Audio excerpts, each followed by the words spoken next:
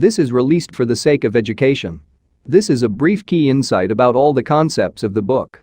We provide free audiobooks, key insights, summaries and brief study notes on the concepts of the books. So make sure to subscribe and become a part of our family. Without wasting any second, let's dive into the ocean of words. On behalf of Cybervision Systems, I would like to welcome you to one of the most beneficial and powerfully effective personal achievement programs you will ever experience. The Neuropsychology of Self-Discipline, the Master Key to Success. My name is Richard Gebhardt, and I'm going to be your guide as we explore, learn, and use this fascinating and effective program for developing your power of self-discipline, the iron will, the inner strength and drive you need to achieve your life's goals and ambitions. This program is the result of many years of thoughtful scientific inquiry and research. In an attempt to discover and understand the main driving force, the core source of inner power that separates the dynamically achieving person from the unfulfilled, underachieving masses, Cybervision Systems has directed its financial and human resources to find the answer. Through its association with the famed Stanford University Neuropsychological Research Laboratory, and through 7 years of intensive investigation into the science of human achievement, Cybervision Systems has uncovered what it believes is the master key to success. The master key which unlocks the raw potential that lies dormant within the heart and mind of man. Simply stated, we call this key self-discipline. Self-discipline. What's the first thing that phrase makes you think of? Unfortunately, for most people, the term conjures up images of strictness, long stretches of boring or irritating work, of self-sacrifice and self-denial. Nothing could be further from the truth. Truly self-disciplined people are not bored, unhappy, or suffering from any kind of deprivation. In fact, they have learned to give themselves the true joy that comes from pursuing and achieving their most cherished goals and dreams. What, then, is self-discipline really all about? The simple answer may surprise you. Self-discipline is your ability to systematically and progressively work towards a goal until you have reached it. It includes acquiring knowledge and skills. It's your ability to become positively obsessed, single-minded, and efficient, to strive without giving up, to work consistently day after day, week after week, and year after year until your purpose is fulfilled. Self-discipline is the power to say, this is what I really want in life, and this is how I'm going to get it. And if I have to give up some other things, I will, because it's worth it in the long run. To be self-disciplined, you must learn to develop the kind of obsession that glows like a beacon in a storm. You must learn to watch that light and steer your course towards it, no matter what gets in your way or how long it takes. Like a sailor, you must learn to use the skills that will point you in the right direction, and you must keep on using all your knowledge, skill, and energy to stay on course until you have reached your destination. Self-discipline is the single ingredient that makes success possible for anyone who dreams of achieving great things. Without it, there would be no Olympic gold medal winners, no great artists, musicians, or writers, no brilliant inventors, Grand Prix winners, or multimillionaires. Every person who has made an enduring success of his or her life used self-discipline to get there. If self-discipline is so effective, why don't more people have it? Unfortunately, we live in a quick-fix society where old-fashioned effort isn't appreciated. Nearly everyone wants to be an overnight success. People spend their money as soon as they make it to get instant gratification through material things. And then the same people wonder why they're not getting anywhere. The truth is, without paying the price and without making an effort, most people will fail at what they set out to do. It takes years of hard work and discipline to master a skill or craft. Years of putting in 7-day work weeks to build a business from scratch into a multi-million-dollar operation. Years of schooling and internship to get a medical degree and start a doctor's practice. And years of tempering and seasoning to become a prima ballerina. We all greatly admire successful artists, business people, and doctors, among others. But how many of us are willing to put in the years of work it took for these people to get where they are. The late Ray Kroc, the founder and guiding genius behind McDonald's restaurants, told a wonderful story about the contrast between the self-disciplined achiever and the wishful thinker in a speech he gave to MBA candidates at Dartmouth College. He said, "I'm reminded of a story about the great pianist who gave a concert, and at the end a lady rushed up to him and said, 'I'd give anything in the world if I could play like that.' And he said, 'No, you wouldn't.' She could have if she wanted to. Anybody could. I know, as a piano player, that piano playing is mechanical to a great extent. But it's the dedication, the disciplining to practice that makes the difference. And when you're talking about a concert pianist, he has been practicing for years. Years of practice, several hours a day, every single day. Practice, practice, practice, practice. Sacrifice and discipline. That's what it gets down to. And so he said, 'No, you wouldn't,' meaning that what she said she wanted to attain, she wouldn't pay the price to get. To discipline herself to do the studying and practicing required to be a concert pianist. How many times have you heard yourself saying, 'I'd give anything to be a doctor, or a lawyer, or president of a company, or a singer, actress, or dancer, if only I had the talent or the education or the intelligence?' The truth is, with a minimum of talent and average intelligence, you could be any one of those things. With a steady, sustained effort that never falters, never crumbles, and never gets lost in unimportant details, you can be anything you want. Many people believe that talent alone is the key to success. Talent might play its part, but it's not the difference. In every field of endeavor, millions of talented men and women with special talents are wasting away, contributing little to their own success or the good of mankind. And every day we see others who are less gifted, but who have accomplished more. Many believe that education is the key to success. Though it is a valuable aid, it is not the difference. The educated derelict is a common sight, and so is the man or woman who has achieved phenomenal success without the advantage of a formal education. And many believe that intelligence is the key to success.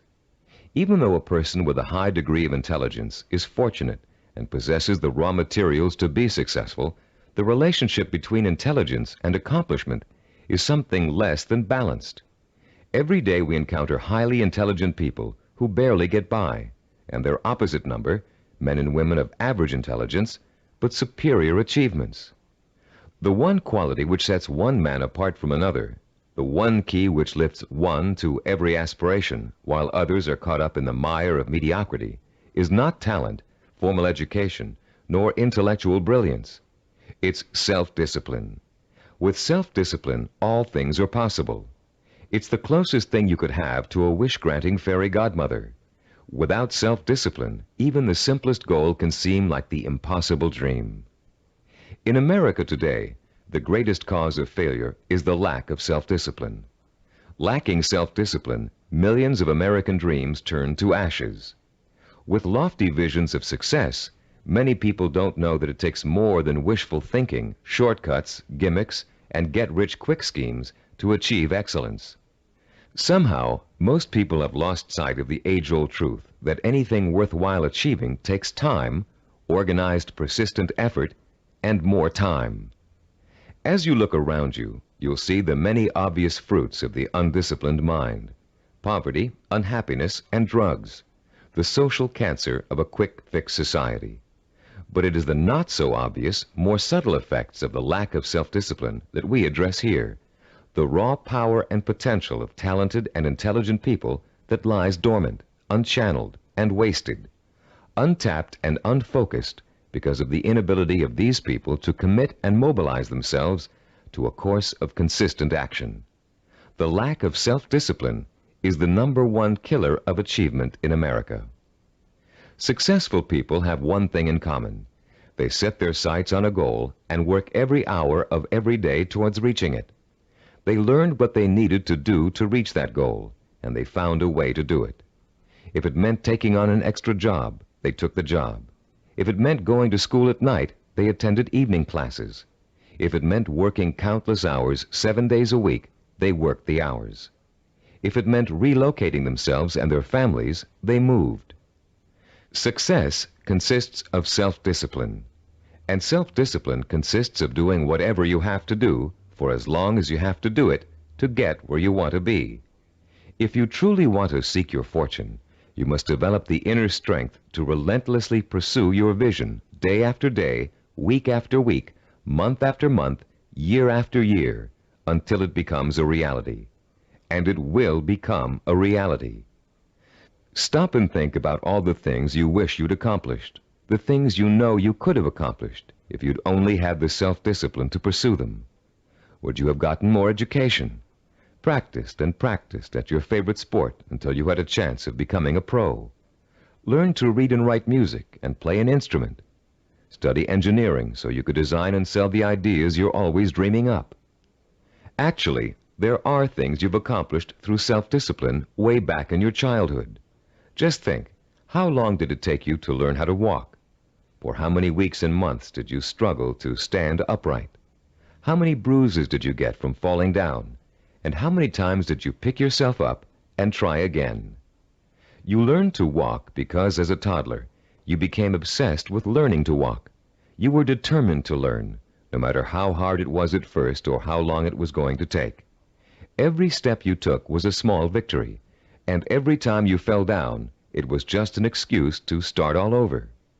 Children are naturally self-disciplined because children believe that everything is possible. Children don't say, "I can't do it." Children say, "I want to do it." When you want something badly enough, and when you believe in it strongly enough, self-discipline will get it for you. Self-discipline is the most powerful tool you own for bridging the gap between wishful thinking and real fulfillment. Without it, you can only stare, as author Amy Gross says, like a window shopper at the good things of life, and shrug and move on. You can have those good things by developing the self-discipline to achieve them. What do you want that you're willing to pay the price for? What means so much to you that you'll spend weeks, months, or years pursuing it? Start thinking about your most cherished dream, because with the power of self-discipline, you're finally going to be able to achieve it, and this program will teach you how. The neuropsychology of self-discipline, your master key to success, will show you how to take the raw materials you already possess, your talent, intelligence, strength, and motivation, and turn them into the assets you need to achieve your life's goals. You'll learn how to gain the knowledge and skills that will set you on the path to success. And you'll learn to develop the kind of positive strength it takes to stay on that path until you have reached the very end. You may think it's impossible for you to develop the kind of self-discipline you see others using to achieve success. You may think you're too lazy, too scattered, too quick to give up. And that may be true of the way you're behaving now. But most people aren't self-disciplined because they never had a chance to experience the kind of joy and satisfaction that comes with mastering their own abilities and applying them to the one thing they really want in life. Once you get a taste of how intoxicating, of how free self-discipline feels, you'll be hooked on it for life. The neuropsychology of self-discipline is not the result of pop psychological and faddish theories, nor does it contain simplistic pablum-like success gimmicks found so often in many self-improvement programs. The neuropsychology of self-discipline program incorporates the breakthrough findings of one of the world's most respected brain researchers, Dr. Carl H. Pribram, director of the Stanford University Neuropsychological Research Laboratory, with the practical experience of Cybervision Systems' team of learning experts. Dr. Pribram is one of the most respected and renowned brain and behavioral researchers in the world. Trained as a neurosurgeon, Dr. Pribram has been conducting research into the brain and behavior for over 30 years. His pioneering work and discoveries have led to his being called the father of neuropsychology. Besides his responsibilities at Stanford, Dr. Pribram also serves as the Director of Advanced Research for Cybervision Systems. The neuropsychology of self-discipline incorporates two of Dr. Pribram's revolutionary discoveries. The first is his finding that our behavior is governed by images of achievement, and that without these images, we cannot mobilize and motivate ourselves to achieve our goals. The second is Dr. Prebram's discovery of how the human brain forms visual and sensory images and how these images affect our emotions, our power to commit ourselves to a course of action and see it through to the end with excellence through perseverance and persistence. Dr. Prebram's cutting-edge work lets us understand for the first time the relationship between thinking, sensing, motivation, and behavior. And by collaborating with Dr. Prebram, Cybervision Systems has been able to develop a powerful technology that enables you to harness your own mental processes and motivate yourself to develop the kind of iron will that will carry you through thick and thin to achieve your goals, achieve them well and completely, and enjoy the journey every inch of the way. You don't have to be a scientist to understand, apply, and benefit from these principles. All of the complex research, development, and testing has already been done for you. We've turned Dr. Prebram's research results into a simple but powerful technology anyone can use to learn the beauty and joy of true self-discipline. Your Neuropsychology of Self-Discipline program centers around 3 points of organization. First, in Session 2, you'll be introduced to a description of 10 characteristics of goal-achieving, highly disciplined people. Countless hours of research and interviewing went into gathering this information, all to discover the tools these people used to develop and exercise their powers of self-discipline. These characteristics will become a model or benchmark that you will strive to incorporate into your life. By keeping these characteristics close in mind, you'll have an achievable ideal against which you can measure your own behavior and habits as you strive to acquire and make permanent the skill of self-discipline. The second crucial section of this program is what we call the Knowledge and Information section. In Session 3, you'll be systematically guided through the easy-to-understand and learn principles of Cybervision's power of self-discipline. You'll learn once and for all that the power of self-discipline is the master key to your success.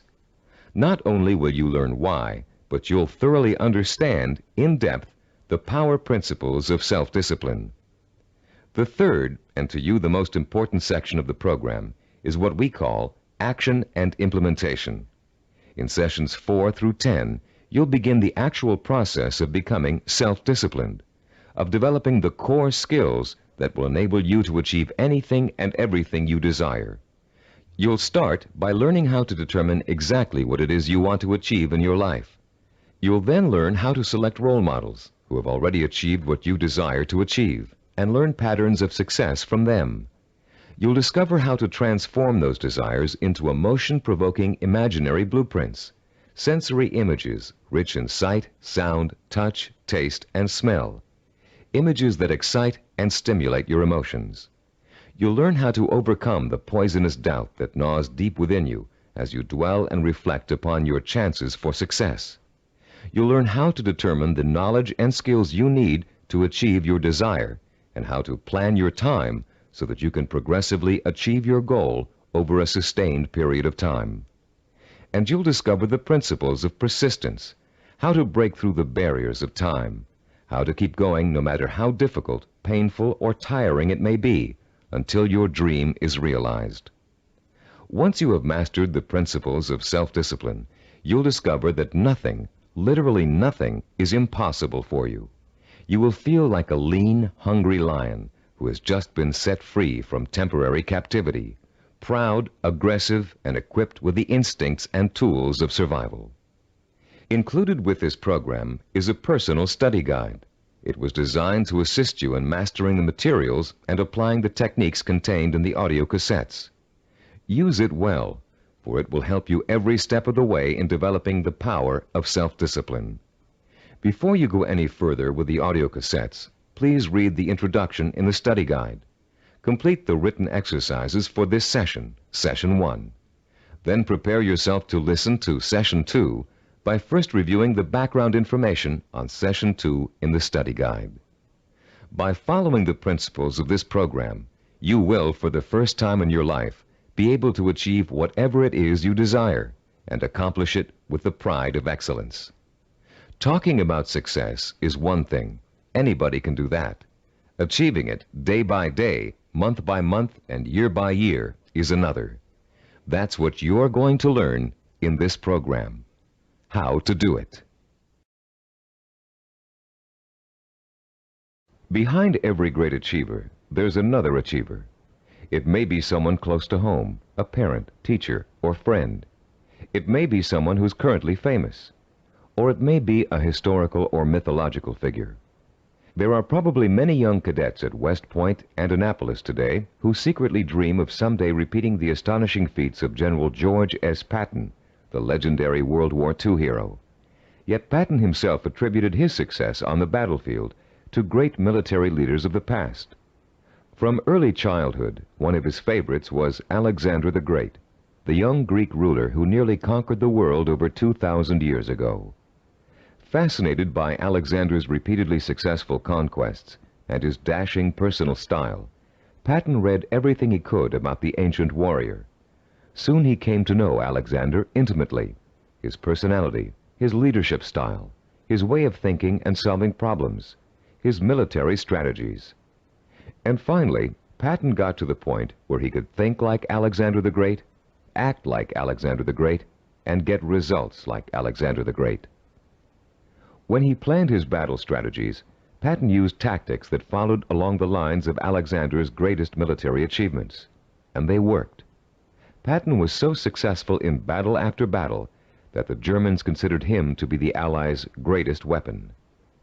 Patton had Alexander the Great and his own disciplined personality to thank for his success. But Alexander himself had someone else to thank for his own brilliant military maneuvers. Alexander drew his inspiration from the mythical Greek god Hercules. After studying everything that had been written and that was known about the mythical god of courage and strength, Alexander began to pattern his thinking, personal style, and actions after him. There are countless other examples of the great learning from the great. Baseball champion Babe Ruth was once asked how he developed the hitting style that made people call him the king of the home run hitters. Ruth replied that he had simply studied and copied the greatest hitter of his time, a player called Shoeless Joe Jackson. Most, if not all, great achievers draw their inspiration, their style, and their strategies from role models. How much we eventually achieve in life may well boil down to one simple ingredient: the quality of the models we choose to emulate. All human behavior begins with models. We learn to walk, talk, dress, and feed ourselves by watching our families doing those things every day. But we learn more than simple everyday activities from the people who surround us as we grow up. We also learn how to think and behave by watching the way they do. Some people have excellent role models, successful parents, or a family friend who has achieved far beyond the ordinary. But having a role model is just the first step toward becoming a disciplined achiever. You must use that model, make it a part of your own personality in order to succeed. This program will take you through the entire process, from start to finish. In this session, you're going to start by being given a role model of your own, a model of the disciplined, motivated achiever. You'll learn the 10 dominant characteristics of that model and be able to compare your own behavior to it. And you'll also learn about its opposite, the undisciplined underachiever, and why that person is destined to fail. Years of research have gone into the creation of this model. Cybervision has studied people who have been successful in business, education, science, the arts, and other fields. These people were tested for the possible presence of dozens of characteristics and attitudes. And when all was said and done, Cybervision found 10 qualities that were common to every one of them. Understanding the characteristics of the highly disciplined achiever can be as inspiring to you as Alexander the Great was to George Patton. Together, they will form a living, breathing picture of the type of person who is highly self-disciplined and who gets things done. With this picture in front of you, you'll have a model to pattern your own behavior after, and you'll be able to begin to reshape your life along rewarding, achievement-oriented lines. As you listen to these 10 characteristics, compare your own behavior to each one. The idea isn't to become discouraged because you're not living up to an ideal. Rather, concentrate on rating your strengths and weaknesses so you'll understand from the beginning what areas you need to work on the most. Recognize that, as a Chinese philosopher once said, the journey of 1,000 miles begins with a single step. You've already taken that first step by acquiring and beginning to use this program. Now, let's discuss the 10 characteristics common among highly disciplined achievers. The first characteristic of a self-disciplined achiever is a strong, well-defined sense of purpose. The self-disciplined person knows precisely what he or she wants and will go for it, even if it means sacrificing other things in life to get it. Take Norwegian explorer Roald Amundsen, for example. In 1887, when he was a boy of 15, Amundsen read the story of Arctic explorer Sir John Franklin. He was so inspired by Franklin's adventures that he secretly resolved to dedicate his life to polar exploration. And since no man had yet physically found the South Pole, Amundsen set his sights on being the first. His mother had other ideas. She wanted her son to be a doctor and insisted that he attend medical school. At first, Amundsen gave in, but then, unhappy and frustrated, he quit school, joined an exploration party, and went to sea. Amundsen spent years apprenticing in the treacherous Antarctic. It was hard physical work, and there was a lot to learn. He studied nautical techniques until he became a master sailor, and then he began to organize his own expeditions. 24 years after Amundsen chose his goal, he succeeded in achieving it. In 1911, he became the first man to find the South Pole. Contrast Amundsen's single-minded pursuit with the profile of a person who isn't sure what he or she wants to accomplish. The purposelessness personality drifts through life uncertainly, always searching, never finding. This is the type of person who changes jobs, leaves relationships, and starts projects but never finishes them. It's someone who never stays with anything long enough to become successful at it. People today are becoming more and more afraid of commitments. They're afraid of committing themselves to one career. They're afraid of committing themselves to one relationship. They're even afraid to commit themselves to staying in one place for very long. They talk about leaving their options open. Ironically, these people are very much committed to failure, because without a sense of purpose, they can't apply themselves to any one thing, and without applying themselves, they can never succeed. Look around you, and you'll see 40-year-olds and 50-year-olds who are still jumping from job to job, from relationship to relationship, always searching for an answer somewhere. They'll never find it. The second characteristic of the self-disciplined person is that he or she seeks out and uses positive role models, often called mentors. Patton found and learned from Alexander the Great. Roald Amundsen got his inspiration from Sir John Franklin. To be self-disciplined, you must find a mentor who can inspire you with his or her own example of discipline. This person will instill you with a sense of real possibility, the belief that if he can do it, so can I. The person who has no self-discipline tends to identify with and tries to emulate people whose values are quick fix. The undisciplined think success can be achieved through gimmicks, luck, or who you know. For this reason, they actually distrust and resent the truly successful. They cannot bring themselves to admit that it takes hard work and consistent effort to reach a lifelong goal. Rather than working to get their own lives in order, these people blame their lack of success on bad breaks. They will always have bad breaks until they give themselves a break. The third quality that distinguishes the self-disciplined person is the strength of his or her imagination. Self-disciplined people use a goal-setting technique called sensory vision. Robert Kennedy's immortal words explain it very well. Kennedy, himself a highly disciplined achiever, said, "Some men see things as they are and ask, why? I see things as they could be and ask, why not?" The key to developing this kind of vision is learning to use your imagination in a clear, creative way. Once you've decided on a goal, you must learn to visualize the outcome with strongly detailed, sensory-rich images. You must learn to clearly imagine the rewards of success through sight, sound, touch, taste, and smell. The French have an expression, déjà vu, which means already seen. The self-disciplined, when they reach their goal, have this sense of déjà vu, because they have already been there thousands of times in their imaginations. You can be sure General Patton knew what victory felt like long before he fought his first battle. And for Roald Amundsen, reaching the South Pole must have felt like a homecoming. The great film director Alfred Hitchcock said that the actual process of directing a film was almost anticlimactic for him.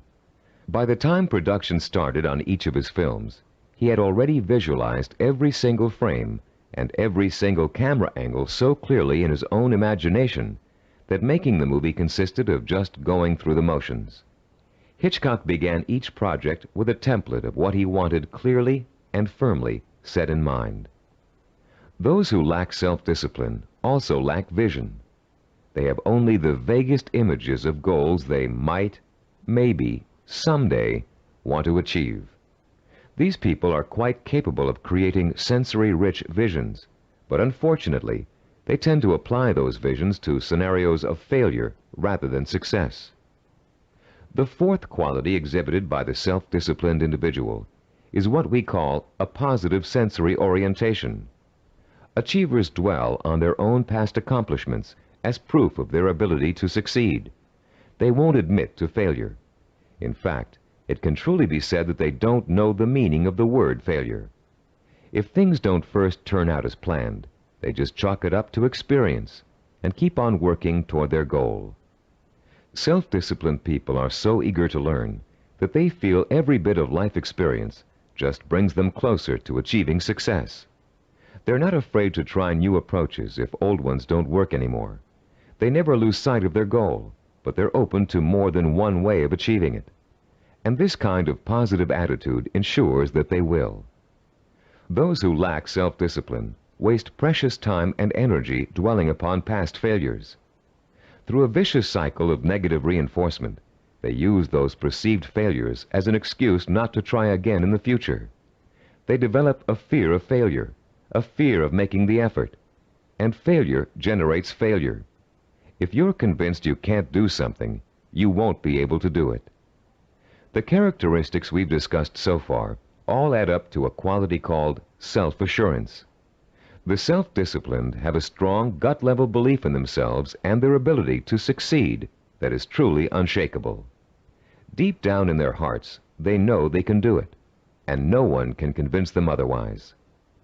When Christopher Columbus set out to find a new route to the West Indies, Europeans thought he was crazy. The world is flat, they told him.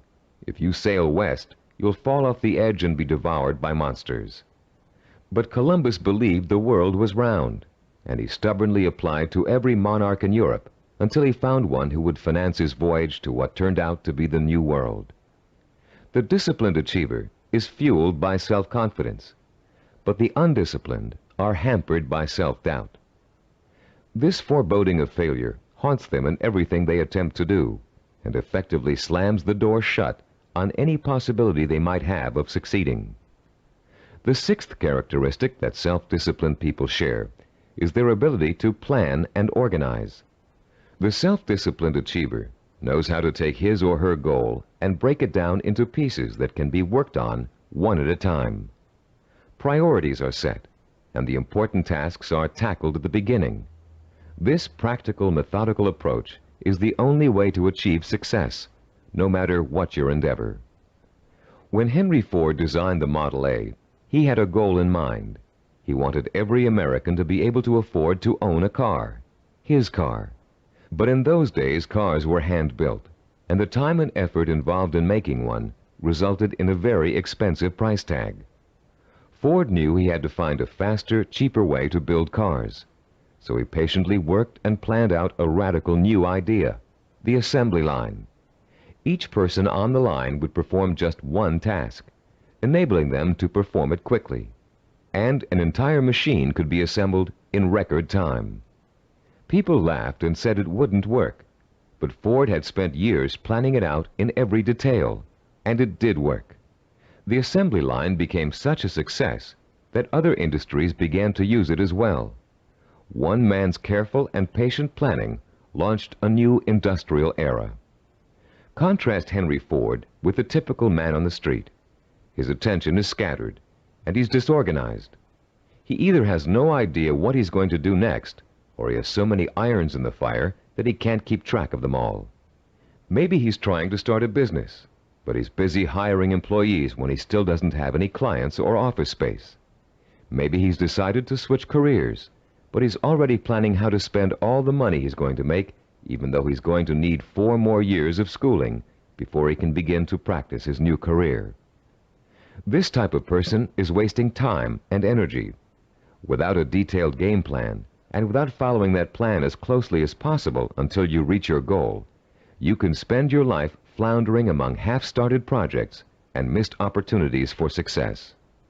Many people think all you need to be successful is a great idea, but without planning, organization, and hard work, the most brilliant ideas aren't worth a dime. Which brings us to the 7th characteristic common to self-disciplined achievers: their ability to acquire the essential knowledge and skills they need to put their game plan to work. Achievers recognize how important it is to learn, and they're willing to make the necessary sacrifices to complete their own personal education. Sometimes this means going back to school. Sometimes it means spending weeks or months gathering information on a particular subject and talking to the kinds of people who can help. Sometimes it means taking a new type of job just to acquire certain skills. What it always means is a commitment to learning what must be learned in order to make a goal achievable. If you want to become a doctor, you must first study pre-med, then go to medical school, and then complete your internship before you can set up a practice. Anyone who thinks he can become a physician without doing all of those things is just dreaming. If you want to run your own business, there are ways of approaching your business education. You can go to graduate school and get an MBA. You can work for someone else in the type of business you want to start and get hands-on experience before going off on your own. You can find a partner who knows how to run a business and take on less responsibility in the beginning, watching what your partner does and learning the essentials. Those without self-discipline are always looking for shortcuts. They take weekend courses and think they're highly qualified for a new profession. They listen to one person's advice and think they've heard it all. They try to start a business without business plans. Going through a real learning process is too much trouble. Why is it so much trouble? Because the undisciplined person lacks patience, the 8th quality on our list of self-disciplined characteristics. The kinds of patience Christopher Columbus and Henry Ford exhibited. The kind of patience engineer Washington Augustus Roebling demonstrated in finishing the building of the famous Brooklyn Bridge. Roebling's father, John Augustus, was the brilliant engineer who designed the Brooklyn Bridge and began overseeing the building of it in 1869. It was going to be the first steel suspension bridge in the world, a feat of engineering for its time. But the project had hardly begun when the elder Roebling suffered a fatal accident, and someone had to carry on. That someone turned out to be his son. Washington Augustus Roebling took over where his father left off. But just 3 years later, he contracted Caisson's disease from spending so much time underground. The illness left him almost completely paralyzed, in great pain, and confined to a wheelchair for life. Some people would have given up the project under those conditions, but Washington Augustus didn't. Instead, he moved to an apartment in Brooklyn Heights that overlooked the bridge, and he sat all day at the window, watching the work as it progressed and supervising it from his living room. Messengers ran back and forth, conveying his instructions to the workers on the bridge. Washington Augustus worked this way for 11 years, until the bridge was opened in 1883.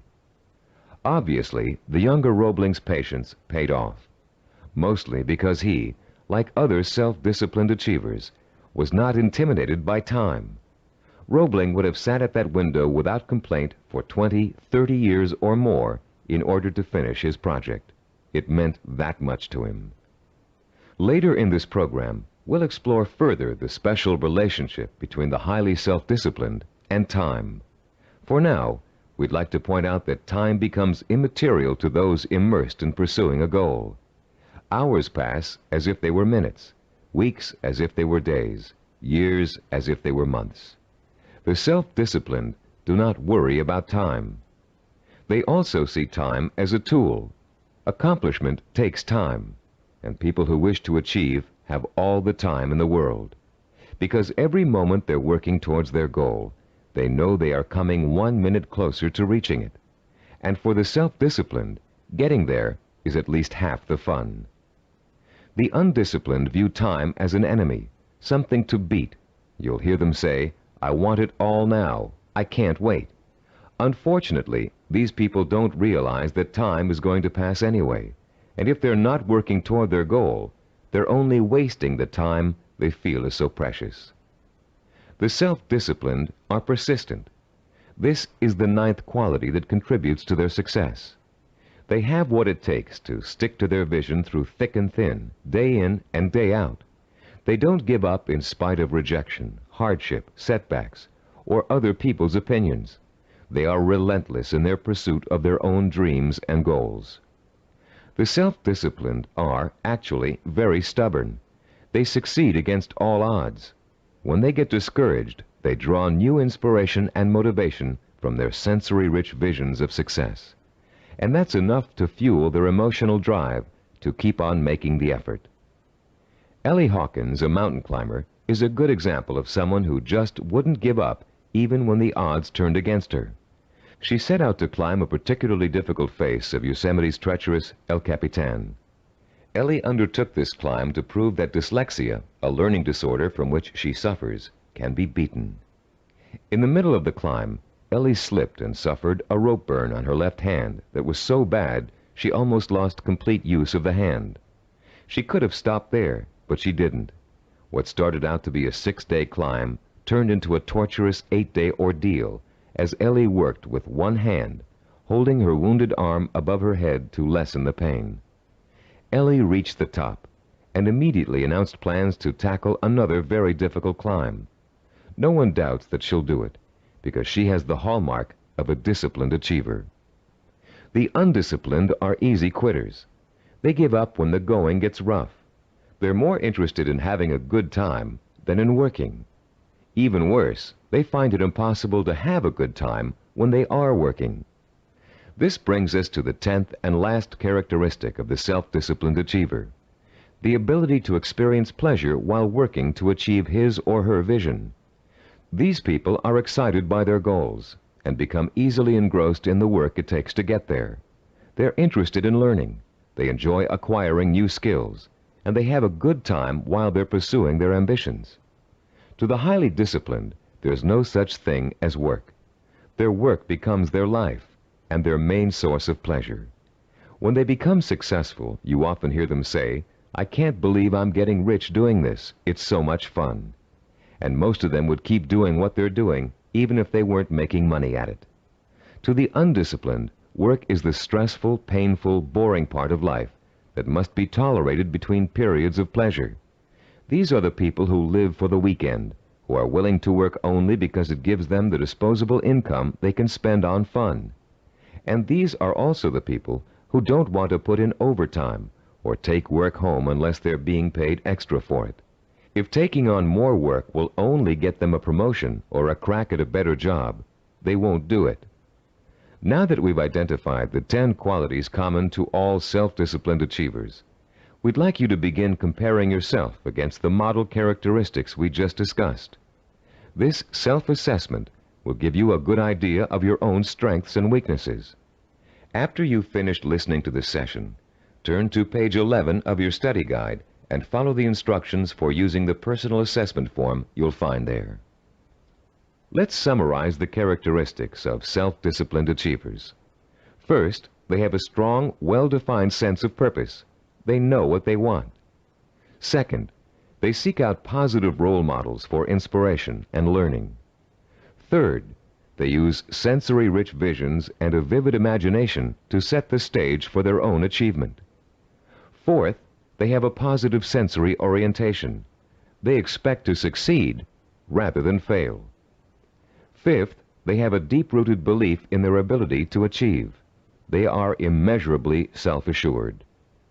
Sixth, They have the ability to plan and organize. They can break down what they want to achieve into manageable steps and set priorities that let them accomplish the most important things first. Seventh, they know how and when to acquire essential knowledge and skills. They're not intimidated by the thought of having to learn something new. Eighth, they have patience. The passing of time doesn't bother them. They'll keep working toward their goal for as long as it takes. Ninth, they persevere. They're stubborn, and they don't give up, even when the going gets rough. 10th, they view work as pleasure, because work is bringing them closer and closer to the realization of the goal that will be their final reward. Turn off the tape now and score yourself on the personal assessment form. When you're done, turn the tape back on.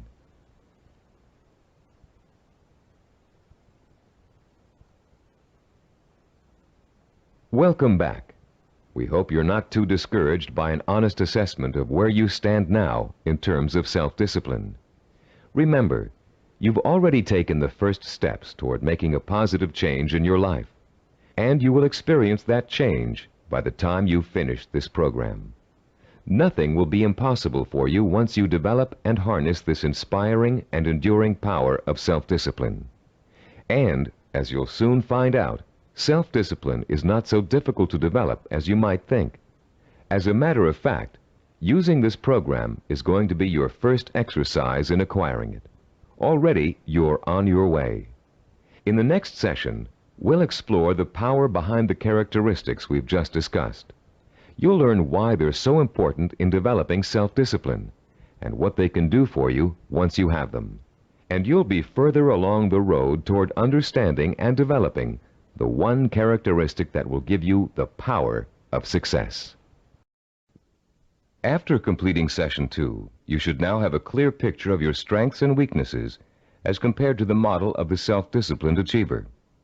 Perhaps for the first time in your life, you're able to objectively see which of your attitudes and behaviors have been acting as barriers to developing the kind of self-discipline that will enable you to achieve your dreams and ambitions. Now that you have a better understanding of the 10 characteristics of the self-disciplined achiever, we're going to provide you with the scientific foundation for Cybervision's unique self-discipline program. In this session, you'll learn how recent scientific discoveries have made it possible for you to acquire, harness, and focus the power of self-discipline, the power to achieve whatever your mind and heart are set on achieving. That power is what sets achievers apart from the mass of ordinary people, people described by American philosopher and writer Henry David Thoreau as leading lives of quiet desperation. That power is what drove great achievers like Dr. Jonas Salk, Ludwig von Beethoven, Albert Einstein, and Mahatma Gandhi. But what does that power consist of? What is the force that motivates high achievers to sustain a long-term effort that might take 10 years, 20 years, or a lifetime to achieve?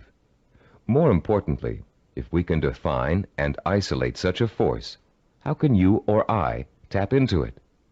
The force exists, and it has a scientific basis. By the time you've completed the neuropsychology of self-discipline, you'll understand its origins, its strength, and its power. And you'll be armed with all the tools you need to stay in touch with that force in order to accomplish anything you set out to do. There are many self-improvement programs that, like crash diets, offer good short-term results but stop working after a few days or weeks. These programs tend to rely on one of 3 kinds of motivation. The first is evangelical.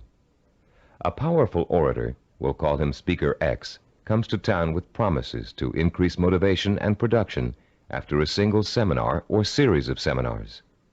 Perhaps your boss encourages you and your coworkers to go. Perhaps he even purchases a block of tickets. Meeting night arrives, you attend, and the speaker is indeed inspirational, as are the bells and whistles and songs and slogans that accompany him. It is a fever-pitched, emotionally charged experience that Speaker X has to offer. As he exhorts you to live up to your enormous potential, to work harder, better, and more enthusiastically, to use your talents, to use your mind, you feel power welling up inside you, and the people around you are feeling the same kind of power inside them. Yes, you're all saying, we can be more productive, we can have a better attitude, we can get ahead if we want to. The very air becomes charged with mass enthusiasm. The next day, you're at your desk a half hour early, and you work a half hour past normal quitting time. The same thing happens the day after. You start planning new ways to accomplish your work more effectively. You're feeling happier about the work you're doing. And for the next few weeks, it looks like you're getting more work done in less time than you ever have before. But soon, your enthusiasm begins to fade, and your pace starts to slow down. Even if you have the audio tapes of the speech, it's hard to recapture and sustain the original emotion you felt in the presence of an inspired speaker. And of course, you no longer have the kind of group excitement and energy you experienced the first time around. You're getting tired and bored. Your boss sees productivity fall after an artificial peak, and sure enough, when the next motivational speaker comes through town, we'll call him Speaker Y, there's the boss with another block of tickets in hand. This evangelical form of motivation may get short-term results, but it creates an unhealthy dependence on external hype. It's like a drug addiction. You need more and more of an artificial stimulant to reach the same level of false well-being. When you get your shot of motivation, you become enthusiastic and energetic. When the shot wears off, you get sluggish and lethargic. The same problem exists with the second major motivational tool that most self-improvement programs rely on: external rewards, like money, prizes, bonuses for reaching quotas. These are essentially pats on the head from the boss, often desirable pats, but still pats on the head, signals that you've pleased someone else. This method works very well on children. Unfortunately, it tends to create a childlike dependence on outside rewards, even in adults. Like evangelical speakers, this carrot and stick approach produces only short-term results.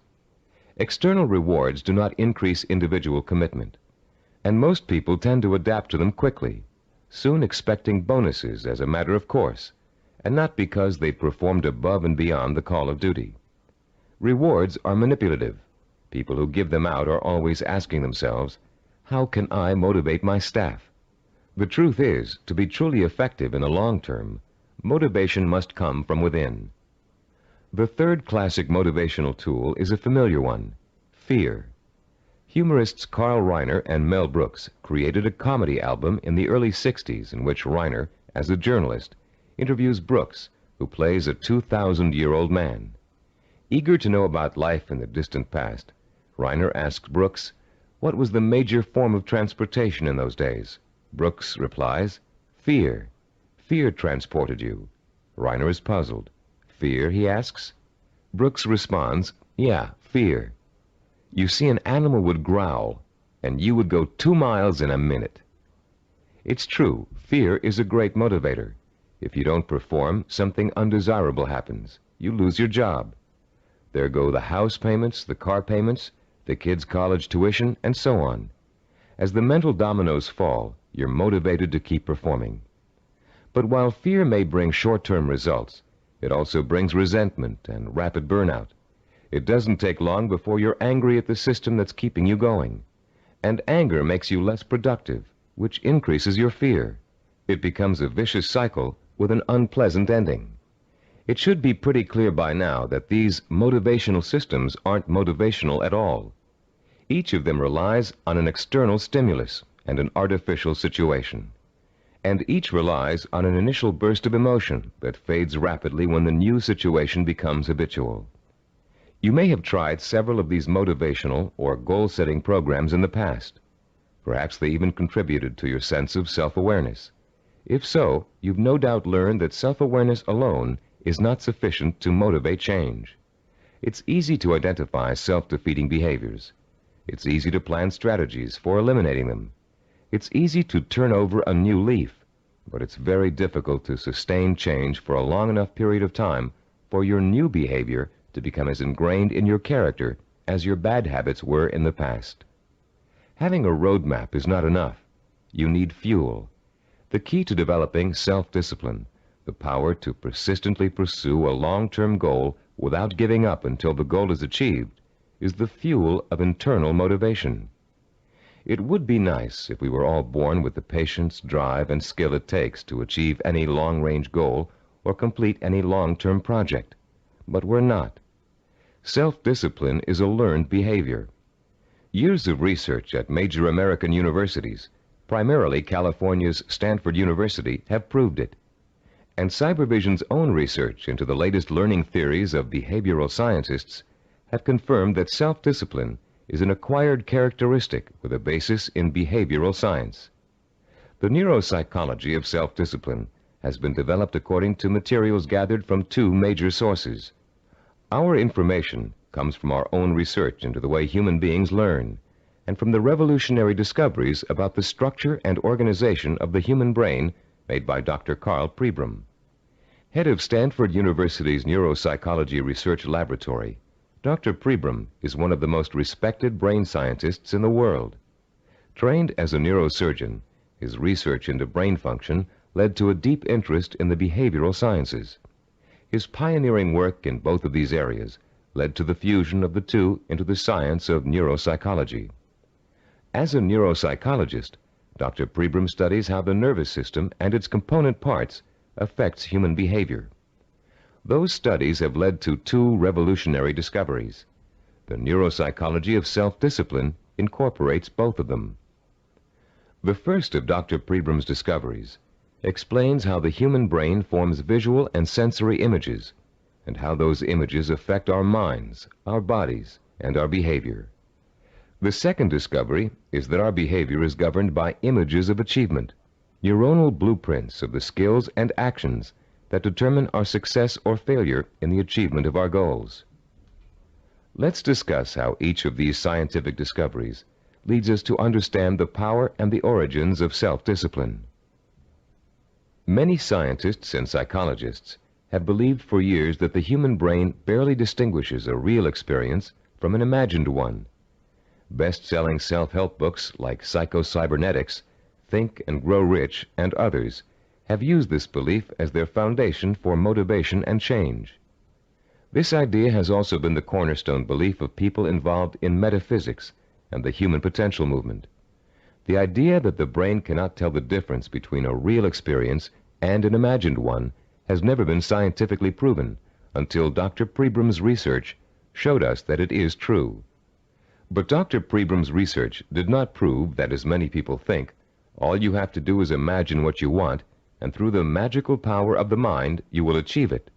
If this were true, achievement would be easy. And as anyone who has tried to achieve a long-term goal will tell you, it is not. Put into its proper perspective, this concept of imagination is critical to achievement, but not because imagination possesses a magical power to attract success like a magnet. Imagination is critical to achievement because it evokes the power and emotion that stimulates and sustains the drive to achieve. The human nervous system responds emotionally to imaginary images rich in sensory detail, in sight, sound, touch, taste, and smell, as if they were real. In fact, the brain doesn't distinguish between sensory-rich imagination and reality. That's why the sight of a hand reaching for a murder victim on a movie screen can inspire the same terror, the same rapid heartbeat, and rush of adrenaline as a real threat does. You can perform a simple demonstration of how an imaginary image affects the body's responses right now. Close your eyes and imagine for a moment that you're holding a firm, ripe lemon in your hand. Now bring the lemon up to your mouth and slowly bite into it. As your teeth break through the peel, penetrate the skin, and sink into the flesh of the fruit, imagine the juice exploding into your mouth. What did you experience during this exercise? Did you develop a feeling of bitterness and distaste? Did you pucker up in response? Did you begin to salivate, as you would if you really took a bite out of a lemon? The feeling of bitterness is an emotional response, provoked by the imaginary sensation of the lemon juice being absorbed by the mucous membranes in your mouth. The buildup of saliva was a physiological response. Saliva neutralizes the acid level in lemon juice. You can create a similar response by imagining yourself biting into an onion. rather than experiencing a sense of sourness and a watering of the mouth, your eyes will begin to burn and tear. This power of imagination to create physiological and psychological responses is crucial to the survival of the human species. The images of love and eroticism stimulate sexual response for reproduction. The image of fear stimulates the fight or flight response for survival. But our brain's ability to respond to images is a two-edged sword. The person who is dominated and controlled by emotional impressions becomes a victim of his own sensory images. These people act impulsively in response to their feelings. They have little control over their environment. They are easy prey for fear, superstition, and con artists. They are usually unhappy. On the other hand, the person who understands the power of imagery and who can deliberately harness a flood of sensory images to reinforce an intellectually formulated plan has a lifetime source of energy to apply toward positive action.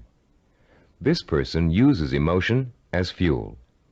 Only when the imagination is harnessed and focused on the benefits and rewards of a specific goal can we light the fires of self-motivation and develop the kind of self-discipline that will help us achieve that goal. Dr. Pribram made a second significant discovery in his research into the brain and human behavior. He found that all of our actions are governed and driven by what he calls an image of achievement. That image of achievement is actually a mental blueprint for reaching a goal. It is made up of images rich in sight, sound, touch, taste, and smell. And in the mind of a highly self-disciplined achiever, it serves as the source of emotional fuel that drives him to work long and hard to reach his goal. Wimbledon tennis champion Stan Smith reported that once he realized that he could compete with some of the world's best tennis players, he established a vision of himself becoming the #1 tennis player in the world. He imagined winning the Wimbledon title years before he actually achieved it. He saw himself receiving the trophy, dancing at the winner's ball. He felt the worldwide acclaim that would accompany his success. He used that vision as an emotional well from which to draw the necessary strength, persistence, and perseverance to spend thousands of hours in practice and competition, developing the skills and experience that would eventually see him to the realization of his dream. Have you ever heard someone say, "I wanted it so bad I could taste it"? That's the kind of stimulus that motivates the self-disciplined achiever. Not only can the achiever taste victory, he can see, smell, hear, and feel it too. After years of research, we now know that such deep, sensory-rich images are the actual language of the brain. Although it is actually far more complex, the brain can be compared to a computer. Computers, also referred to as hardware, can do nothing by themselves. They are simply the vehicles for programs called software that tell the computers what to do. Think of the brain as hardware and the imagination, images of achievement, as software. Images of achievement tell your brain what to think, which in turn tells you how to act. The right images can set in motion a chain of events that will lead you towards any kind of achievement you can imagine. Author Joe Himes describes watching a Taekwondo master named Young Tai Lee practicing blows against a straw-covered board. Lee pounded his fist again and again against the board, oblivious to the fact that his knuckles were bleeding. When Lee's practice was over, Himes asked him whether his hand hurt. Lee replied, "Not until just now, when I thought about it." When Himes looked astonished, Lee explained further, "When I was striking the Makawara board as you came in, my mind was on my home in Korea. Though I was standing here, I was seeing the mountains I knew as a youngster and the children I played with, hearing their laughter and my mother's voice. I was unaware of the pain in my hand." Lee then told a dramatic story of his own Taekwondo master, who once underwent a sinus operation with only his own concentration for an anesthetic. "How was that possible?" Himes asked. "Regulate your breathing," Lee replied. "Fix your eyes and mind on something else, perhaps a rock or a spot on the floor or ceiling. Concentrate on that object, savor it, taste it, give it color, and smell the dimension. Let it absorb all your thoughts and concentration, and the pain will diminish." If we replace the word object in Lee's description with the word goal, we have the perfect description of a sensory blueprint. Concentrate on that goal, savor it, taste it, give it color, and smell the dimension. Let it absorb your thoughts and concentration. This ability to use sensory images to marshal one's powerful sensory impulses toward a goal is the essence of self-discipline. We are all born with imagination. Self-disciplined achievers have learned to use it to achieve even the most seemingly impossible goals. The self-disciplined achiever begins the journey to success with imagination. He asks himself, if I can have whatever I can imagine, what do I want? What is my purpose? When he has defined that purpose, he uses his imagination to create a vision of achievement, a sensory-rich image that will evoke an emotional response so strong that he is driven to action to bring his vision to life. And when he has achieved that goal, he uses his vision to create new goals, for the self-disciplined achiever never stops. He has learned such a powerful method for becoming successful that the pleasure of succeeding has for him become life itself. The self-disciplined achiever also uses imagination to change his goal whenever necessary. As images evoke emotion, and emotion propels him to act, he gets closer and closer to his goal. And the closer he gets, the more his reality changes. When it changes in such a way as to make his original goal either impossible or undesirable, he changes that goal to fit his new reality.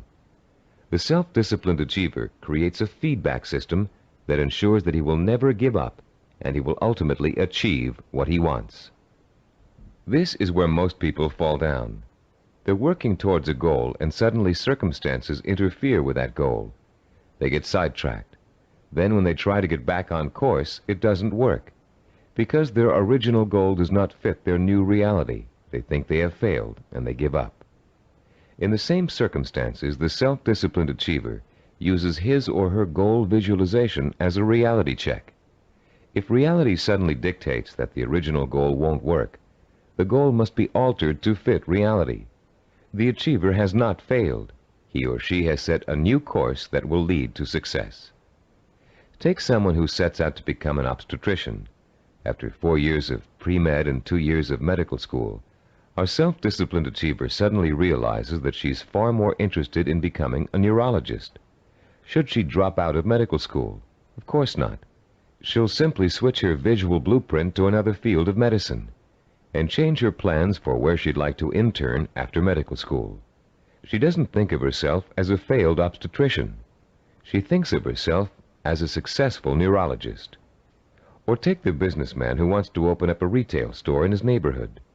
During the knowledge-gathering process of talking to other business owners, discussing loans and insurance with bank officers, and looking into buying franchises, he discovers that a retail operation won't really fit his particular talents or expectations.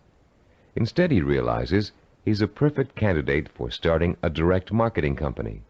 So he changes his vision and his direction to fit his new goal. For these people, the fire still burns, but the trial and error process of working towards their goal has led them in directions they wouldn't originally have thought to go in, and they will be successful because they're flexible enough to grow and change as their goals grow and change. The relationship between vision, self-motivation, and achievement can be condensed into an easy-to-understand 7-step formula for developing self-discipline. As we explain that formula, you can refer to your study guide and follow along as we talk about the 7 keys to self-discipline outlined in diagram 3.1. The first step in developing the power of self-discipline is to create a purpose. You must define a cause to which you can wholeheartedly commit your time, resources, and energy. This cause points you in a direction. It gives you a reason for making the effort. It lights a small spark inside you that will soon begin to burn with emotion and drive. The second step is to find role models who have already achieved what you want to achieve. Study their life patterns, their methods and techniques for reaching their goals. Let their example inspire you. and realize that they are normal people just like you, but they are self-disciplined people. With the power of self-discipline, you can achieve as much as they have. With a firm purpose in mind and an exciting sense of possibility sparked by your role models, you'll find yourself developing a strong-willed emotional belief in your ability to succeed. The first small spark of hope is turning into a glowing ember of possibility. In the third step, you'll translate your feeling of possibility into a sensory-rich vision of success.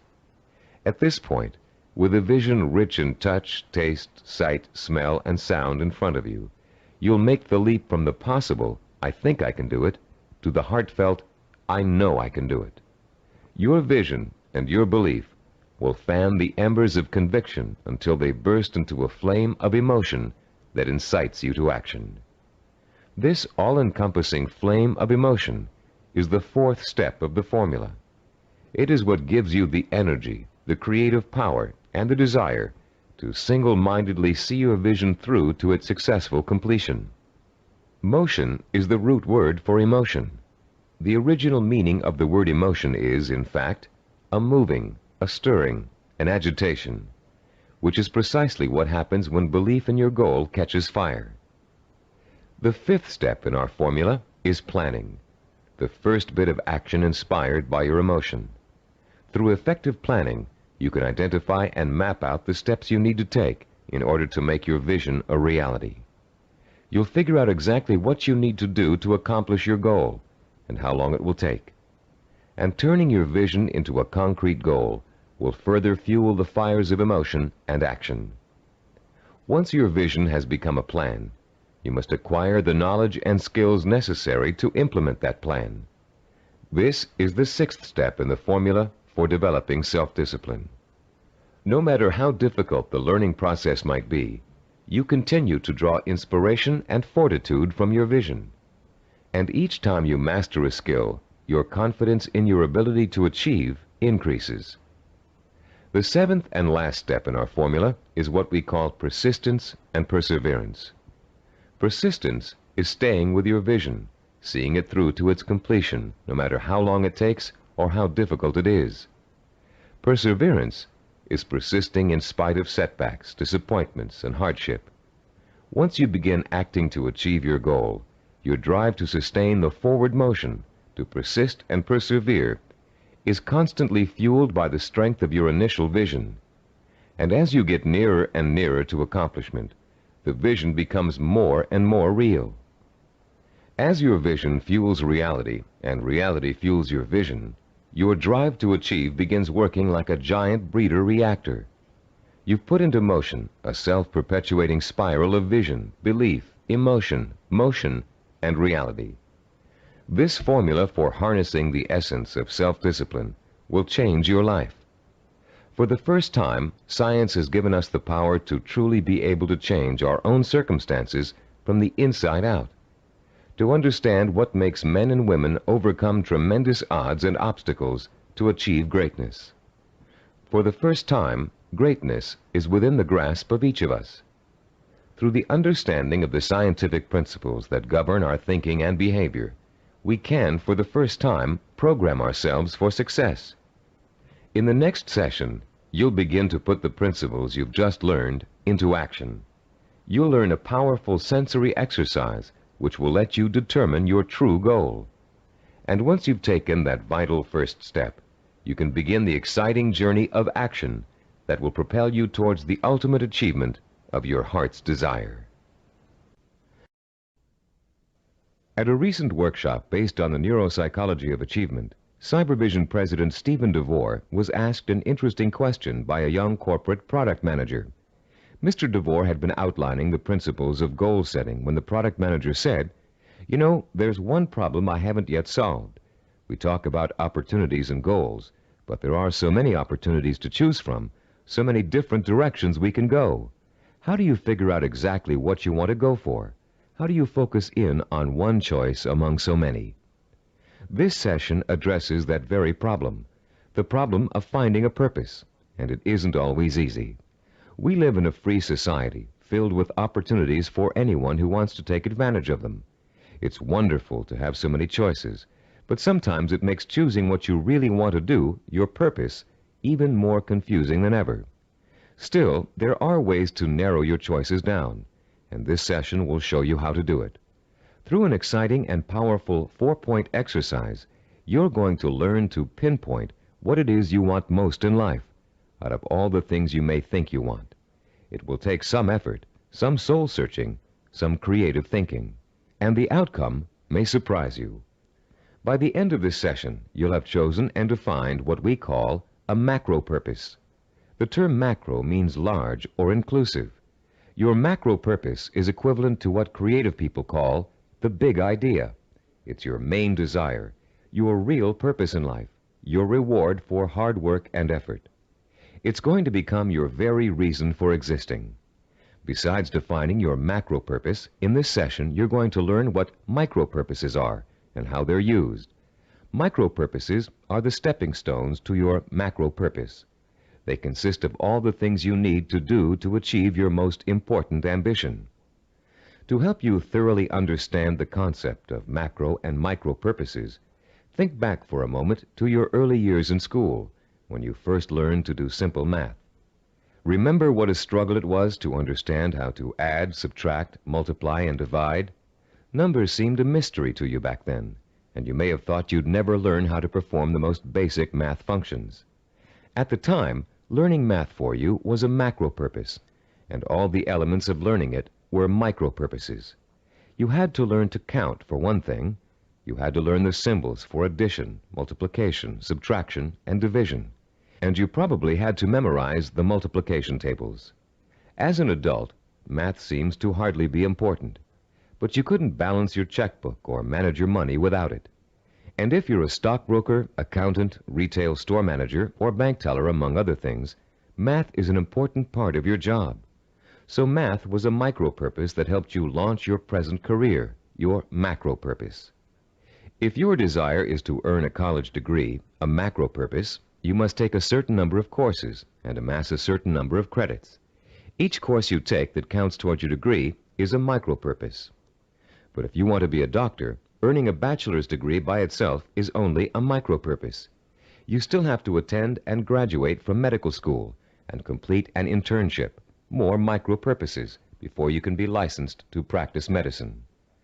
As you can see, macro and micro purposes change according to your stage in life and what you want to accomplish at the moment. A teenager may enter college with no clear idea of what he or she wants to do except finish school, the macro purpose of the moment. But by the third year of school, that student may decide on a career that requires additional schooling and a period of apprenticeship. So finishing school becomes a micro purpose, a stepping stone to a rewarding career. But macro and micro purposes don't just apply to careers or lifelong goals. Setting a macro purpose and determining what micro purposes are necessary to achieve it is an excellent way to help you accomplish any goal, no matter how large or small. It's a logical and creative process that lets you organize your thoughts and actions to make your goal clearer, more rational, and easier to achieve. Just imagine for a moment that you're stranded alone in the wilderness on a freezing winter day. It's late afternoon, and there's no hope of rescue before the next morning. Somehow, you have to figure out a way to survive the bitter cold night, your macro purpose.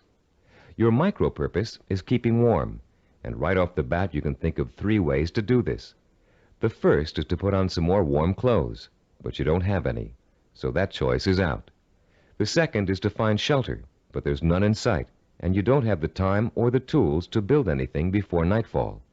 The third is to light a fire and keep it going through the night.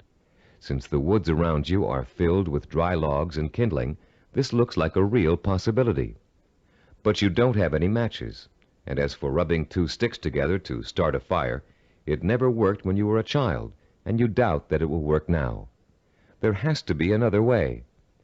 Looking around you for another solution to accomplishing your macro purpose, you notice a sliver of broken glass on the ground, and there's still enough sun left for you to be able to feel its warmth.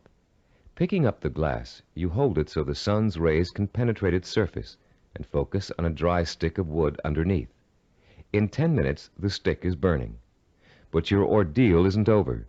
After the fire is lit, you have to gather enough logs and kindling to last through the night. Another micro-purpose. And then you have to force yourself to stay awake all or most of the night to make sure the fire doesn't go out. In the course of this harrowing experience, you've chosen a macro-purpose, staying alive, and defined all the micro-purposes that went into it. And if you succeeded in accomplishing all of the micro-purposes, you also achieved your macro-purpose. You survived. Defining your life's purpose and the steps you must take to achieve it may not be a life and death matter, but the principle works the same way. By the time this session is over, you'll have a macro-purpose, a clear understanding of what to focus your energy, talent, and intelligence on. And you'll be able to light your own inner fire and feed it with a life-enriching, emotionally compelling purpose. And purpose, as we've noted, is the starting point from which self-discipline and achievement spring. Your first step in determining your macro-purpose involves something everybody loves to do: play. You've already learned how important enjoying work is to the highly self-disciplined. To these achievers, work and pleasure are synonymous. Now you're going to get a taste of how easily this can happen.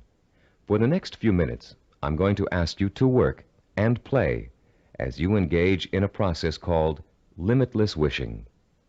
Start by closing your eyes and relaxing.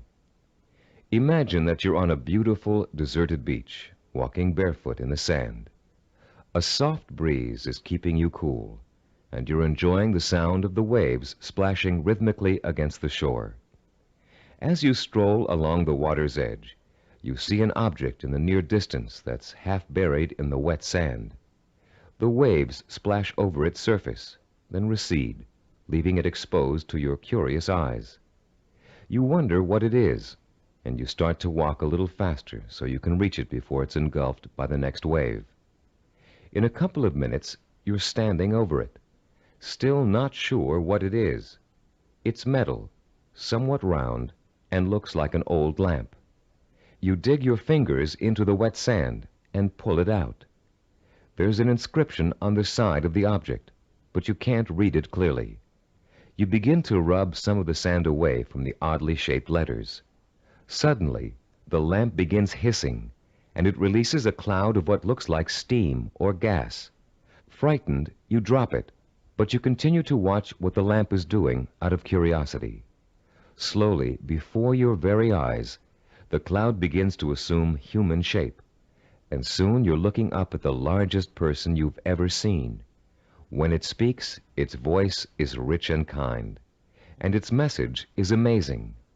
The genie thanks you for releasing him from hundreds of years of captivity inside the lamp, and according to the hospitality of his people, he offers you a reward for helping him. You have only to name 5 wishes, he says, and they will be granted. You can ask for anything, he tells you, as long as it is specific and humanly possible to achieve. At first, you refuse his offer, but as he continues urging you to accept, you begin to realize that no, you aren't dreaming, and yes, you really can have your 5 wishes. The possibilities start dancing before your eyes. Think long and hard about it. What are the things that will turn your life around and make you truly happy?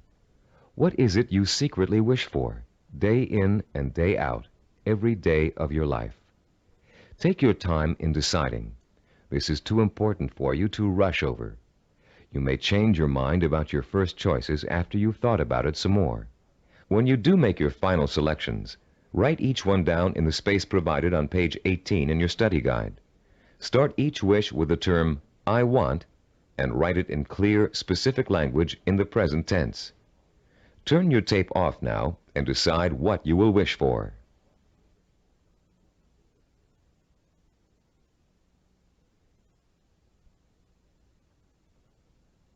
Welcome back. You now have in front of you a list of 5 wishes that your mind and heart told you are the most important things in life to you.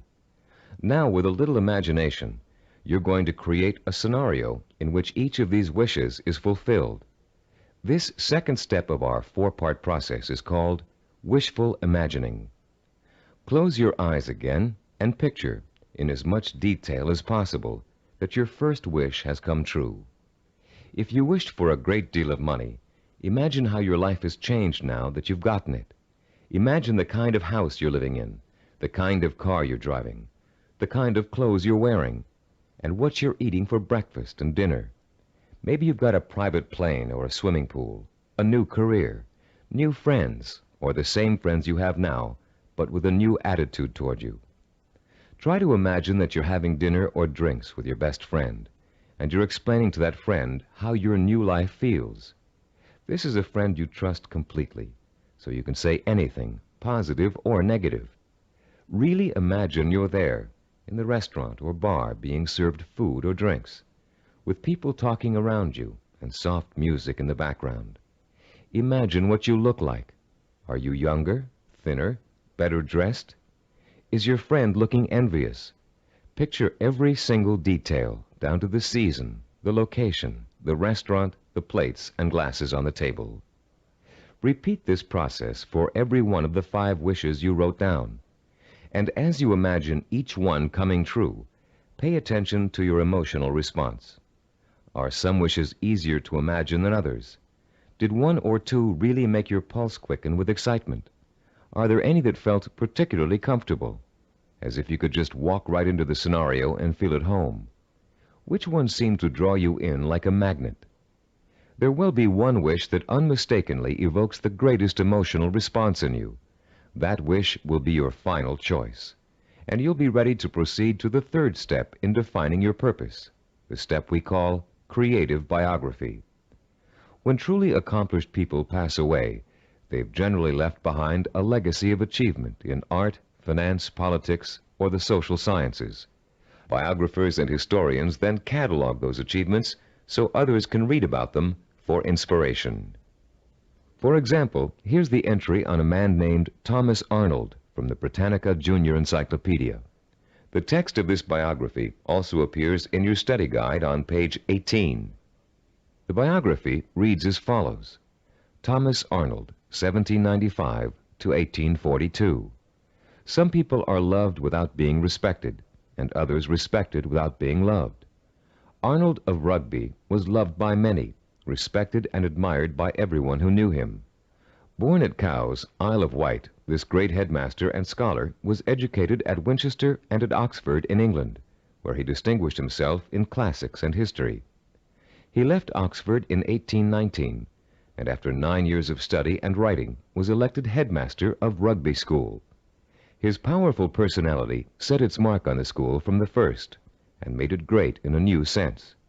He was very religious, and he inspired his boys with new and more serious ideals of scholarship and life. He found time, too, during the 14 years of his headmastership, to publish sermons, an edition of the Greek historian Thucydides, and a history of Rome. In 1841, he was appointed professor of modern history at Oxford, but died the following year. He was buried in Rugby Chapel, and his son Matthew wrote a beautiful elegy about him on that occasion.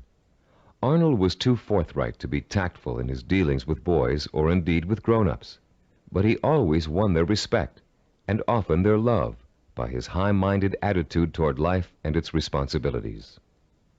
This entry can only summarize the lifelong accomplishments of a beloved teacher and respected scholar.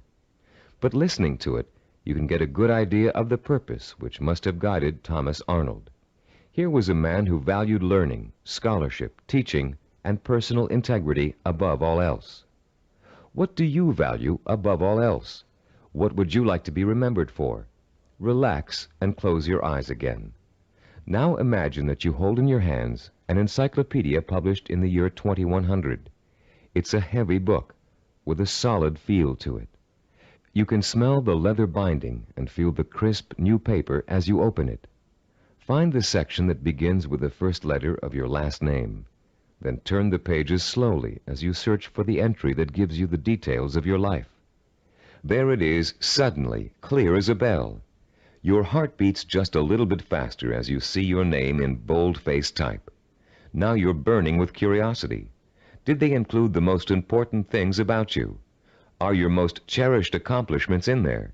Did they understand the purpose behind the things you did? You begin to read the entry to find out. Yes, it's all there.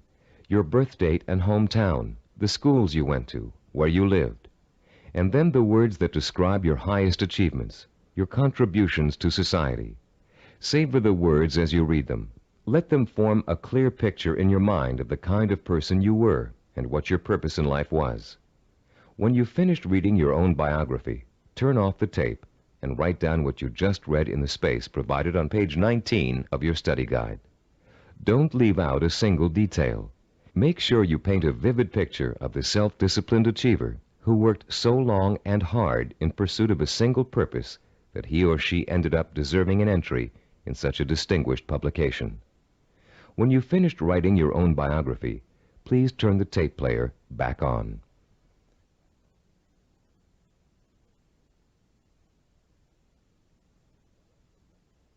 Welcome back. Now that you've completed the limitless wishing, wishful imagining, and creative biography exercises, a clear pattern should be emerging. You should now be able to answer the question, what do I, deep in my heart, really want to do? What is my purpose in life? Your fourth step in determining your purpose is writing this, the answer to that all-important question, down. You're now going to compose a personal statement of purpose.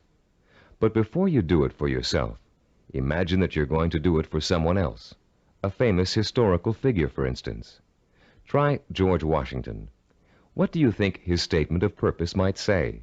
After all, he accomplished a great deal, not the least of which was becoming the first president of the United States. But George Washington never actually intended to become the first president.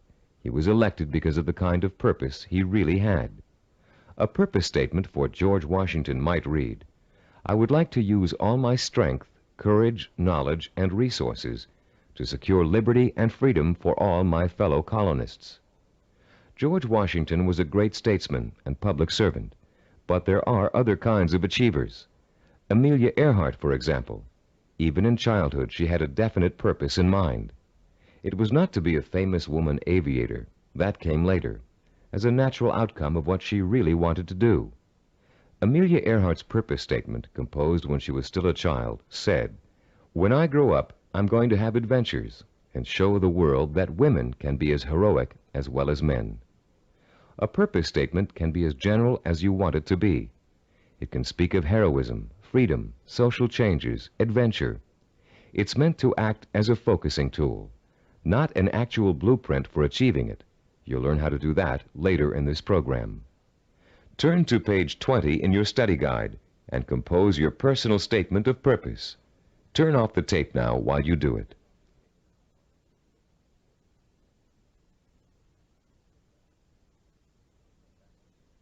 Welcome back again. You've come a long way in this session. You've learned to use limitless wishing, wishful imagining, creative biography, and a statement of purpose to narrow down your options and make a final choice about where you're going to focus your efforts. You've just used this four-part process to make a major decision about what you really want to accomplish and achieve in your life. But you can use it again and again, anytime you feel it's necessary, to aid you in making any kind of decision, from the smallest to the most important. This process works equally well for macro and micro decision-making. Whether you know it or not, you're now well on your way to becoming a self-disciplined achiever. You've learned to use one of your richest natural resources, your intuition and imagination. You've discovered what it is you really want to achieve and have written it down as a statement of purpose. You've laid the solid foundation upon which the power of self-discipline is built. We'd like to congratulate you on what you've already accomplished. In our next session, you're going to learn how role models can inspire and teach you to achieve your lifelong ambition. In Homer's The Odyssey, one of the oldest surviving epic poems in the world, there is a character named Mentor. A wise and practical man, Mentor kept everything running smoothly at home, while Odysseus, the hero of the tale, went off for 10 years to have adventures.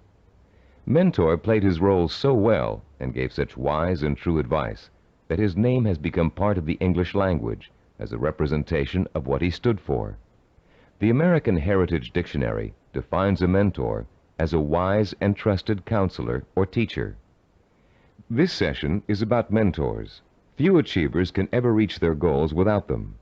Mentors provide you with the kind of inspiration, motivation, and example that can make the difference between achievement and failure. Mentors help you to develop the belief that anything is possible. And mentors allow you to learn through modeling, that is, emulating the person you'd like to be. In ancient civilizations, mentors were revered. In the 18th century BC, there lived a wise Babylonian king named Hammurabi. One of his greatest achievements was developing and drafting mankind's first set of civilized laws, known today as the Code of Hammurabi. This king was so wise that one of his laws required all men of learning and craftsmanship to pass on their knowledge and skills to the young through examples their students could follow. Hammurabi realized that without modeling, no civilization would last very long.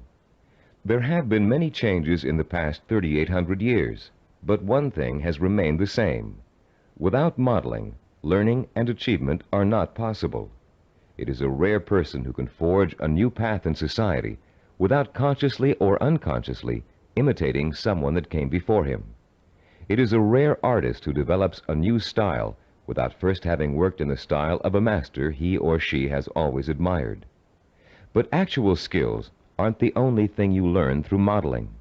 Values, attitudes, and behaviors are also passed on from mentors to students.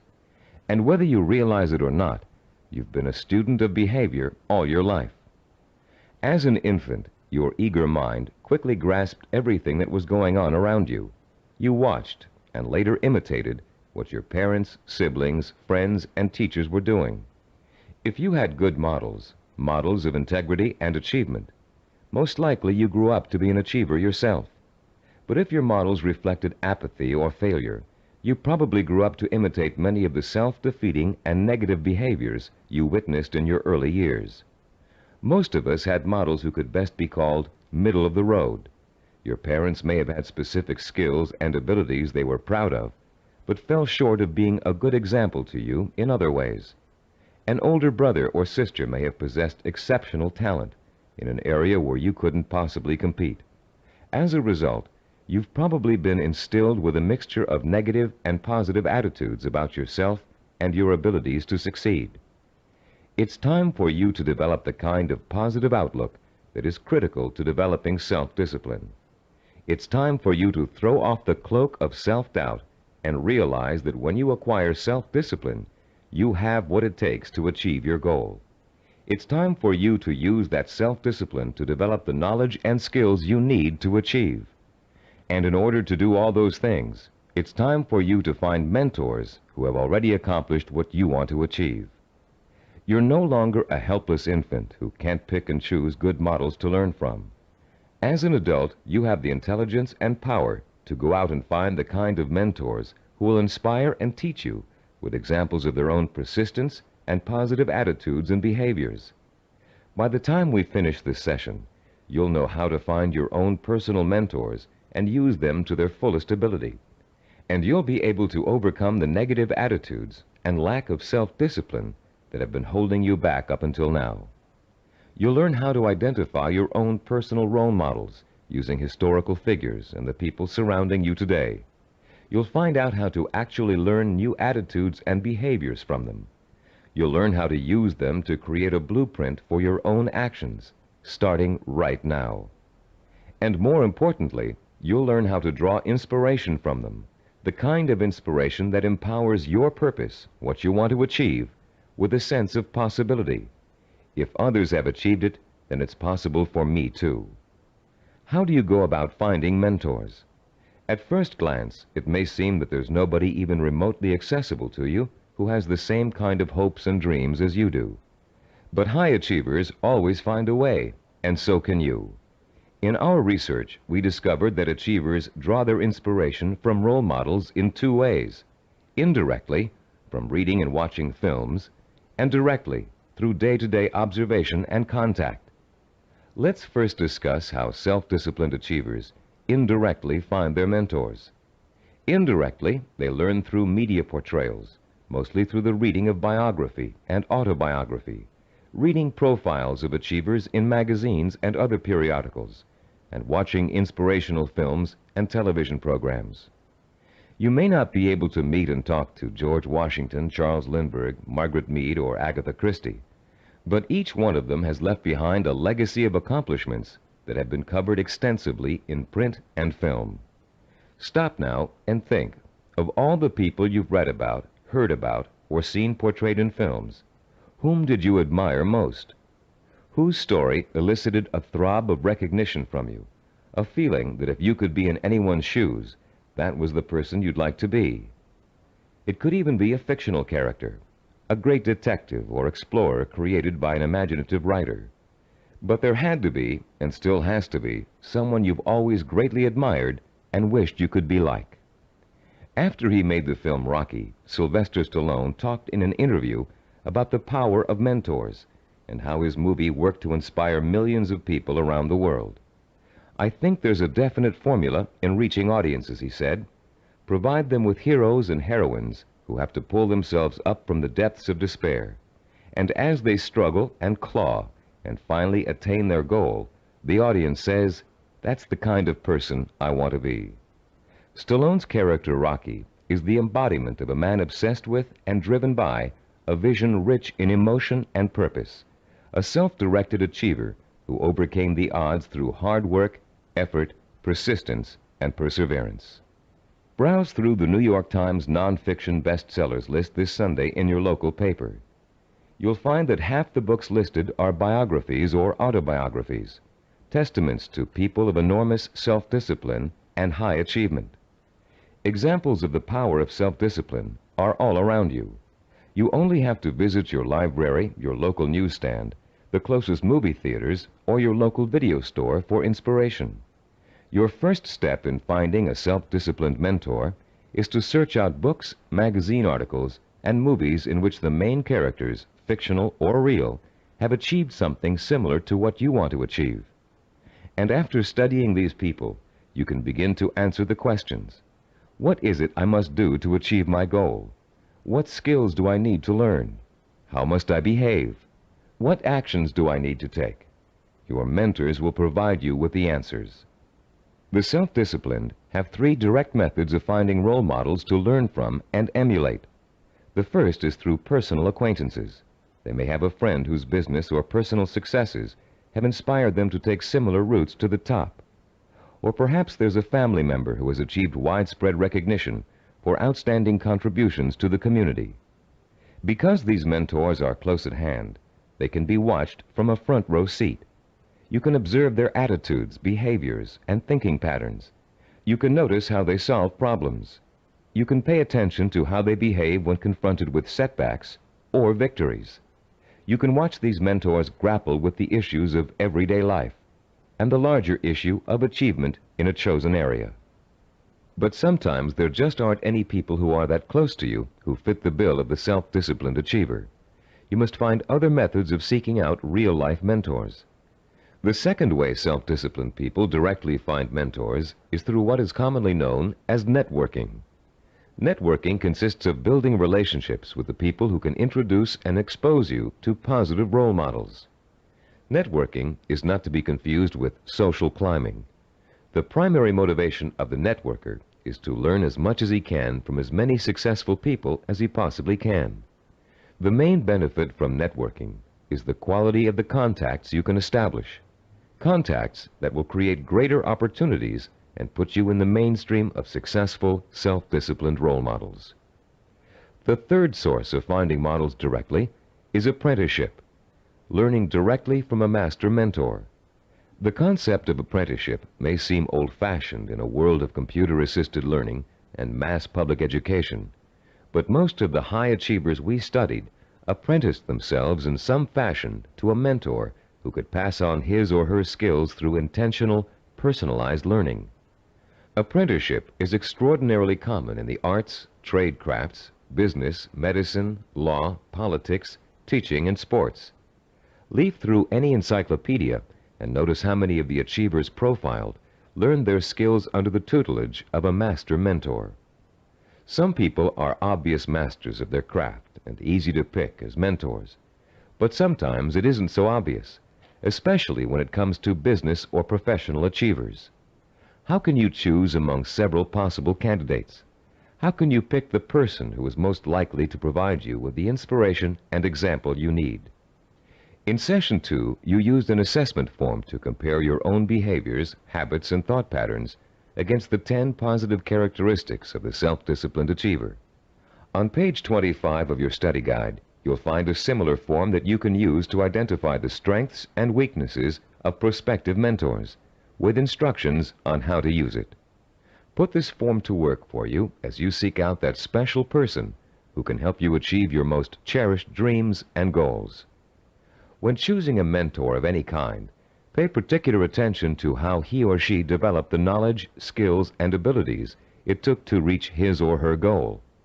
Was there special schooling involved, particular reading materials, an apprenticeship with a mentor of his or her own, carefully sought-out teachers? How many hours did your mentor work every day toward achieving his or her goal? Also, pay close attention to your mentor's way of thinking.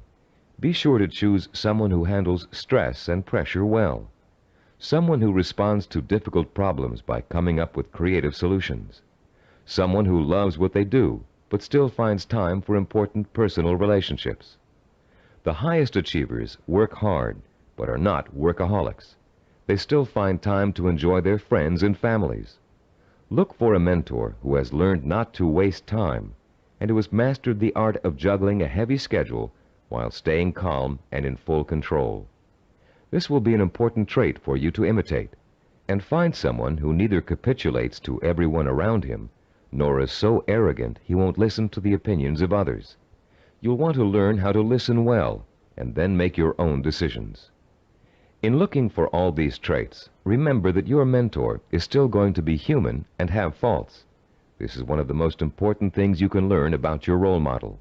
In spite of great success, wealth, and the admiration of friends, family, and the community, he or she makes mistakes just like you. Rather than being disappointed in your mentor, you should rejoice over his or her human failings, because those failings mean that anyone can succeed just as they did. If it was possible for an imperfect person with one all-important goal in life to make that goal come true, you can do it as well. At Cybervision Systems, we've developed a number of sports training video cassettes that use a new and revolutionary learning technique. These video cassettes feature some of the world's greatest athletes, highly self-disciplined achievers who have won world championships and Olympic gold medals. And in the casual conversations we've had while working with these athletic stars, each one has revealed that he or she had a mentor whose skills, attitudes, and behavior served as an example of how to achieve. One of the things that struck us during these conversations was the fact that most top athletes were just as intimidated as you and I might be the first time they met their role model heroes, for lack of a better word. The idea that a major league ball player of undisputed talent might be quivering like a school kid in the face of their lifelong hero made us feel pretty normal, actually.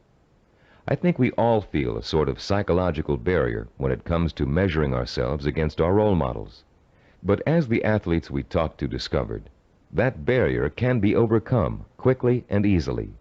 Each of them described the eventual realization that came from playing on a team with a personal hero or from riding the same pro circuit. The realization? As Olympic gold medal skier Jean-Claude Killy put it, everybody puts his pants on, one leg at a time.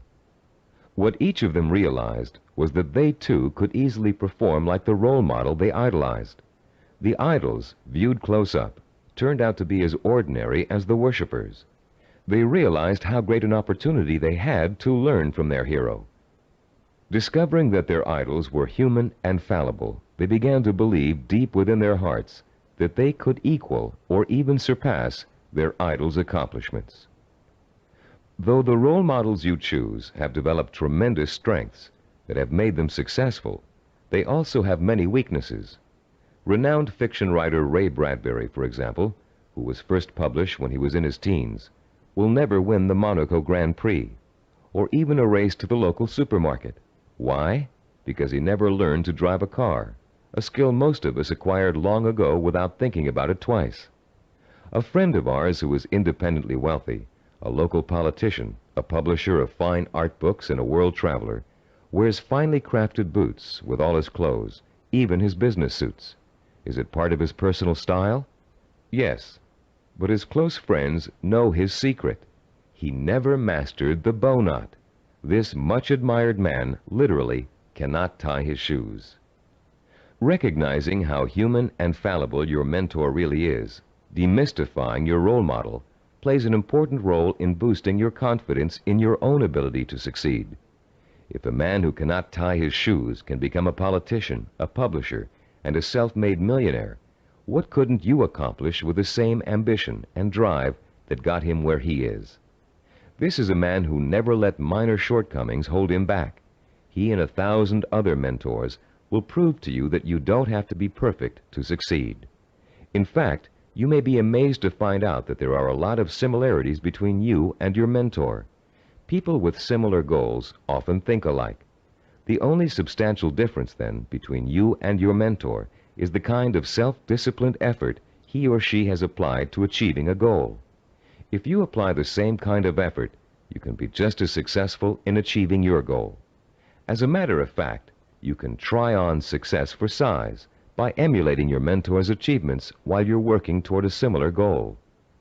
Remember childhood dress-up games, playing pirate with a tinfoil sword and your mother's scarf wrapped around your forehead. Role-playing doesn't work only for children.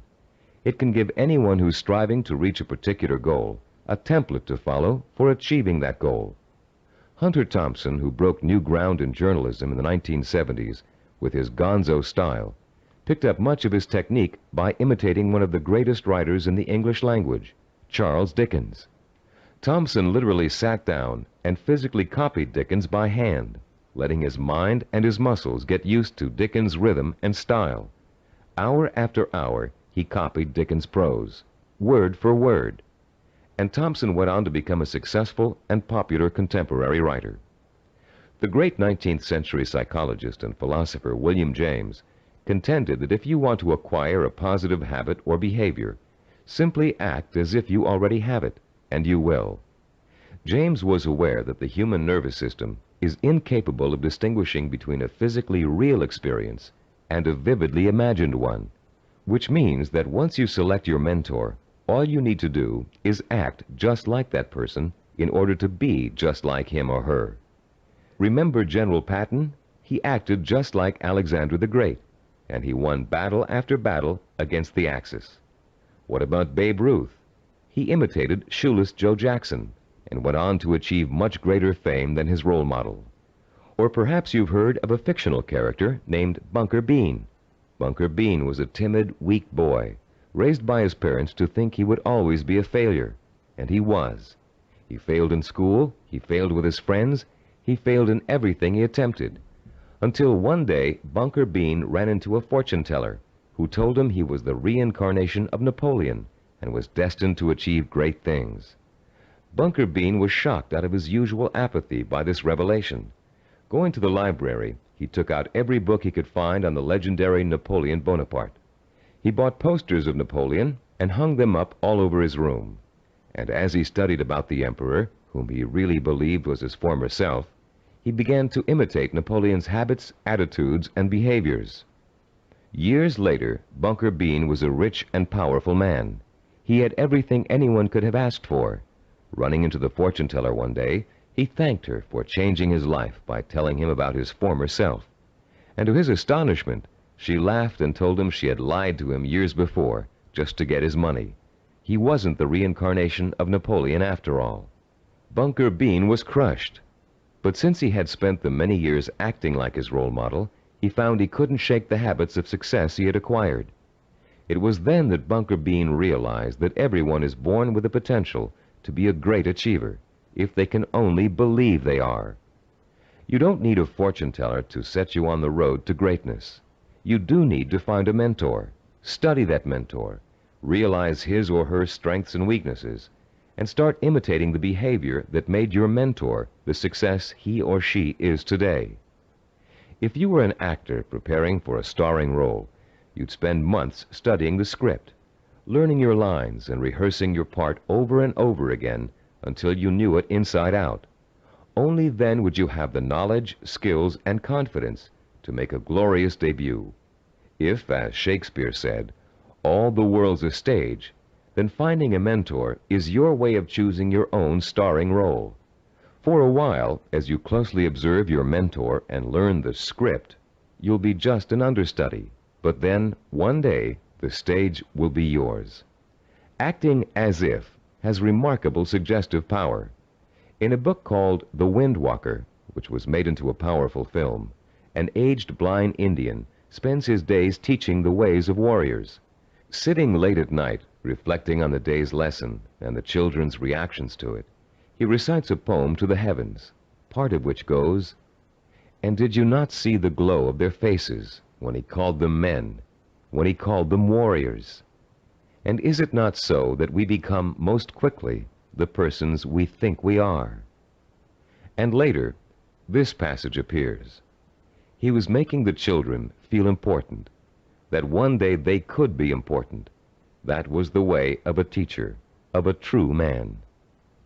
Once you select your role models and learn about them and from them, you, like the young Indian children, should feel important, so that one day you will be important.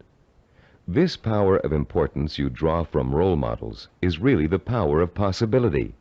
Once you learn about your role models, their strengths and weaknesses, they become real and human to you. You stop worshiping them and begin to believe that you can become like them, or even surpass them. Once you make this realization, then your purpose becomes more real, more possible, and the fires of desire, fanned by the sense of possibility, begin to burn deep within your heart. And then, and only then, can you successfully begin the process of working persistently and progressively toward your vision and purpose. We're now reaching the heart of the action section of this program.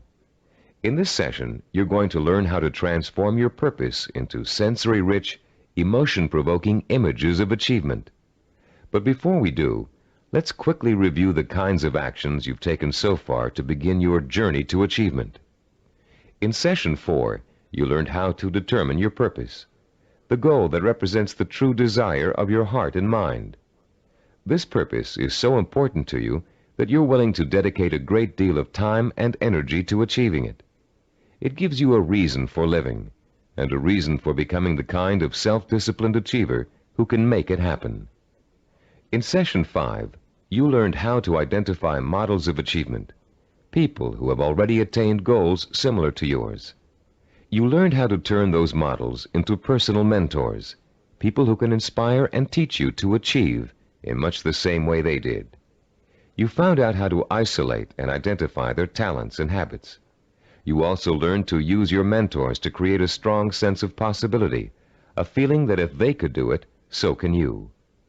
With a clearly defined purpose and a strong feeling of "it's possible for me," you have already broken through the chains of failure that shackle and bind more than 90% of mankind.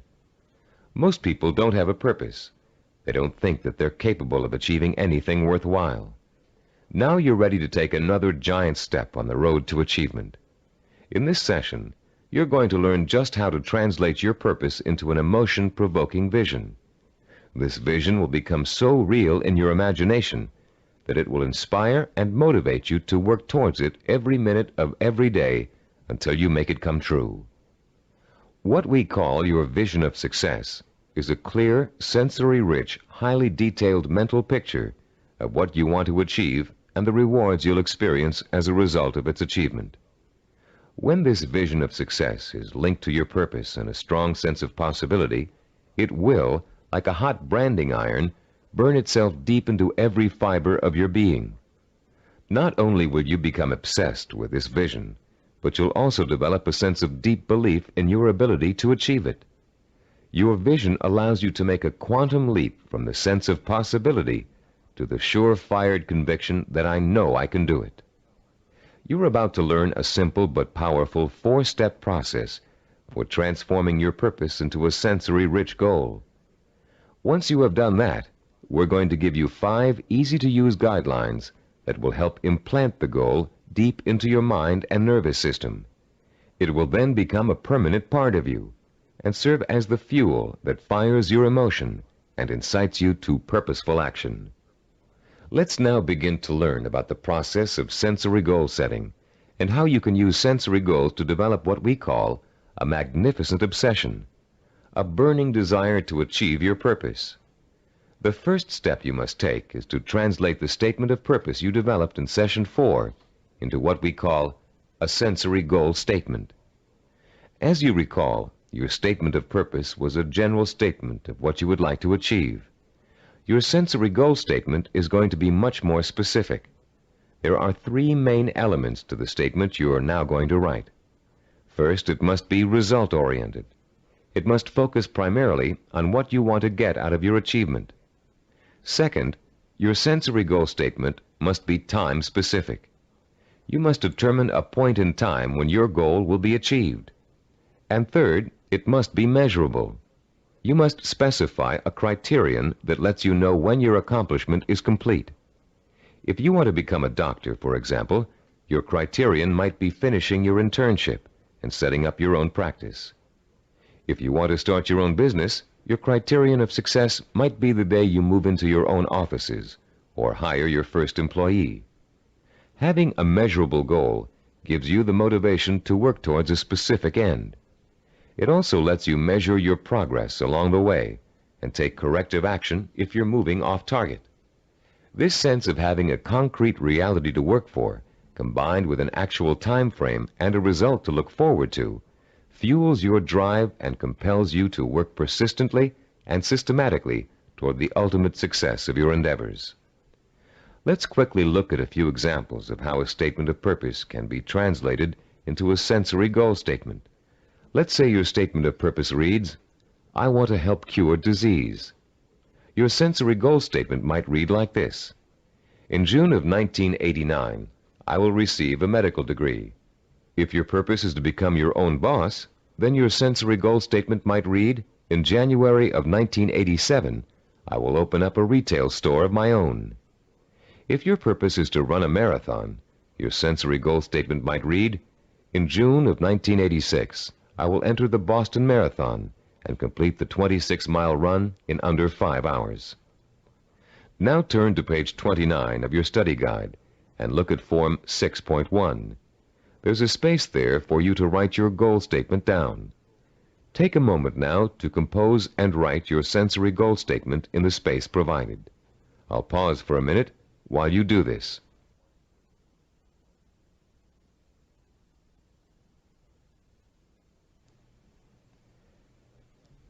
After writing your sensory goal statement, your next step in the sensory goal setting process is turning that statement into what we call a vision of achievement.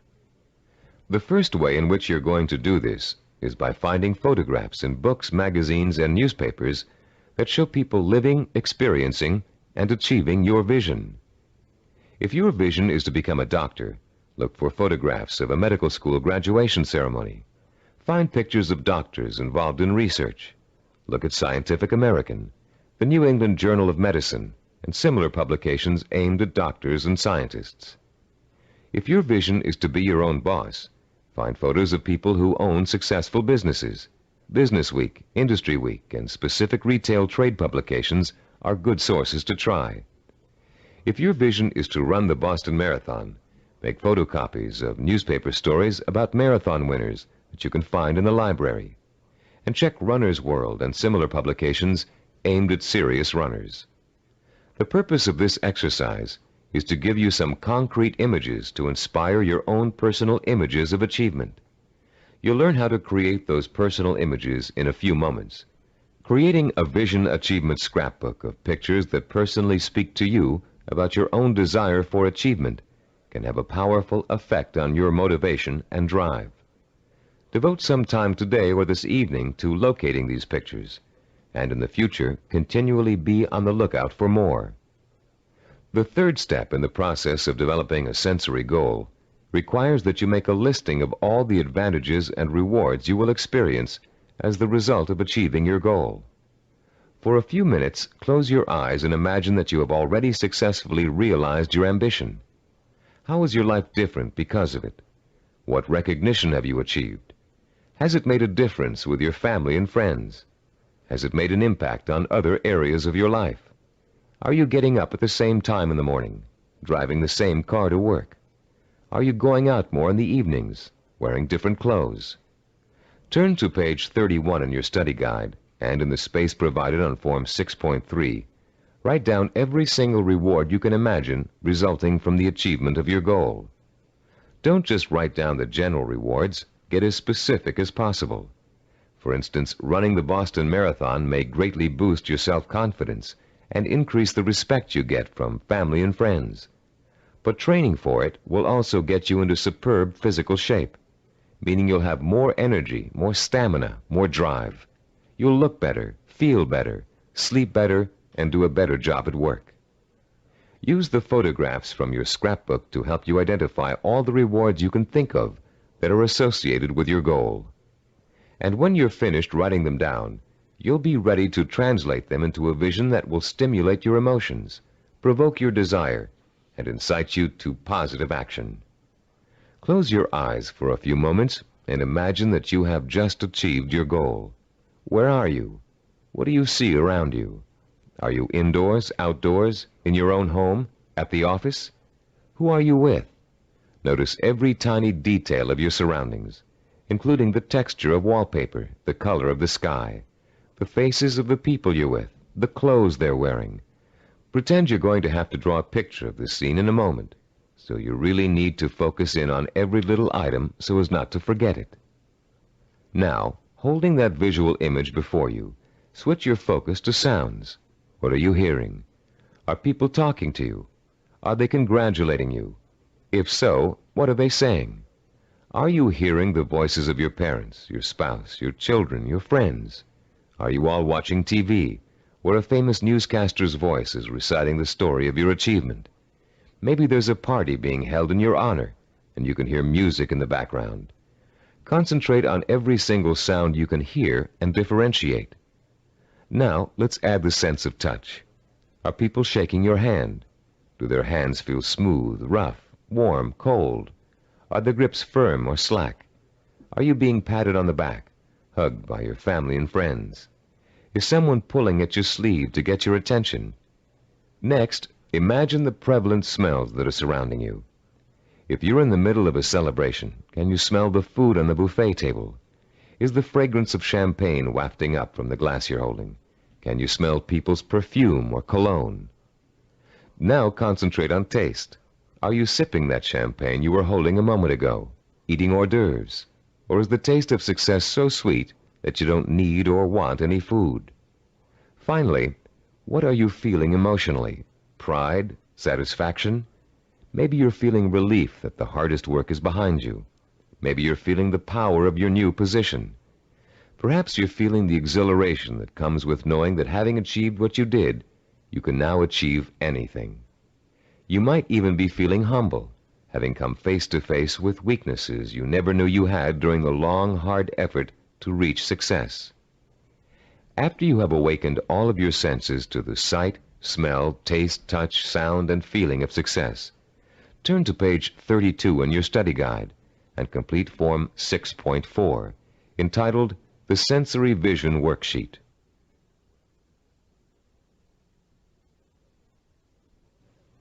The four-step process we have just outlined takes you on another emotional journey that gets progressively richer, clearer, and more potent.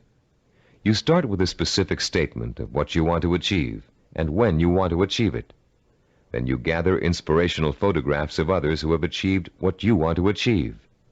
You imagine and list the rewards and benefits you'll experience as a result of achieving your goal. And finally, you bring these three steps together into an imaginary scenario rich in sight, sound, touch, taste, smell, and emotion. This scenario is your vision.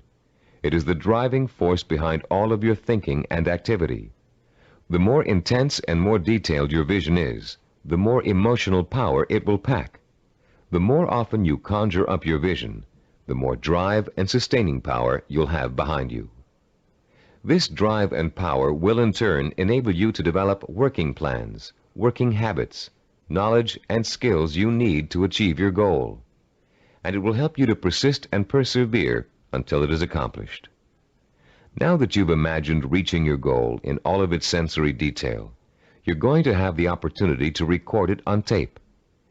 Don't leave out a single sensory detail.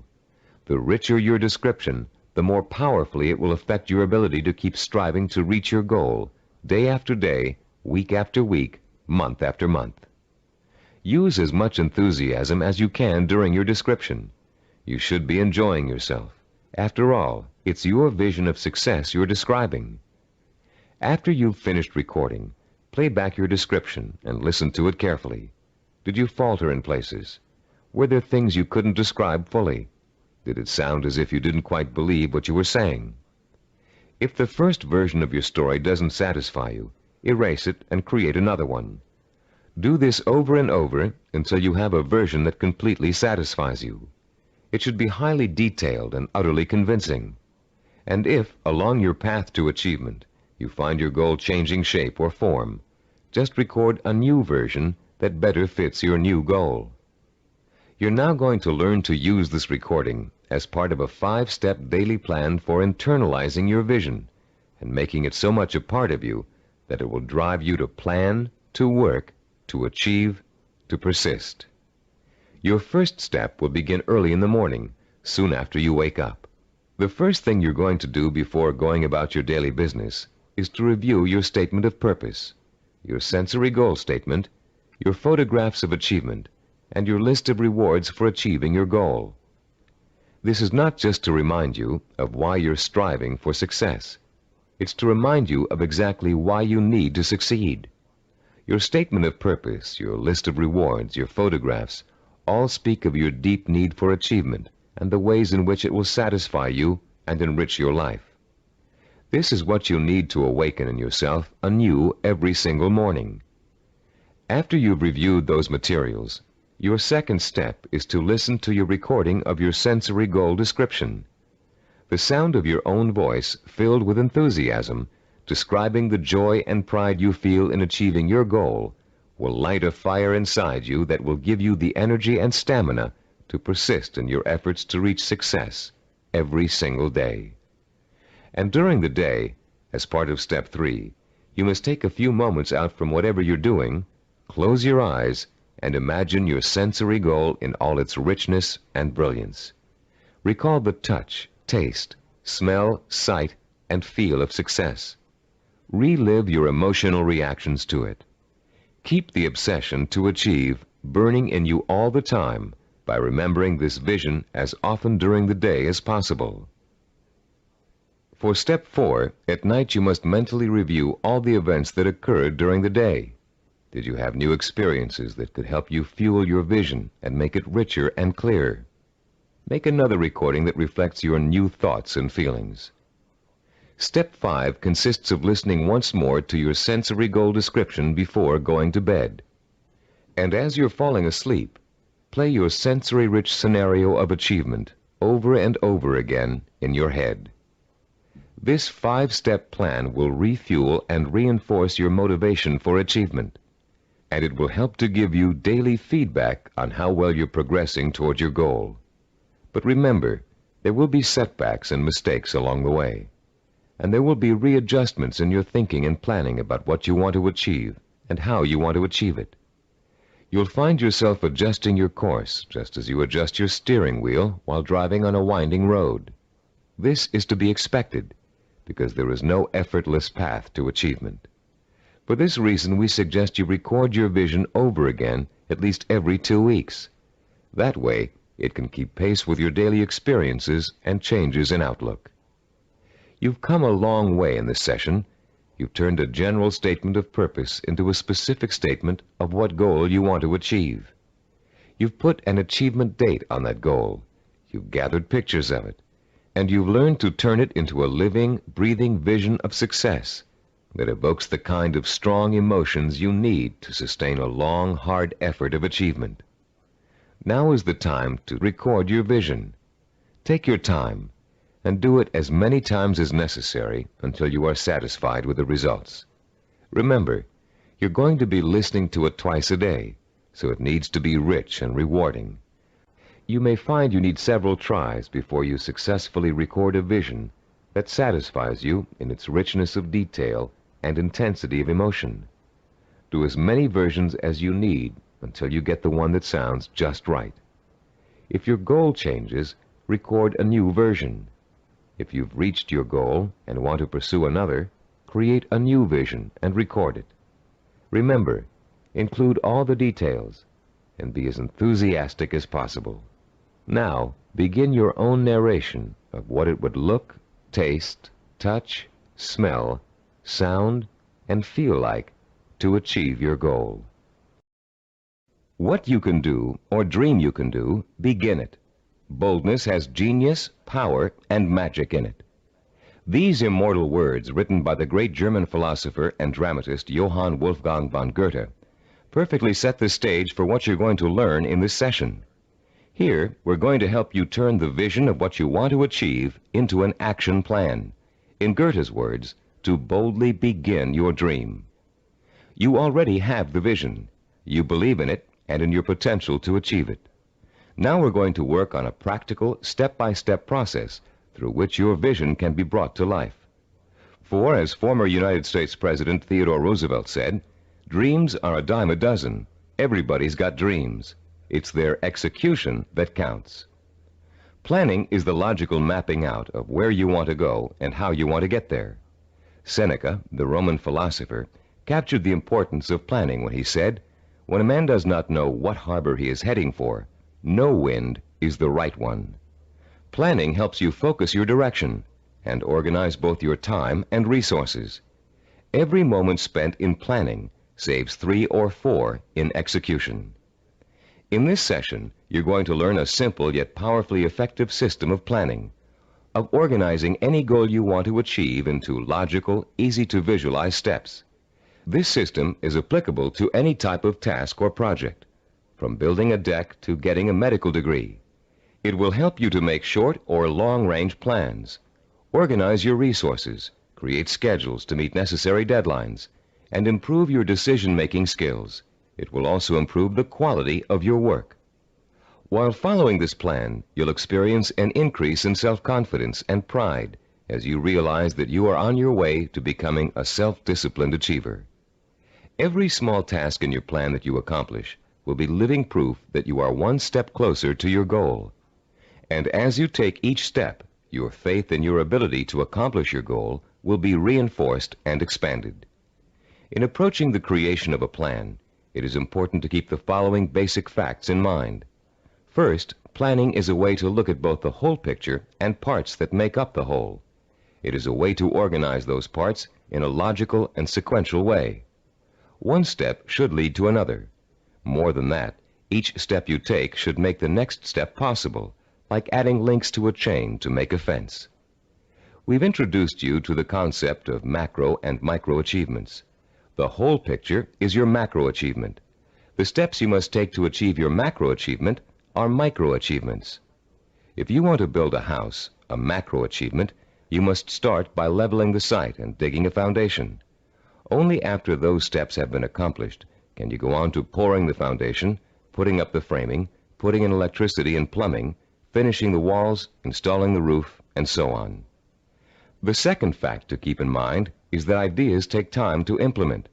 I won't dwell at length on the subject of time now, since we're going to devote all of Session 8 to time.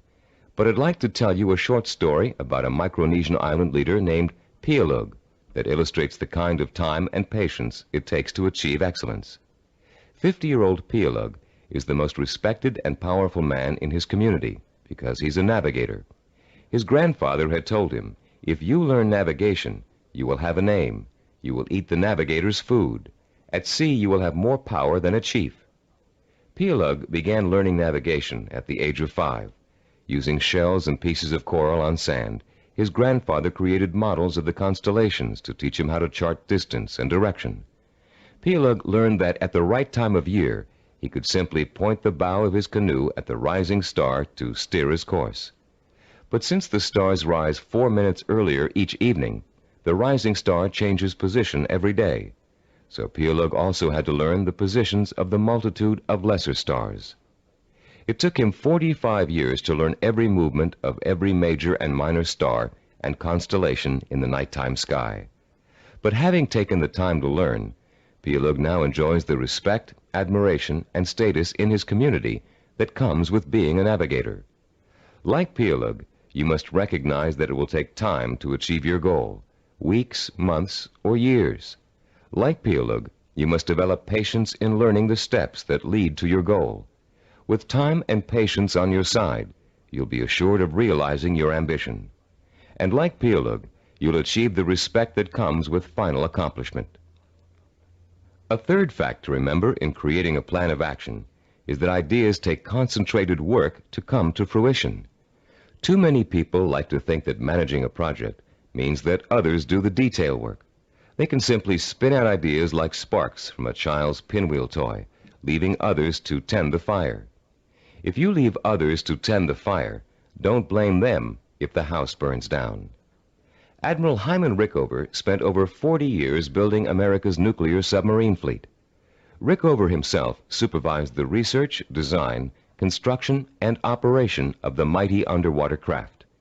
His reputation as an excellent manager who always got results was only equaled by his talent for engineering.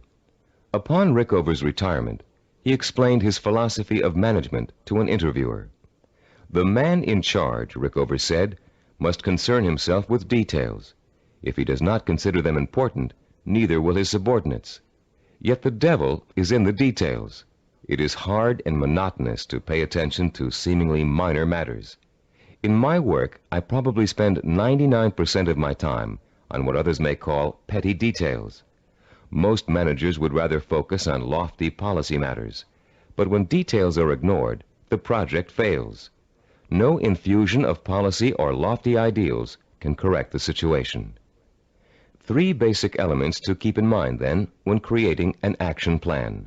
They include looking at the whole picture, taking time to complete each step before you go on to the next, and paying attention to details. A fourth point to remember is planning, and the implementation of a plan is a trial and error process. You will make mistakes. Most of them will be unavoidable and will serve as springboards of learning and refinement. When you make a mistake, learn from it.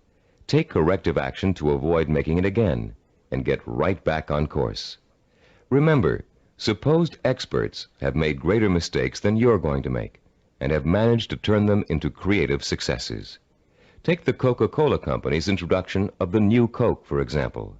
After spending millions of dollars on market research, and more millions of dollars marketing their reformulated soft drink, they were forced by public pressure to bring back the old formula. They made a mistake in trying to change the taste of Coke, and their marketing executives admitted it. But because of that mistake, Coke is now in a stronger marketing position than ever. The Coca-Cola Company has brought back their old formula, now sold under the name Classic Coke, and they still have their new formula on the market, which was formulated to appeal to Pepsi drinkers. Was Coke's surprise move really a mistake? Nobody thinks so now. By correcting its mistake, Coke has the potential to win over an even larger share of the market than it had before. This process of self-correcting behavior is what scientists call cybernetics. The term may sound very space-age, but there's a reason for that. The organizational method you're about to learn is the same one NASA engineers used to put men on the moon. In the early 1960s, when former President John F. Kennedy ordered NASA to put a man on the moon within a decade, NASA's engineers and systems designers rose to the challenge, accomplishing the task by July of 1969. How did they do it? They took their macro objective, putting a man on the moon, and broke it down into a series of micro objectives that would lead to the final great accomplishment. When the project started, NASA scientists and organizers immediately began preparing flowcharts, identifying each step they would have to take in order to put a man on the moon. First, they had to build a new type of rocket. Then, that rocket had to successfully orbit the Earth for longer and longer periods of time. They had to design spacesuits that would be able to protect the astronauts from the moon's atmosphere. Each step got them closer and closer to achieving their objective, until that historic day when they got the job done. You can duplicate the same process of planning simply and easily. You can apply it to any job you might be called upon to handle. We call the system of planning you're going to learn in this session visual network planning. Visual because it helps you to look at, identify, and visualize each of the steps necessary to complete an objective. Network because each of the steps are connected together to show how they lead to your goal. The instructions and examples that follow will show you how you can quickly and easily put the visual network planning system into immediate operation. There will be 7 steps involved. First, you'll write your objective. Second, you'll break it down into major steps we call activities. Third, you'll organize the activities in logical order. Fourth, you'll design a visual network. Fifth, you'll estimate how long each activity will take to complete. Sixth, you'll determine what we call critical path and float. And seventh and last, you'll assign actual calendar dates to each activity.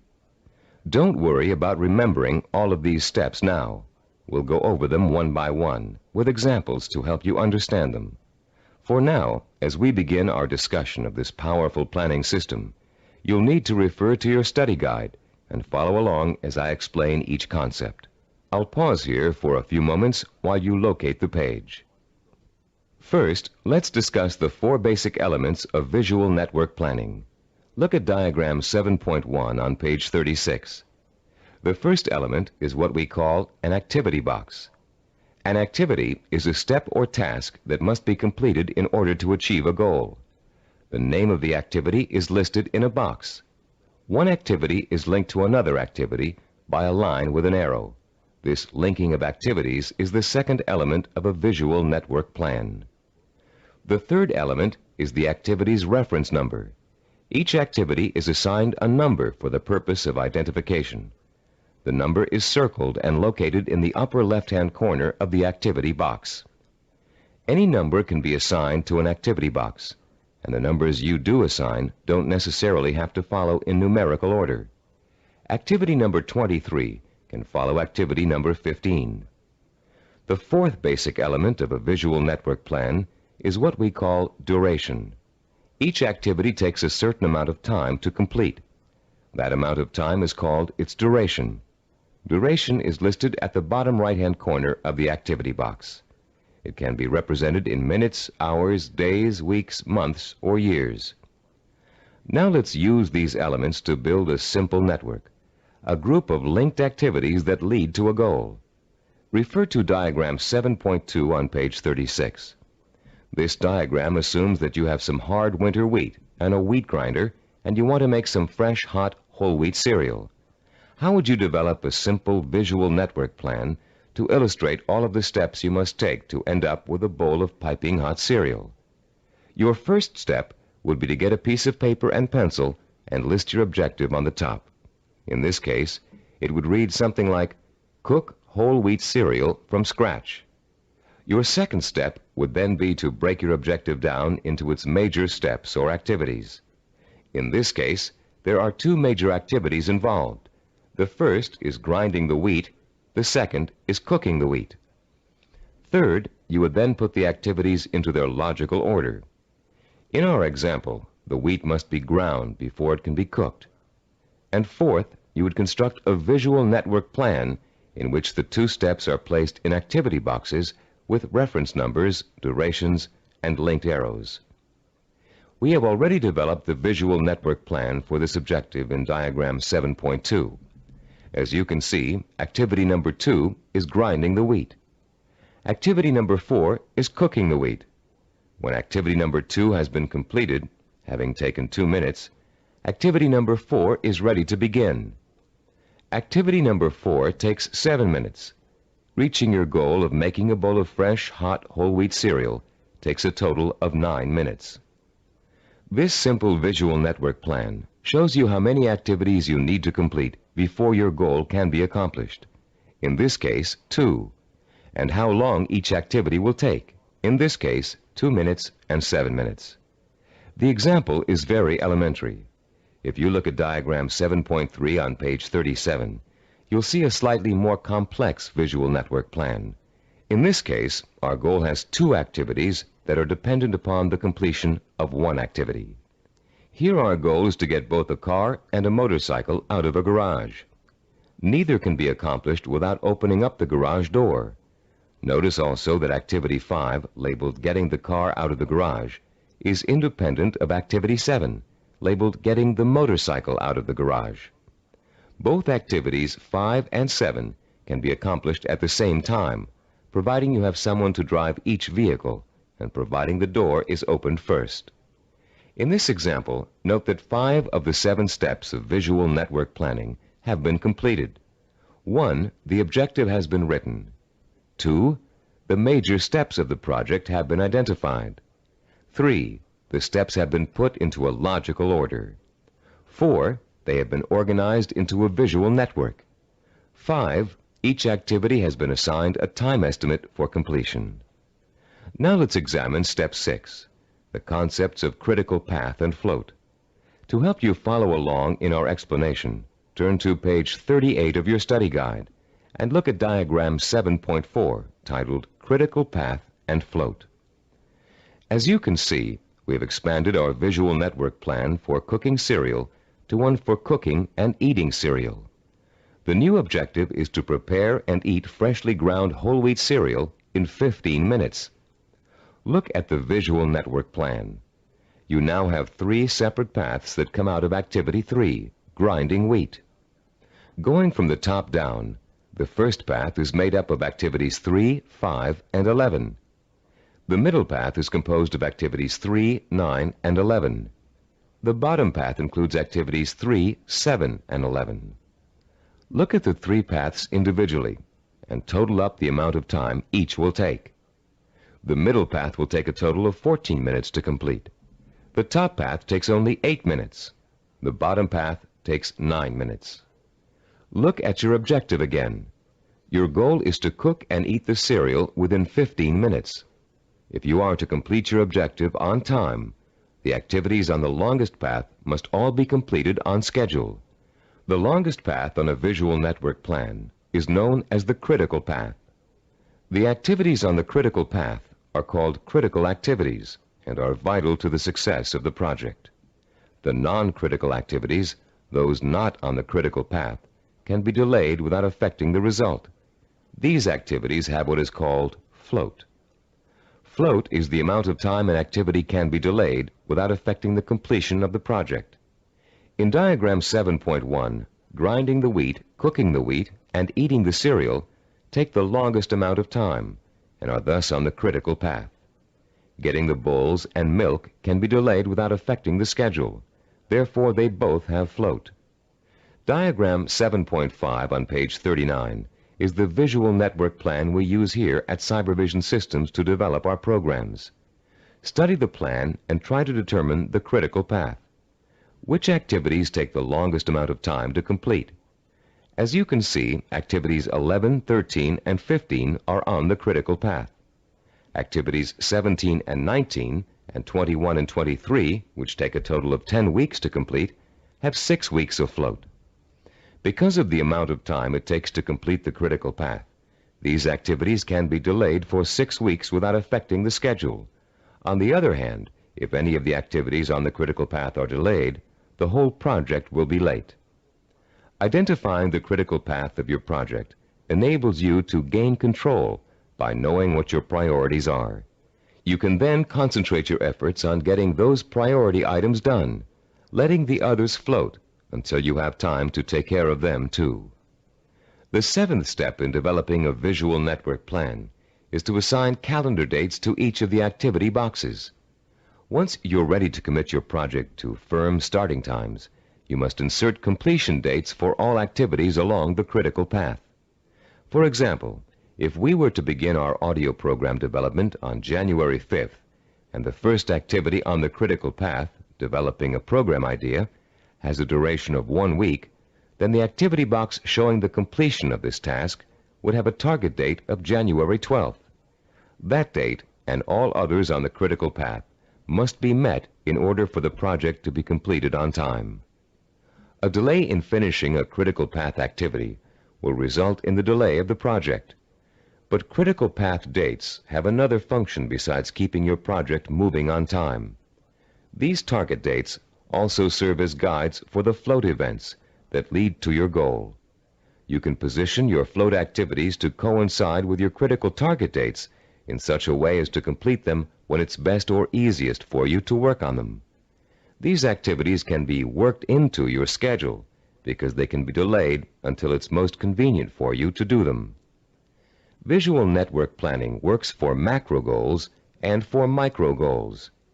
You can create one visual network plan for a macro goal, such as becoming a doctor, and create another visual network plan for getting through medical school. In diagram 7.6 on page 40 of your study guide, we've outlined a simple visual network plan for someone with a macro goal, becoming a neurologist. Each of the activities listed on this plan, which takes a total of 15 years of post-high school study, can be turned into a micro-network plan of its own. Any project that has a beginning and an end will benefit from visual network planning. Before embarking on your plan for accomplishing your macro goal, we suggest you try this organizational method out on something smaller, so you can see the results in a matter of a few hours or a few days. Apply it to a project around the house that you've been putting off for weeks, pruning your trees or repainting several rooms. This will give you a chance to get used to organizing your activities in a logical and systematic way. In using this plan, you'll learn the meaning of hard work and patience. You'll find yourself tempted to skip certain steps and leap ahead to something you feel like doing right away. But when you do go off your schedule, your project won't be completed in time, and you'll begin to see how important it is to stick to dates and schedules if you want to realize any goal. Using this plan will also reward you with a sense of self-disciplined accomplishment. As you complete each task on your path to success, you can mark it off on your chart and be proud that you've done it. You'll also be able to look at your chart at various times during your project and see how far you've come. Before we go on to complete this planning session on cassette side 10, I'd like to say a final word about the planning system you've just learned. No one can be totally certain about the outcome of a string of planned events. Mistakes, unforeseen problems, and outside events over which you have no control can and will contribute to the changing of your plans. Your visual network plan is not carved in granite. It's a living, working system that must change to accommodate the changes in your life. You may underestimate the amount of time it will take you to complete an activity. You'll know better the next time. You may find that you don't need to perform a certain activity at all, giving you some breathing room in your schedule. The objective of this plan is not to give you a rigid yardstick against which to measure your success or failure. Rather, it is to give you a logical, working system for achieving your goal. In creating your visual network plan, do your best to be as accurate as possible about dates and durations of activities. But remember that things may go wrong, and you may have to change those dates. This is not an excuse to quit. It is a good reason to keep sticking to your plan, for without it, you have little chance of achieving your goal at all. Remember, to successfully realize your purpose, you must have the courage to take risks, the courage to fail, and the courage to learn from your failures. Visual network planning is a roadmap that points out your destination and suggests a way to get there. But it doesn't tell you how to take the trip. It's up to you. On the next side of this tape, you'll take the exciting step of developing your own visual network plan, and you'll write your own story of achievement in a way that brings home the power and reward of final success. Now that you've been introduced to the guidelines of effective planning, you're ready to turn your own purpose and vision into macro and micro plans. As you do, keep in mind the following suggestions. First, the instructions on how to develop a visual network plan are guidelines only, and not a rigid set of rules. Use the principles we've discussed as a guide to meet your own specific needs. Second, take the time to work at converting your goal into a visual network plan. You'll probably need to come up with a number of rough versions before you arrive at your finalized plan. Don't get frustrated. The very act of planning will force you to think logically and use your creativity. More importantly, your vision will go from the abstract to the concrete, a step most people aren't able to take or don't know how to take. In developing your personalized visual network plan, you'll find that this system will become one of the most valuable tools you'll ever use. So study it thoroughly, familiarize yourself with the steps, get to work, and be patient. After you have developed your first visual network plan, there's an exercise I want you to complete. Take your plan and put it in front of you. Study what you've written for a few minutes. You have a stated objective, a list of activities, and a time frame. That's all it takes to tell a story. So I'm going to ask you to tell the story of the achievement of your own goal. Only you're going to tell the story in the past tense, as if your goal has already been achieved. In your story, pay attention to details. How long did it take to reach your goal? What did each step along the way feel like? Did you have to reevaluate your goal in the process of achieving it? What did you discover about yourself along the way that led to the successful achievement of your ambition? Keep your story simple. Pretend you're talking to a friend. Be enthusiastic. Be proud. Give your friend a step-by-step description of just how you did it. First I did this, then I did that, and this happened along the way, so here's how I took care of it, and so on. Now you're going to tell your story on tape to describe your success in sensory-rich detail, with all the enthusiasm you can muster, as if it finally really happened. When you're done, you'll have a record of your success that you can refer to again and again for inspiration. When you play your story back for the first time, listen very carefully to your descriptions. Did you falter in places? Was there a lack of conviction in your voice in certain areas? Did you hesitate, as though to tell yourself you really didn't believe that success was yours? Or were you self-assured and utterly convincing? If the first version of your story doesn't satisfy you, erase it and create another one. Do this over and over until you have a version that completely satisfies you with its richness of vision and inner strength. When you achieve your goal, you can use this same method of storytelling in pursuing another one. Always make sure that your story rings true and offers real inspiration to you when you hear it. Remember, don't be afraid to brag and relive the success you've already accomplished in your imagination. You've already taken an important step in mastering the science of self-discipline by learning how to turn your most important goals into step-by-step plans for achievement. Now comes the time to roll up your sleeves and learn how to put these plans into action. This is an exciting moment for you and a turning point in your quest for success. Up until now, you've learned how to prepare for achievement. Now you're going to learn how to actually tackle the hard, efficient work that is the bread and butter of achievement itself.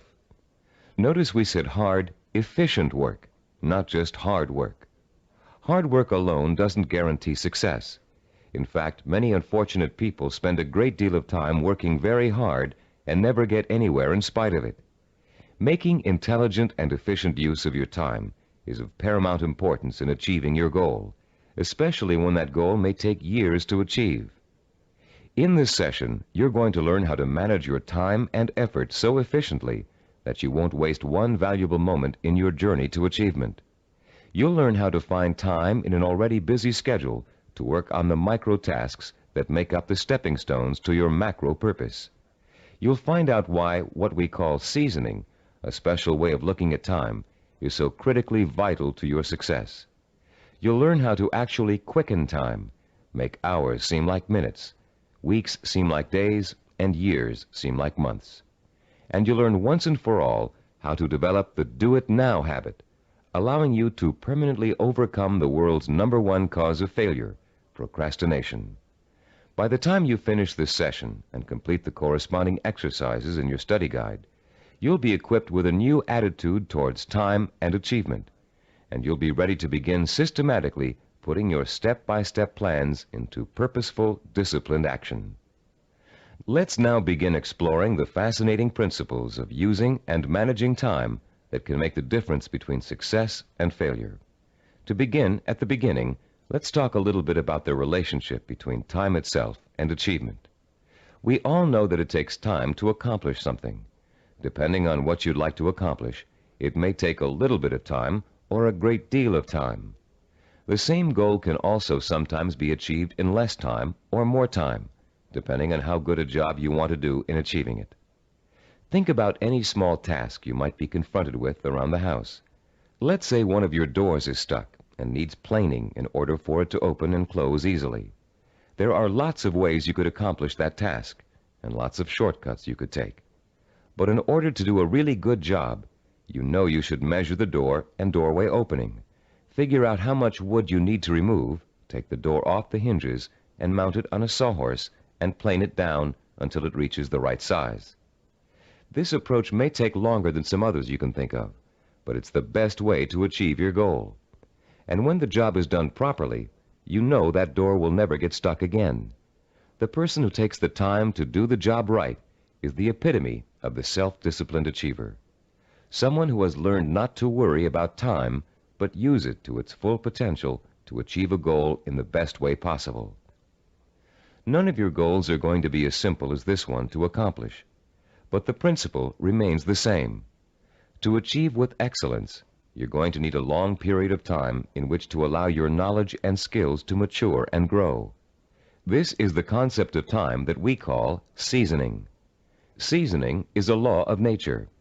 All things take time to come to fruition. People, in their impatience to get what they want without going through this growing process, often end up stunting their own personal growth and making true success impossible. Shortcuts only lead to mediocrity and failure.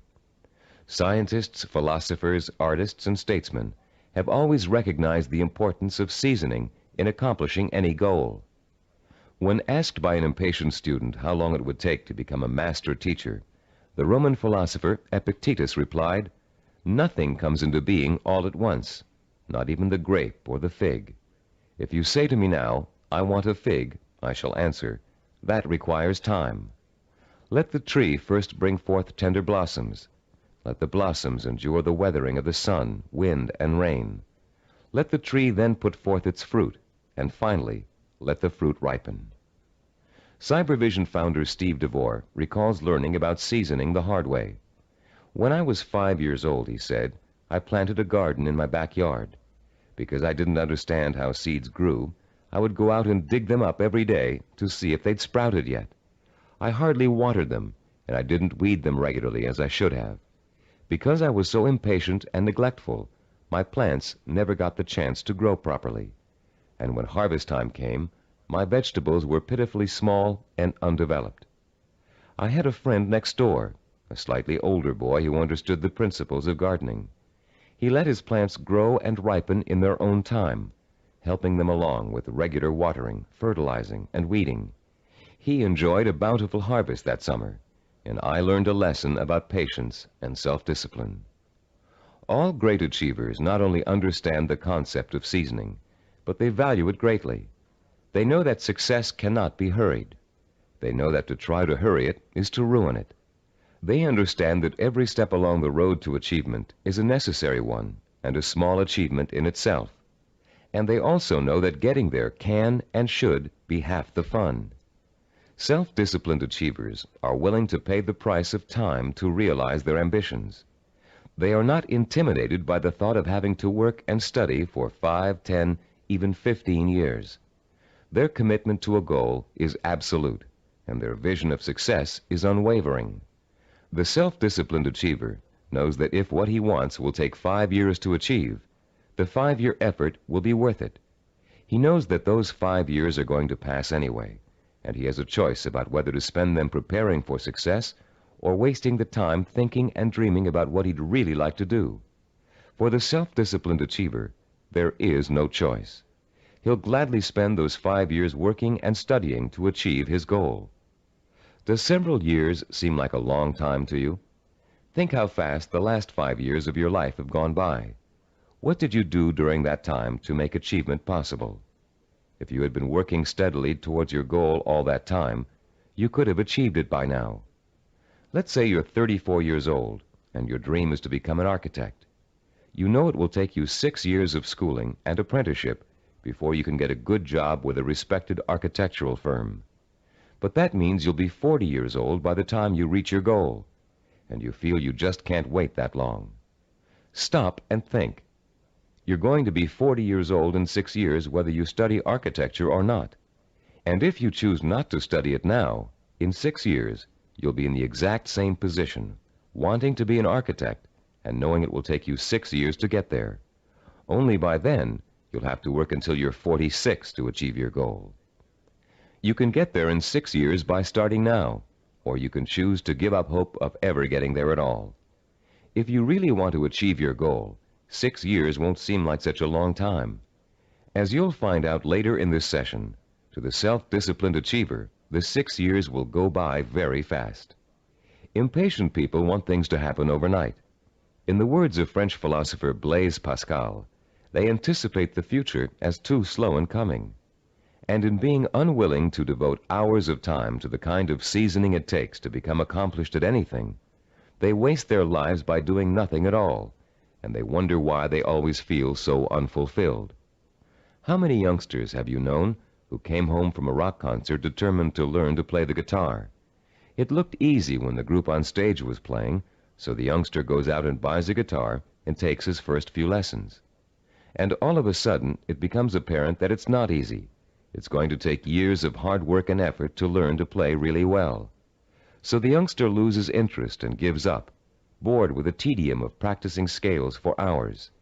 Yet the professional musicians he's watched have put in years of practice to get where they are, and where the youngster would like to be. The great artist Pablo Picasso was once approached by an admiring woman in a restaurant. Having recognized him, she asked him to draw something, anything, on a napkin for her. She told him she'd pay him whatever he thought was fair, if only he would provide her with this impromptu work of art. Picasso agreed and spent 5 minutes drawing a picture on the napkin. When he was finished, the woman picked the napkin up in delight. How much did he want for the picture, she asked. Calmly, Picasso replied, $10,000. Dumbfounded, the woman began to argue with him that a picture drawn on a napkin in 5 minutes couldn't possibly be worth that much. But Picasso just smiled and said, Madame, it may have only taken me 5 minutes to draw the picture, but it took me 40 years to learn how to draw it. 40 years. Does that seem like an interminable amount of time? To a master artist seeking the ultimate expression of his talent, a great scientist seeking a cure for disease, or an ambitious businessman trying to turn a small company into a Fortune 500 corporation, 40 years can seem to fly by overnight. To the dedicated, self-disciplined achiever, time is nourishment for what he wants to accomplish. And that time is well spent, taking step after step in a continuous effort to achieve a specific goal. The achiever does not get sidetracked. Every day he concentrates on the micro tasks that make up his macro purpose. And each completed micro task becomes a source of pleasure and a reward in itself. Top newscaster Eric Sevareid achieved his macro purpose by actually ignoring it. Instead, he concentrated on the micro purposes that would help him accomplish his goal. Sevareid tells the story in his own words. Once when I relinquished my job and income to undertake a book of 250,000 words, I could not bear to let my mind dwell on the whole scope of the project. I would have surely abandoned what has become my deepest source of professional pride. I tried to think only of the next paragraph, not the next page, and certainly not the next chapter.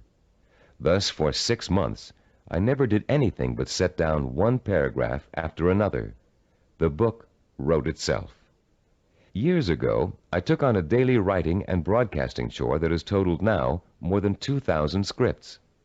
Had I been asked at the time to sign a contract to write 2,000 scripts, I would have refused in despair at the enormousness of such an undertaking. But I was only asked to write one, the next one, and that is all I have ever done. You can learn to work in microtasks by following your step-by-step plan for success and concentrating only on each step at a time. But you cannot learn seasoning as if it were a skill. Seasoning is an attitude that must be adopted and made part of your mental framework if you are able to achieve your lifelong purpose. It is crucial to self-discipline. More than that, it is actually at the heart of self-discipline. Besides seasoning, the self-disciplined achiever experiences something we call time quickening. Time quickening does not mean taking shortcuts, as you might first guess. Rather, it represents what happens to your perception of time as you become involved in the pursuit of your goal. Time quickening is an almost magical experience where time seems to disappear and you know you're in complete control of what you're doing. When it happens, you feel energetic, concentrated, and completely absorbed in your task. We've all experienced time quickening when we're doing something we particularly enjoy. For you, it may have happened while you were reading an exciting murder mystery, watching an action-filled movie, playing a game of tennis, or even weeding a garden. Time quickening takes place whenever you find yourself completely engrossed in something to the point where nothing can distract you. The moments fly by so quickly, you're just not aware of them. Past and future seem to disappear, leaving only you and the task you're engaged in. And after what only seems like minutes, you look up and notice in shock that a great deal of time has passed. Dreams are a reverse example of this phenomenon. Although you may often wake up feeling as if you've been dreaming a particular dream for hours, the whole thing has actually taken place in just a minute or two. The human mind has the amazing ability to alter our own perception of time. Once you learn to use this ability to your advantage, you will no longer be discouraged at the thought of having to spend so much time pursuing your goal. Scientific research has shown us how to trigger the experience of time quickening. You can actually learn to consciously create the sensation that time has stopped. You can do it by becoming single-mindedly and uninterruptedly involved in an activity for a significant period of time. Time quickening occurs when you surrender your attention and your senses to something outside of yourself. There are 6 steps you can and must take to experience the benefits of time quickening. Listen to them carefully, and then try to recreate them, first with lesser tasks that may or may not be related to your goal, then with your actual micro-purposes. First, create or find a working environment that is free of distractions and potential diversions. Second, focus on doing one task at a time and stick with it until it is completed. Third, surrender yourself to the task at hand. Work hard and work well, and don't stop working until you have finished as much or more of the task as you started out to do. Fourth, plan to work uninterruptedly for a significant span of time, several hours if possible. Fifth, don't watch the clock as you work, and don't continually compare how much you've accomplished against how much you still have to do. Sixth and last, stop working when your thinking becomes muddled due to fatigue. The first few times you try using these 6 steps, you may have a hard time following them all. But the more you practice, the easier it will get. And soon you'll notice that time seems to be flying by quicker and quicker every time you sit down to work. Time quickening makes work enjoyable and helps prevent the normal wear and tear of work on your mind and your nerves. It is the antidote to burnout and the key to maintaining a healthy emotional balance during long hours of effort. Time quickening will enable you to successfully complete the string of microtasks that over an extended period of time will take you closer and closer to the completion of your macro goal. And if your goal is years away, time quickening will make it seem to all happen so quickly that the illusion of overnight success will almost seem as if it's coming true. Using time quickening to follow a step-by-step plan for reaching a goal is one way to make that goal appear closer than it really is. But time quickening won't do you any good if you find you can't even get started on your micro-tasks. For most people, the biggest enemy of success is procrastination, postponing doing the work you know you must do in order to accomplish your ambitions. Like most people, you may think procrastination is relatively harmless, a trivial problem that you don't really need to worry about. But there's nothing trivial about a habit that is the cancer of self-discipline. Procrastination is an achievement killer, and unfortunately, the more often you succumb to it, the more habitual it gets, and the harder it is to deal with. Procrastination is a serious deterrent to self-discipline, and it takes a serious effort to overcome it. In the next part of this session, we're going to explore some common reasons for procrastination and the most effective ways of overcoming the would-be achiever's most self-defeating habit. Psychological research tells us that chronic procrastinators fall into three groups. The first group fears failure. The second group fears success. And the third group uses procrastination as a way of rebelling against authority. Let's examine each of these groups to see how they turn their own psychological problems into reasons for procrastination. The first type of procrastinator may actually already be a successful business person or professional, but he or she is successful only up to a point. These people set such high standards for themselves that they live in constant fear of not being able to meet those standards. They cripple their own efforts to succeed by working at less than their capacity, so they are never really challenged and therefore never will fail. People who are successful early in life, usually in school or in an athletic career, often turn into this type of procrastinator. Take Sarah, for example, a city planner who graduated at the top of her class from Stanford University. Soon after graduation, Sarah joined the planning director's office in a major West Coast city. One of her duties is to generate reports for her boss to use in making important presentations. Sarah has begun putting off doing the reports until the last minute. While she collects the material in time, she finds that she dawdles with the writing process until the night before, or sometimes even the morning of the presentation. She then rushes through the writing and ends up turning out an adequate but far from superlative report. What Sarah manages to do in each case is avoid testing herself to the maximum. She is not certain whether she can live up to the high promise of her success in school. By putting off her work till the last minute, she doesn't have to find out the truth about her abilities, because of course at the last minute, nobody could be expected to turn out a perfect report. In the course of this kind of procrastination, Sarah has picked up a new skill called brinksmanship. She flirts with catastrophe by not doing her work in time, then pulls herself out of the brink at the last minute. If her performance doesn't measure up, she can always blame lack of time for failure. When her performance is good, she can applaud her ability to come through in the clutch. All that Sarah is proving is that she can do an adequate job at the last minute. The real test, what she'd do with the report if she took the time to work on it, has never been faced. The second group of procrastinators are afraid of the very thing most people are striving for, success. Some of these people are simply afraid to stand out from the crowd. They don't want to be seen as different. Many are afraid that if they are too successful, they will outgrow marriage partners, families, or friends. These people limit their own performance, actually holding themselves back, because they fear the kind of change success may bring to their lives.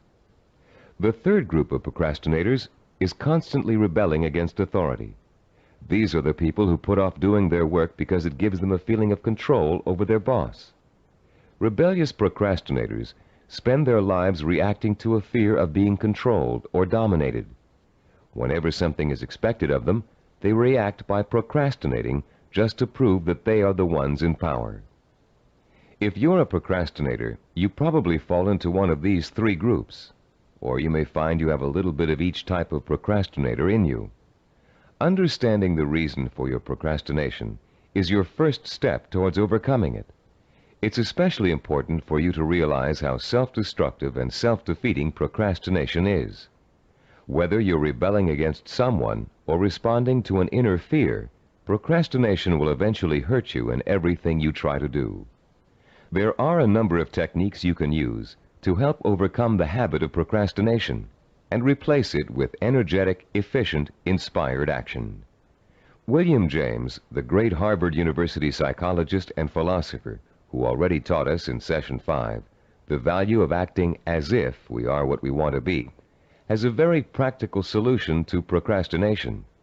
James suggests, do something every day for no other reason than you would rather not do it at all. Listen again. Do something every day for no other reason than you would rather not do it at all. What James is really telling you to do is to replace the habit of procrastination with the habit of action. As soon as you catch yourself thinking, well, I won't do that now, I'll do it later, you must immediately do whatever it is you're procrastinating about. Self-disciplined achievers also use two special time management techniques to overcome the tendency to procrastinate. The first is called Swiss cheesing. The second is called unscheduling. Swiss cheesing is another term for dividing a macro purpose into a series of micro tasks. The management consultant who invented the term conceived of it as a way of poking holes in a large task to make many smaller tasks. If you have a task that will take 2 hours, Swiss cheesing it creates 8 15-minute segments, or 4 30-minute segments, or however many smaller segments you need to get the task done. Breaking a macro purpose down into micro tasks makes it seem much less formidable. In fact, this one-step-at-a-time approach is the only way to achieve a major goal. Without losing sight of what you want to achieve, you should never go around thinking about the enormity of your major purpose. You must concentrate only on achieving one small step at a time. Unscheduling also helps you to overcome procrastination and get on with your project in the most efficient way possible. Sometimes you know you're going to need so much time to complete a task that you won't even start it. You rationalize that you'll never find the time to finish it anyway. But often people overestimate how much time it really will take them to do something, and they don't realize that by Swiss cheesing, they can find the time to do it in an otherwise busy schedule. Turn to page 45 of your study guide and look at Form 8.1. You'll see a chart with the days of the week listed along the top row, and the hours in a day listed vertically along the left side. There are 7 days listed and 16 hours per day. The chart presumes that you get up at 6 o'clock in the morning and retire at 10 p.m., but you can easily change the numbers to correspond to your own daily hours. It's often a shock to look at a chart like this and realize how many hours you actually have available to you in a one-week period. Of course, many of those hours are taken up with the necessities of everyday life. Your first task in this exercise is to fill in all those hours that are occupied with travel, meals, work, meetings, regular recreational activities, and other commitments. Only fill in the time that absolutely must be devoted to activity. If you regularly watch television or read magazines for 3 hours every night, that doesn't qualify as a life necessity unless it's part of your job to do so. When you've finished, look at the boxes you haven't filled in. These represent your free time, time you have full control over and can devote to your own micro projects. You may be amazed to find that you easily have 20 or 30 hours per week of free time to devote to your project. And if you include time that's spent commuting on a bus or train, the hours may add up to considerably more than that. Once you've ascertained when and where your free time occurs, you can begin allocating that time to your micro projects. When the hour arrives to start working, remember William James' advice and do it now. Work uninterruptedly during that time, taking scheduled breaks only as necessary. And don't allow yourself to get sidetracked. Working uninterruptedly means learning to say no when people try to take you away from your work. If a friend calls up and asks you to go bowling while you're working, you must learn to refuse. Make a date to go some other night, but complete your working hours in the time you've allotted to them. Let your family know that you're serious about completing your tasks. Schedule time to enjoy being with them, and let them know that when you're working, you are not to be interrupted. After successfully completing each work session, fill in the blank hours on your chart with a special colored pen or pencil. Choose a name for your project and fill in the blanks with that name. It will soon become extremely rewarding for you to look at the chart and see the red or green boxes begin to take up considerable space on the page. More rewarding, you'll begin to see real progress in your effort to complete your micro tasks. As you learn to devote uninterrupted time to your work, you'll find the time-quickening experience begin to occur more and more often, and you'll be less and less inclined to procrastinate. Soon your micro projects will become as much a part of your life as eating and sleeping. And an excitement will take hold as you begin to realize that yes, you are working steadily toward your goal. And not only can you really do it, you are really doing it. Be careful not to overcommit yourself in terms of time spent on your project. Your goal is not to exhaust yourself. And beware of trying to go in too many directions at once. That can cause the kind of anxiety that will make you want to give up before you even get started. Concentrate on accomplishing one task at a time. That task will get done, and then you can start on the next, which will also get done, and so on. Keep in mind through all of this that your objective is not to punish yourself with work in every free hour you have during the week. Working towards a macro goal by accomplishing micro tasks should not be an unpleasant experience. By creating a healthy balance between work and recreation, you'll find yourself looking forward to those hours when you can devote yourself to pursuing the goal that will make life truly worthwhile for you. You'll reach a point where you wouldn't trade those hours for anything in the world. You've come a long way in this session. You've learned how to overcome the tendency to procrastinate, how to experience time quickening, and how to learn to value seasoning as inevitable in reaching any goal. We'd like to make one more suggestion to you before ending this session. Put up a sign at your desk, table, or other workspace. A sign in big, bold letters that you can see every time you look up. This sign should say, "Use time or lose time." Let it serve as a constant reminder that time marches on, whether you're working toward your goal or not. And every minute that you are devoting to your micro projects is bringing you just a little bit closer to achieving your life's ambition. In the next session, you'll find out how self-disciplined achievers master the skills and knowledge they need to make their vision a reality. And you'll learn to broaden your own new field of knowledge by overcoming your learning blocks and harnessing your built-in powers of intelligence and discipline. In this session, we're going to talk about how you can identify and learn the knowledge and skills you need to master in order to achieve your vision and purpose. As we've repeated throughout this Neuropsychology of Self-Discipline program, any goal worth achieving takes preparation and careful, patient work. As easy as running is, as natural as it seems, you wouldn't go out today and run a marathon without months of preparation, slowly working up to 3 miles a day, then 7, then 10, then 15, gradually working toward the 26-mile goal. You would start marathon conditioning with a careful program of nutrition, stretching exercises, reading, talking to other runners, and even a doctor's checkup. You'd determine what knowledge and skills you'd need to accomplish your goal of 26 miles, and you'd accumulate the knowledge and skills step by step until your goal was achieved. The goal of this session is to help you learn how to learn. Many of us were programmed years ago with the belief that there are certain things we just cannot learn. We were tracked in school into one path or another because of test results which told us we had no aptitude for a particular subject area, or by teachers or counselors who believed we were best suited for one discipline over another. In some cases, the stereotype was as blatant as girls take home economics, boys take shop.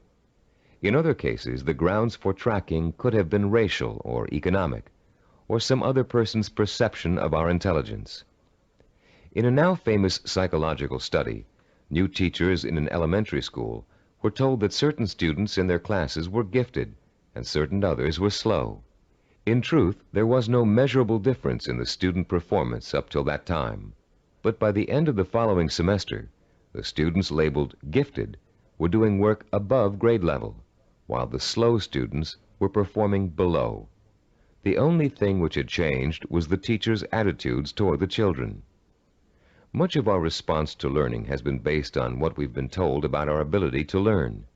In this session, you'll learn how to break through the learning barrier and clear away the mental blocks that have you falsely entrapped in the belief that you can't learn certain difficult subject matter and skills.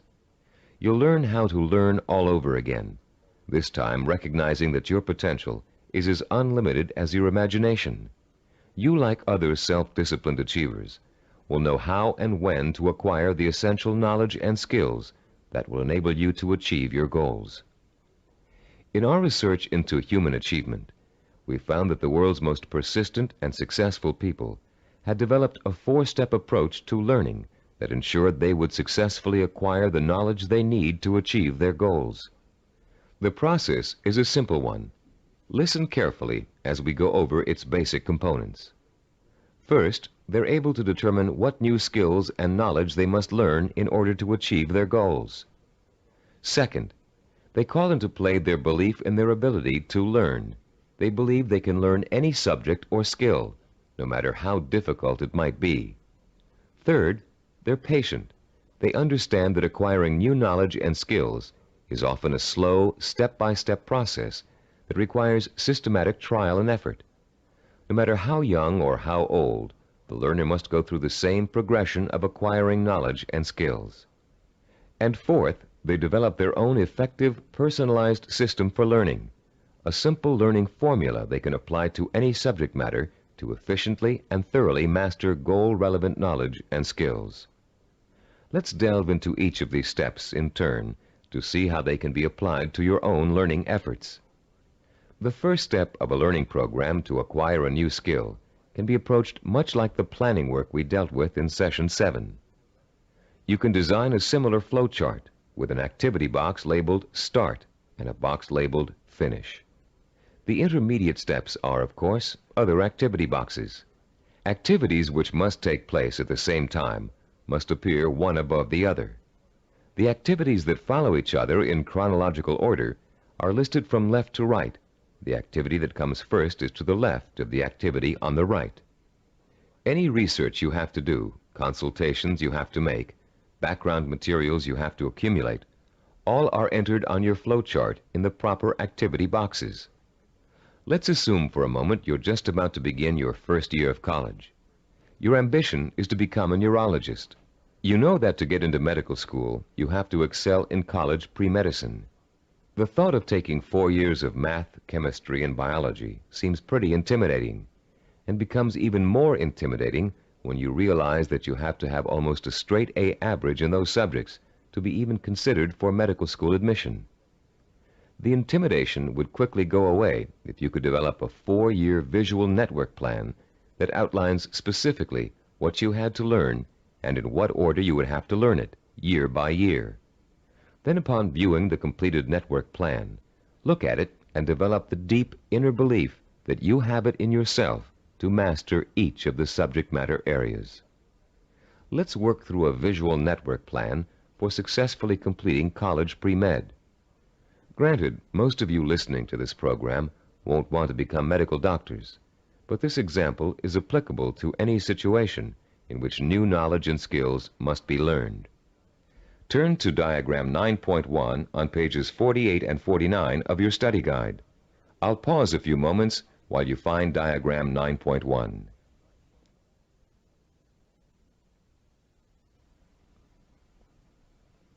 As you can see, there are 3 visual network plans. The first one outlines the chronological steps to becoming a neurologist. We call this a macro plan, with the objective of becoming a neurologist. Below that is the micro plan with the objective to graduate in pre-medicine in 4 years with a minimum 3.5 grade point average. The micro plan is broken down into 2 levels. The first level is visually represented in 2 steps. The Start, labeled number 1, and Graduate with a Bachelor of Science in Pre-Med, labeled number 3.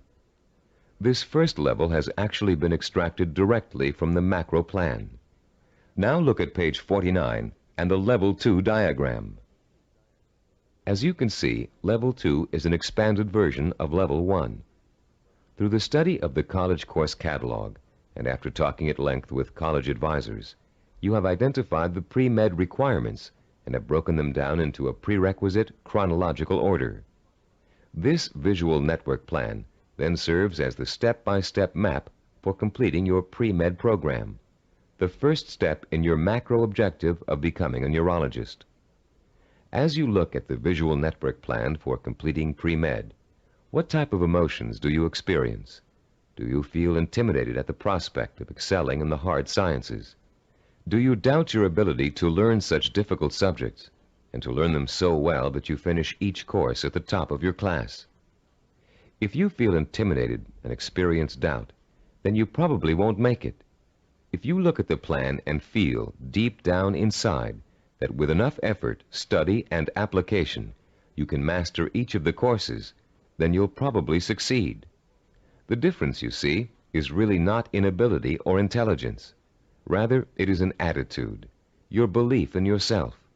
The belief in yourself as someone who is capable of learning is 90% of the learning hurdle. The other 10% is single-minded application mixed with ability. The belief in yourself as someone who has the ability to learn is the second step involved in the self-disciplined achiever's pursuit of goal-related knowledge and skills. Much of your own belief in yourself as someone who is capable of learning complex material may have been educated right out of you in school for a variety of reasons, some of which we explored at the beginning of this session. One major reason for this belief is a vicious cycle people get caught up in early in their learning experience. Take math, for example. Many people have learning blocks when it comes to math. They feel that they just don't have the aptitude to learn complex mathematical concepts.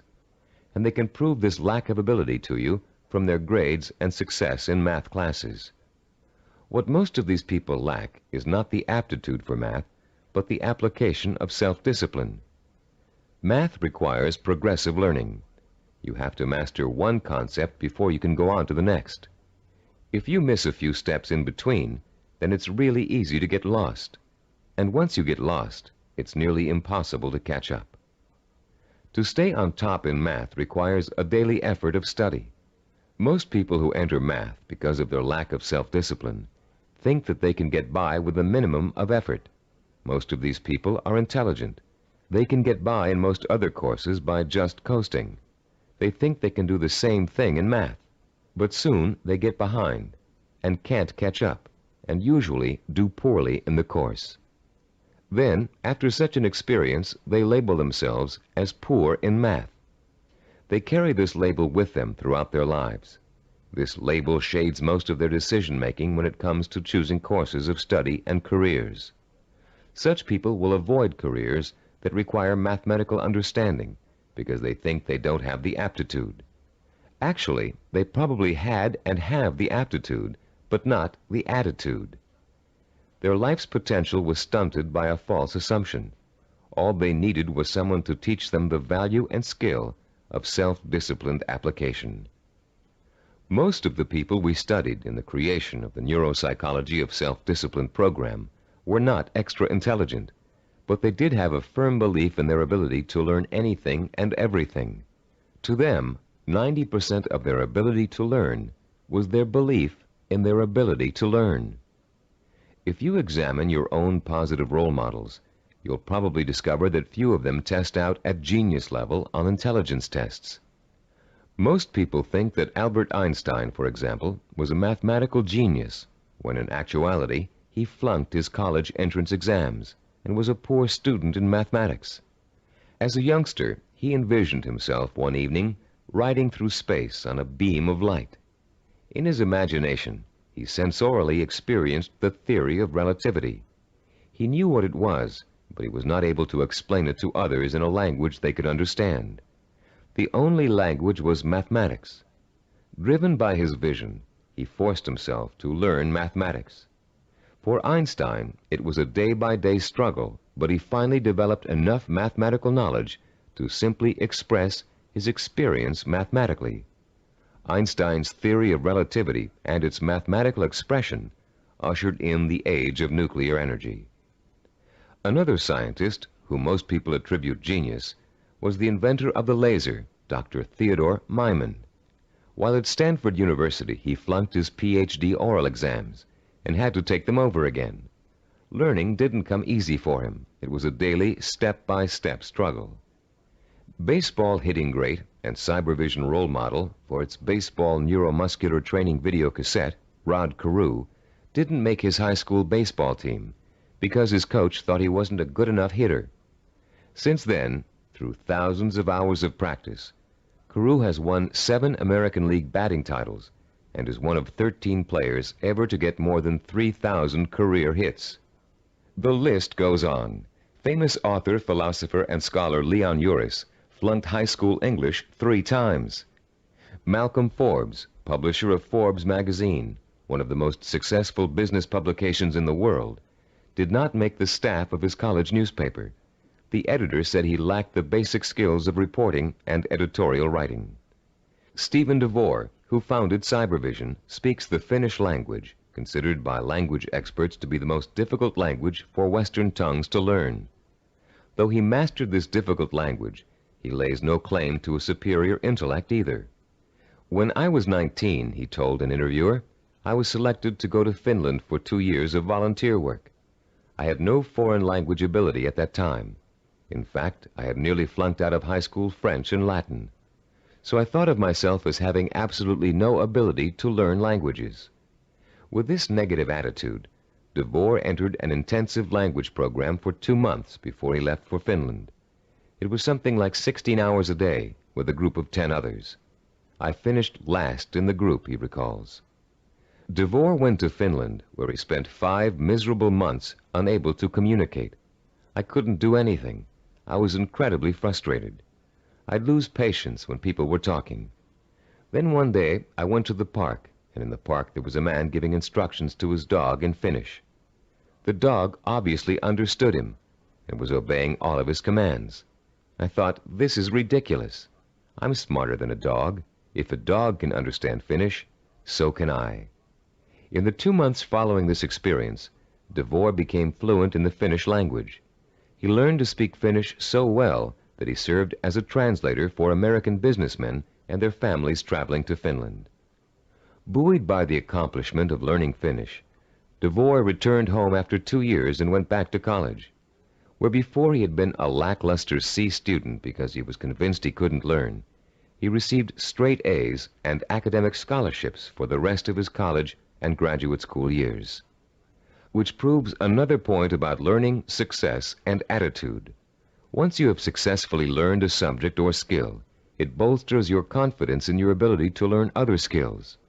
Once you've proven to yourself that a negative concept you had was wrong, you begin to realize that all of your negative concepts may be wrong. What you couldn't do in the past, you can now do. You can do it because finally you believe you can do it. Breaking the cycle of a negative attitude may not be easy, but once you do, you'll be far less inclined to get back into the cycle. That's why small steps and small accomplishments are so important in pursuing a macro goal.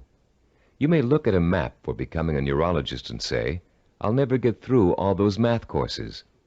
But if you get 1 A in algebra, you'll realize that you can. Another way of expressing this is that success in learning begets more success. Once you have successfully learned a subject or skill, it bolsters your confidence in your ability to learn other skills. Your past, in which you may have been labeled or labeled yourself as a non-learner, is precisely that, your past. It is not your present. It has little relation to what you are capable of accomplishing now. What has happened to many of us is that we have been conditioned into a negative feedback loop where learning is concerned. The step-by-step accumulation of new skills is the way to break this loop and replace it with a much more positive cycle. Which brings us to the 3rd step in the learning process, the attitude and value that learning takes time and patience. Most of us, at the time we are exposed to our greatest concentration of education, haven't developed the necessary self-discipline skills to be able to take advantage of it. And why should we? We were only children. Excellence, as we've been learning in this neuropsychology of self-discipline program, is based on seasoned learning.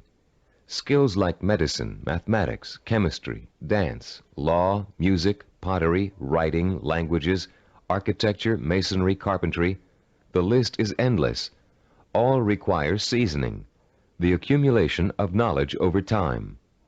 The perseverance to stick with a task over a long period of time, sometimes decades. The ability to find pleasure in the accomplishment of steps toward a goal, rather than seeking the instantly gratifying quick fix. All these are the hallmarks of the self-disciplined. A wise philosopher, in speaking of the seasoning of a learner, once said, "There are very few human beings who receive knowledge complete and staggering by instant illumination. Most of us acquire it fragment by fragment, on a small scale, by successive developments, cellularly, like a laborious mosaic." One other myth about the acquisition of knowledge has it that you can get too old to learn. This bit of fallacious thinking has been handed down in the aphorism that you can't teach old dogs new tricks. It's worth laying to rest. A classic incident from the life of the great poet Longfellow illustrates the relationship between age and learning. Told by Howard R. Driggs, the story goes, it happened that, while the poet, at over 80 years of age, was still teaching at Harvard, one of his appreciative students asked him, "How do you keep so perennially young, Professor Longfellow? We never get tired of your classes. You always have something new and interesting to give." "I've never had that question put to me before," returned the poet. Then, looking out of the window, he said, "You see those 2 apple trees in the yard? Do you observe any difference between the blossoms on the older tree and those on the younger one?" "No," replied the student. "They look just alike to me."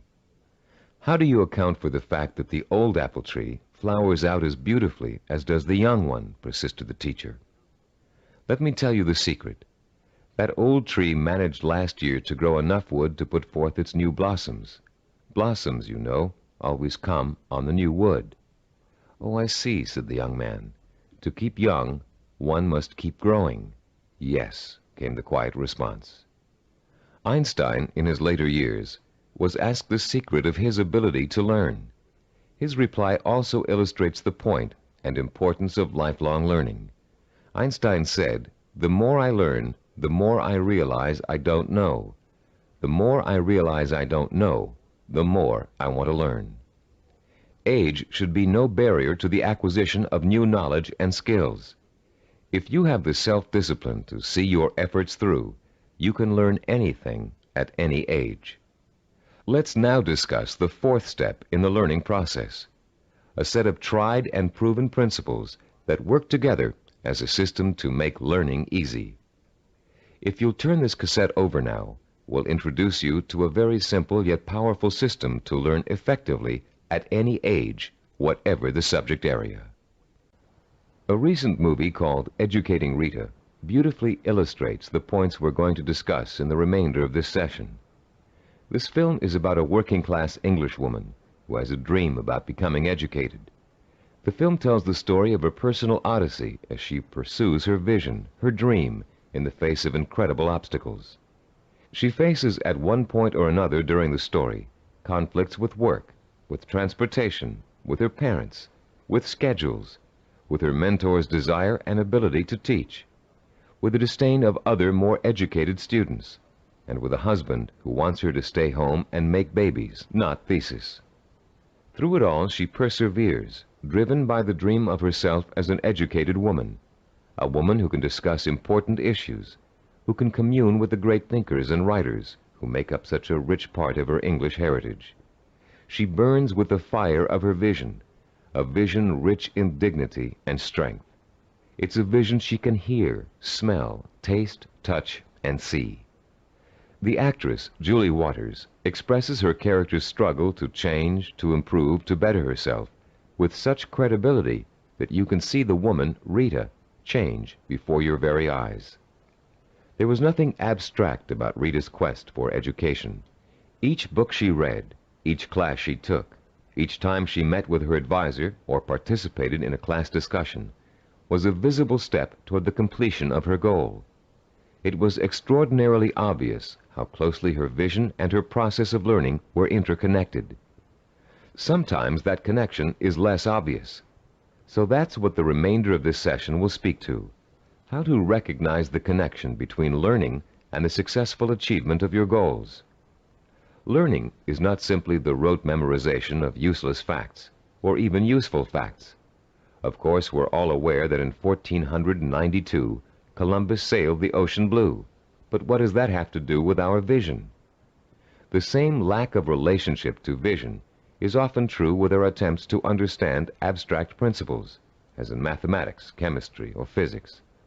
They are very difficult to learn and use if we cannot see the direct applications to our everyday lives, to the pursuit of our purpose and vision.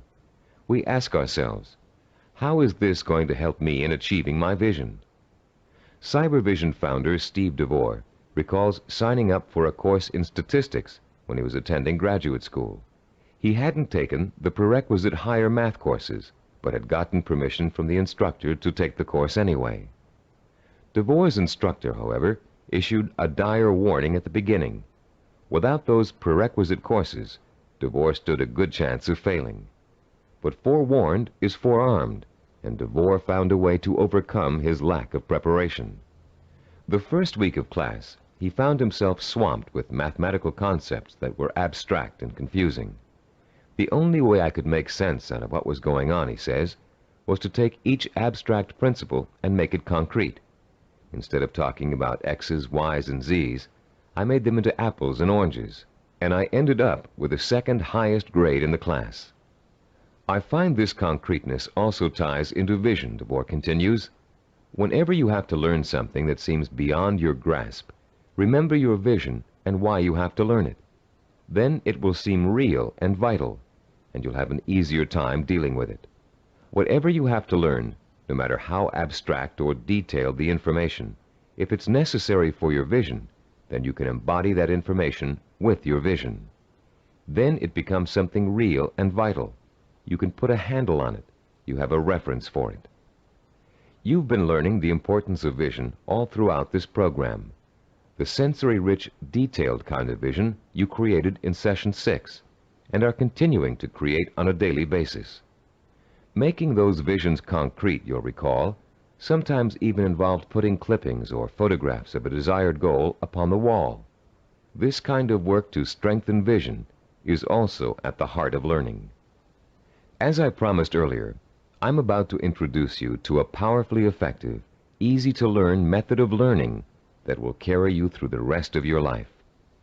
This 4-part learning system is the application of certain principles that reveal themselves in the course of our research with self-disciplined achievers. Learning and applying these principles will enable you to approach any subject matter with confidence and thoroughly learn the material no matter how difficult it might be. We call this system mega learning. We use the word mega to connote power. The power to achieve you acquire through the acquisition and application of knowledge. Let me quickly preview each of the 4 steps and then look at the process in greater detail. First, recognize the need to learn a principle. Second, relate the principle to your personal vision or goal.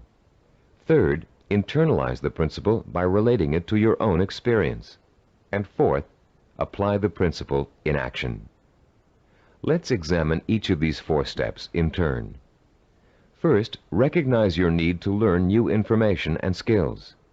You cannot reach your goal without getting an education first. This doesn't necessarily mean attending school. It means identifying the key skills and competencies that you must master if you are successfully going to reach your goal.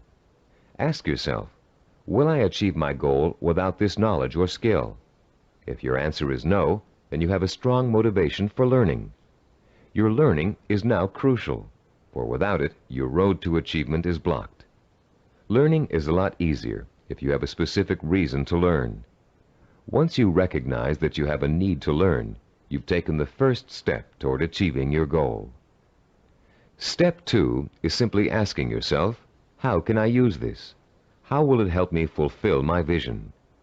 Imagine yourself achieving your goal and using the new knowledge and skills you are about to learn.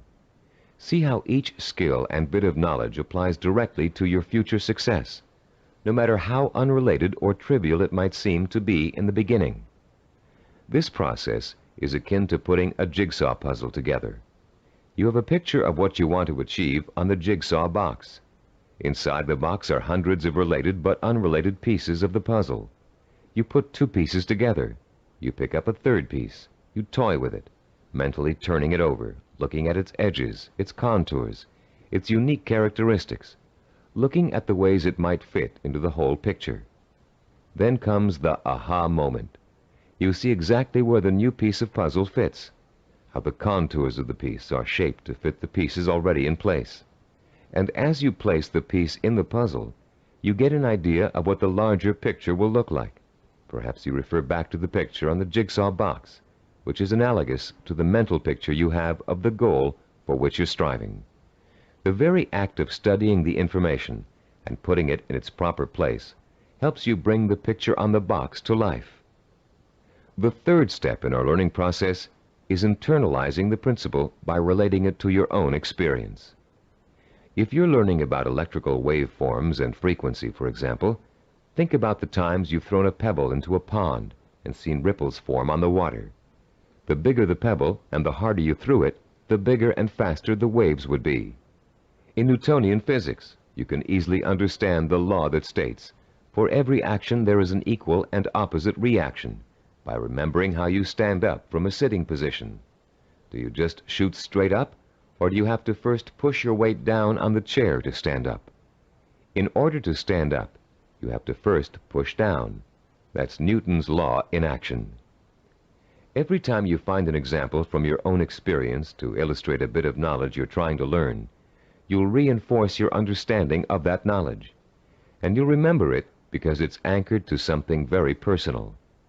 Every time you think of Newton's law, you'll picture yourself pushing off a chair to stand up. It works for just about any abstract theory you can think of. The fourth critical step in learning is the actual application of the principle you're trying to grasp. Throw pebbles in a pond and watch the action when you're learning waveform theory. Sit down and stand up over and over again until Newton's law is firmly planted in your mind. If you're studying a new language, use the new vocabulary you learn every single day. As you walk down the street or through your living room, try naming every object you see in your new language. Using these 4 steps to learning will make the experience easier, less frightening, and more fun. You'll make mistakes just as everybody does, but persistent application of the mega learning system will pay off in greater understanding, greater memory retention, and a better education overall in whatever it is you're trying to learn. The 4 steps to enhance learning we've outlined here are similar to and related to the 4 stages which make up the process of creativity. Our definition of creativity is taking the knowledge and skills you learn and applying it to the realization of your purpose, vision, and goals. To be creative, you have to be armed with knowledge and skills tempered by experience. The first stage in the creative process is preparation. Creative problem solvers consciously collect all the information they can, gathering tools which will help them solve a problem or get a job done. During this stage, if there's a problem to be solved, the person might be perplexed, but at the same time excited about the possibility of coming up with a solution. Stage 2 is called incubation. Once the research has been done and the necessary information has been collected, the creative person often releases the problem and turns to something else, including rest, relaxation, or physical activity related to the problem. During this stage, the knowledge begins to reform itself below the level of consciousness, shifting and realigning until it becomes a whole. During this stage, tantalizing flashes of insights and glimpses of parts of the final solution may emerge. Stage 3 is called illumination. This is the moment of discovery. It is the point in time where all you have learned and experienced has been distilled in your mind.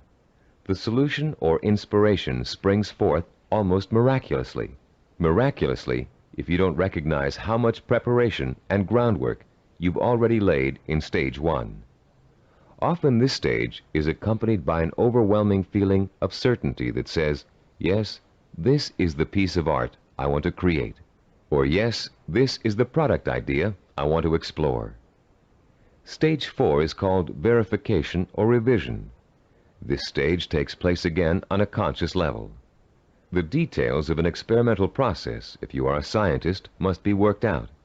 If you're an artist, you must decide whether this picture will be painted in watercolor or oil. This stage involves visible work and rational thinking. It involves drawing from your base of knowledge and fundamental skills to make your work conform to the vision of your creative insight. As you can tell, the knowledge and skills you acquire are the tools for the creative process. The parallels to the simple approach to learning we've outlined here and the process of creativity should also help put to rest the misconception that self-disciplined people are not creative. That discipline involves being married to lists and systems to the exclusion of freedom and creativity.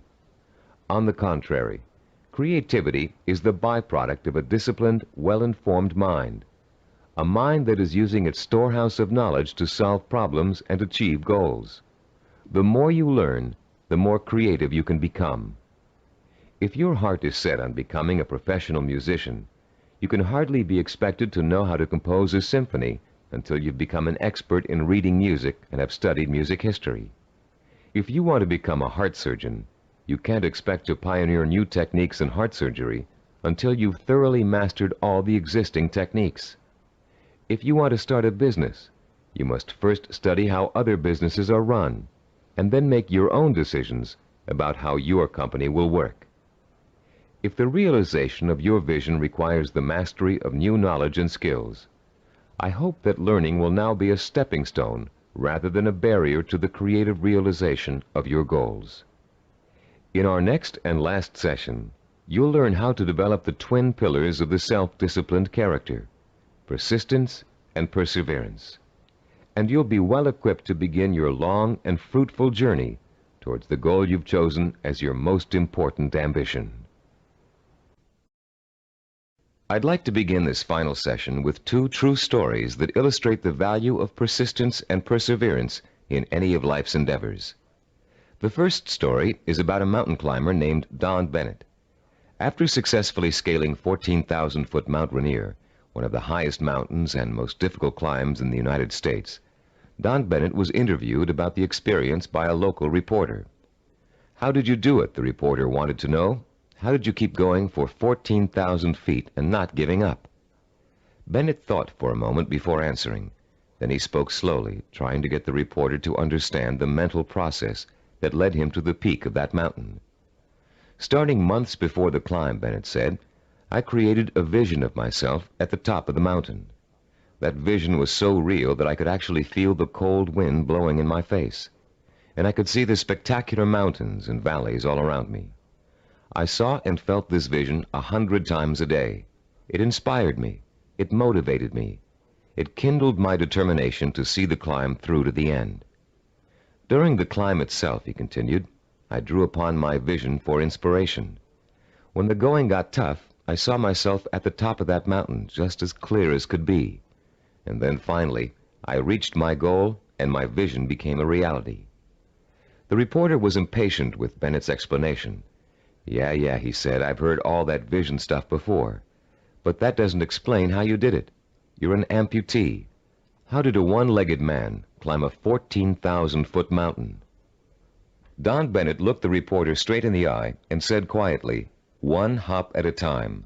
My vision became a reality, one hop at a time." Our second true story takes place during the last few weeks of World War II. Don McCall was a seaman on the Navy ship Indianapolis, which at the time was cruising the Philippine Sea. Suddenly, the ship was struck by Japanese torpedoes, and immediately it began to sink. McCall was asleep below decks when the first torpedo hit. He instinctively grabbed his life jacket and made his way up to the deck as the ship began to roll over. As he launched himself into the churning sea, the ship sank, taking 300 men with her. Another 900 or so had been pitched into the water. "I made up my mind that I was in big trouble," McCall told an interviewer, "and I also made up my mind that I would do whatever I had to do, no matter how painful, to survive." The first thing McCall did was to move away from the other survivors and float alone. He knew about the dangers of mass panic, especially if there was a shark attack, and he knew he'd stand a better chance if he stayed away from the other men. McCall also protected himself from exposure in the blistering sun by keeping a life jacket over his head. He kept a hose on his person so he could retreat underwater in case of a Japanese attack. And most important, he kept in mind the lesson he had learned about the danger of drinking seawater, no matter how thirsty he got. For days, McCall watched men succumbing to mass panic and hallucination. He watched them being torn apart by sharks, while he escaped attack by remaining perfectly still. He watched them drinking seawater and dying of dehydration, while he swallowed his own desire to drink. He watched them dying all around him, while he remained alive. 4 days later, a Navy patrol boat plucked an exhausted 90-pound McCall out of the sea. He had survived 4 days without food or drink in the blistering sun, in shark-infested waters. An incredible feat, and he had proved the power of self-discipline even in holding death at bay. Like mountain climber Don Bennett, McCall never lost sight of his vision, staying alive. He used all his knowledge and skill to make that vision come true. He resisted drinking seawater to get immediate gratification of his thirst, which would have killed him. And he found creative solutions to the problems of exposure to the sun and Japanese attack. Both Bennett and McCall used self-discipline to endure terrible physical hardship and achieve seemingly unachievable goals. Your own goal may not seem as urgent as theirs, but the principle of achieving it remains the same. Through vision, commitment, patience, and creative application of knowledge and skill, you can see your goal through to the end. But the ultimate key to your success is what this session is all about: persistence and perseverance. In this session, you're going to learn what persistence and perseverance are really all about. You'll be taught how to develop both of these critical qualities through the application of 5 simple principles. You'll find out how to turn problems and setbacks, even agonizing situations, into positive learning experiences that will actually bring you closer to the realization of your goal. And you'll understand the value of never giving up, no matter how tough the journey gets or how endless it seems. First, let's define the words persistence and perseverance. Is there a difference between the two? Yes, a subtle one. Persistence means never giving up. Perseverance means persisting in spite of hardships, opposition, and setbacks. Mountain climber Bennett and Navy seaman McCall displayed both persistence and perseverance in their heroic efforts to reach their goals. Bennett had to use his one leg to hop at least 30,000 times to get up to the top of Mount Rainier. McCall had to stay calm and follow a life-saving plan while spending 4 days in shark-infested waters without any food or drink. These men reached their goals because they had already developed the qualities of persistence and perseverance. Now you are going to learn how to develop these qualities too. There are 5 crucial steps involved in learning how to develop into the kind of self-disciplined achiever who never quits and never loses sight of his or her goal. Listen carefully while I outline each one. The first step is to rekindle and refuel your vision and purpose every single day. Remind yourself daily of the rewards and benefits that await you when you successfully realize your goal. The emotion you draw from these constant reminders of why you're working so hard and giving up so many things will sustain your powers of persistence and perseverance. The second step is to firmly anchor the following attitude deep within your heart and mind. I can achieve anything I set my mind to. Nothing is impossible for me to achieve if I want it badly enough and am willing to pay the price for it. No matter how much hard work it takes, no matter how long it takes, no matter how difficult it is, I can and will achieve my goal. I will never forget that a journey of 1,000 miles begins with a single step. Step 3. Realize that obstacles are going to arise and setbacks are going to occur. Keep in mind that these difficulties are really opportunities to learn. Every obstacle that you overcome, every setback you bounce back from, strengthens your character and makes you smarter and stronger. Whatever you do, Don't try to hide from or ignore problems. They never go away by themselves. Meeting challenges squarely and solving problems creatively is at the heart of self-discipline and at the heart of achievement. As Benjamin Franklin said, those things that hurt instruct. When your progress seems blocked, it means that it's time to increase your knowledge and look for creative solutions. This is the fourth step in developing persistence and perseverance. You may be doing the wrong things for the right reasons, and now is the time to find out. Start experimenting with taking different paths to your destination.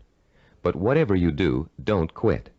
Most people quit when things don't work out as they planned, or when they realize how much hard work they're going to have to do. Remember, a failure is someone who has not learned from his mistakes. Step 5. Turn your work into fun. Make what you have to do into something you want to do. Working towards a lifelong goal shouldn't feel like a sacrifice, because that goal is what you want more than anything in the world. If you follow these 5 steps faithfully, your long road to success will turn into an exciting journey of knowledge, discovery, challenge, and reward.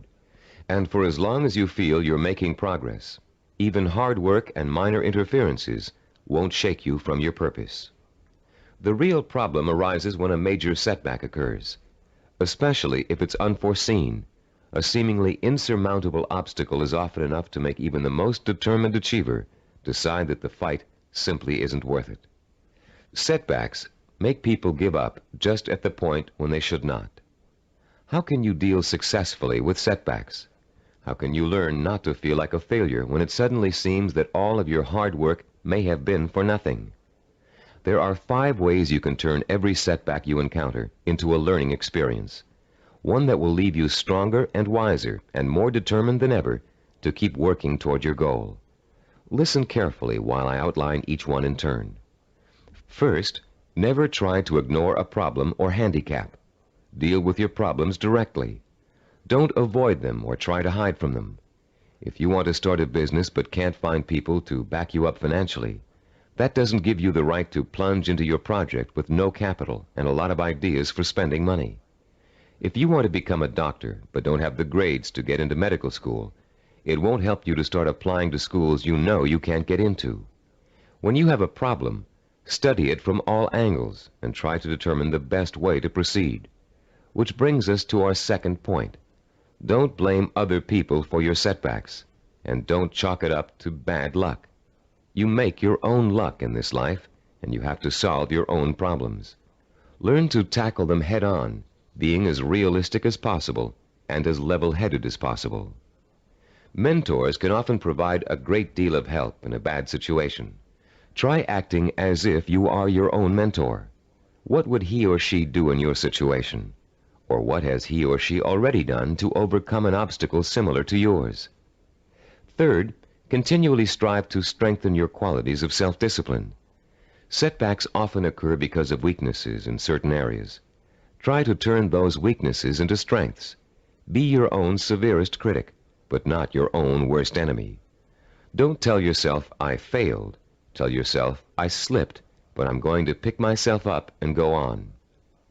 Fourth, in almost every setback, there's a seed of opportunity, a silver lining, if you will. Find it and use it. You may find yourself taking a slightly different path to achieving your goal than you first imagined, but you'll get there just the same. Take the new path and see where it leads you. Following this philosophy helps take the emotional sting out of setbacks and is a good antidote for discouragement, and it's a healthier way to react to a bad situation than deciding to give up.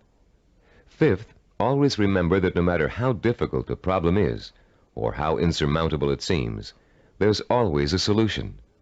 A problem is only really a problem if you think you can't solve it. If you take the attitude that every problem has a solution, and you approach your problem with an open and creative mind, you'll find that solution. A young woman we know named Carol Napier was faced with and managed to overcome the kind of setbacks that might make anybody want to give up. Her story is so inspiring that we'd like to end this session with her example of what it's like to be a self-disciplined achiever who never quits no matter what. At 26, Carol had a degree in marketing and a good job as a marketing assistant. With an eye to moving up in the company she worked for as soon as there was an opening for a higher position. Carol had diabetes, diagnosed when she was 12, but had always been able to keep it under control with insulin shots, and had always lived a perfectly normal, relatively healthy life. In the spring of Carol's 26th year, she began having trouble with her eyes. Doctors told her that her diabetes was causing her to slowly lose her eyesight. At first, Carol refused to believe it, but when she began having trouble driving, she realized the doctors were right, and she would have to re-evaluate her job and her purpose in life to deal with the problem of approaching blindness. But before Carol could come up with a solution to that problem, her kidneys also began to fail. Ultimately, she needed a kidney transplant, which was done successfully when she turned 27. Everything seemed to be going fine when a sudden episode of insulin shock left Carol paralyzed from the waist down. Carol recalls wanting to quit then and there. At that point, I just wanted to go to sleep and never wake up. The depression got so bad that I realized I couldn't go on this way. I only had one choice, and that was to get myself out of this. Slowly, Carol regained her strength, learning to walk again with the aid of physical therapy. She rewarded herself for her progress by making a trip across the country alone to visit her parents for Thanksgiving. A trip friends tried to dissuade her from taking, but which proved to Carol that she could still make it on her own. Today, Carol is attending college, studying for a master's degree in rehabilitative education. She has decided to spend the rest of her life helping people face and overcome problems like hers. She is completely blind and still walks with a cane, but that has not stopped her from pursuing a goal many healthy people would find difficult to achieve. The key to reaching any goal is to develop the strength of character that makes you refuse to give up, no matter how bad things look.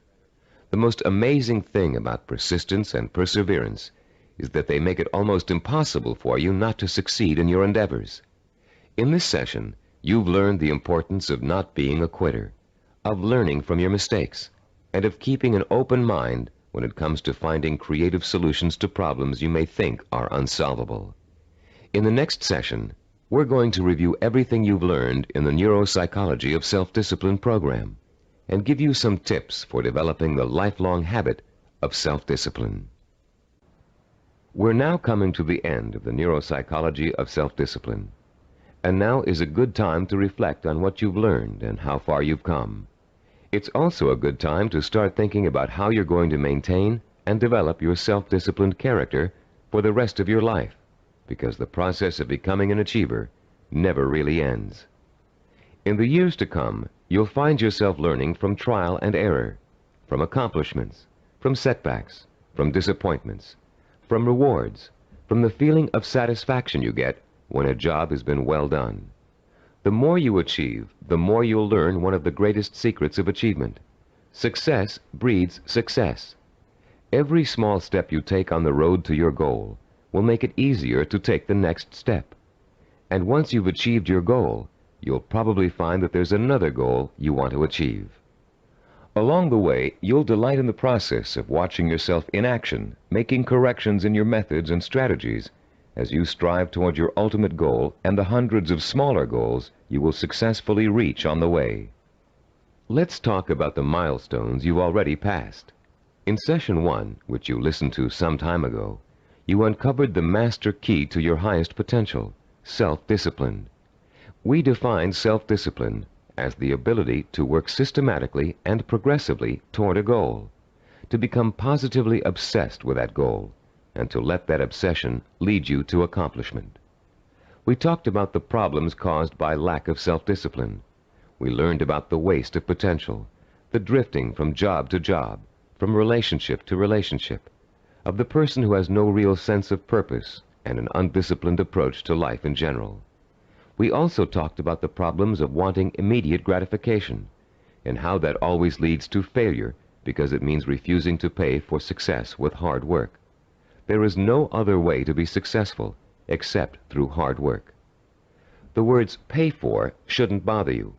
All accomplishments come with a price tag, just like something you might want to buy. And just as you will save for an item you really want to buy, cutting your budget and making financial sacrifices, you should also be willing to make sacrifices in order to reach your goal. You may have to give up time, recreational activities, other priorities in your life. But it won't be difficult to do, because reaching your goal will become a more important source of pleasure. In Session 2, you were introduced to the 10 characteristics of the self-disciplined achiever. These characteristics served as a model against which you could compare your own strengths and weaknesses.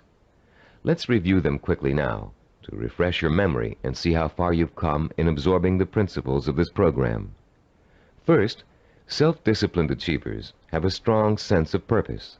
They have a cause or direction to which they have chosen to dedicate their lives. This cause gives them meaning in their lives and a reason to exist. Second, the self-disciplined seek out positive role models, called mentors, to teach them how to best approach their goal and overcome setbacks and obstacles along the way. Third, self-disciplined achievers use sensory images to provoke the kind of emotion that keeps them working toward their goal for as long as it takes to achieve it. Fourth, those possessing an iron will dwell on the fulfillment of their vision rather than on fear and failure. They have a positive attitude toward themselves and their goal and refuse to let setbacks get them down. Fifth, the self-disciplined achiever has a deep-rooted belief in his or her ability to achieve. This "I know I can do it" attitude is nurtured by their study of mentors and their realization that the only thing that stands between themselves and their goals is hard work and self-discipline. Sixth, self-disciplined achievers have the ability to plan and organize. They know that a goal can never successfully be reached in a haphazard way. They understand that they must map out a blueprint for success if they are ever to realize their highest ambitions.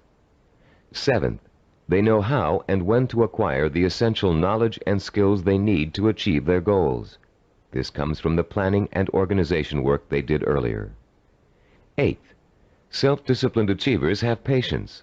They understand the concept of seasoning and its importance in reaching any goal. Time does not frighten them. Ninth, people who achieve their goals do so through persistence and perseverance.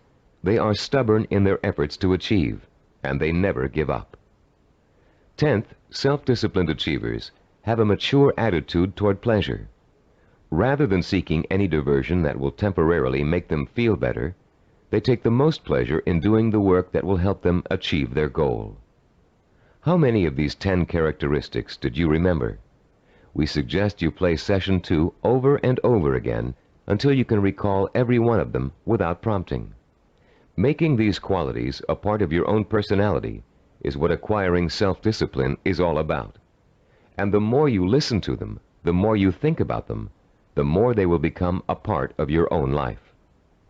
In Session 3, we delved deeply into the scientific basis for this program.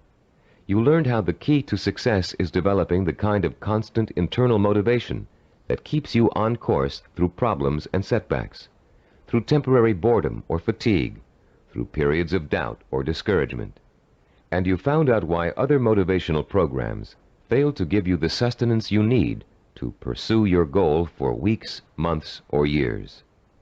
You learned about Dr. Carl Pribram's research into images of achievement and the critical role they play in motivating people to be successful.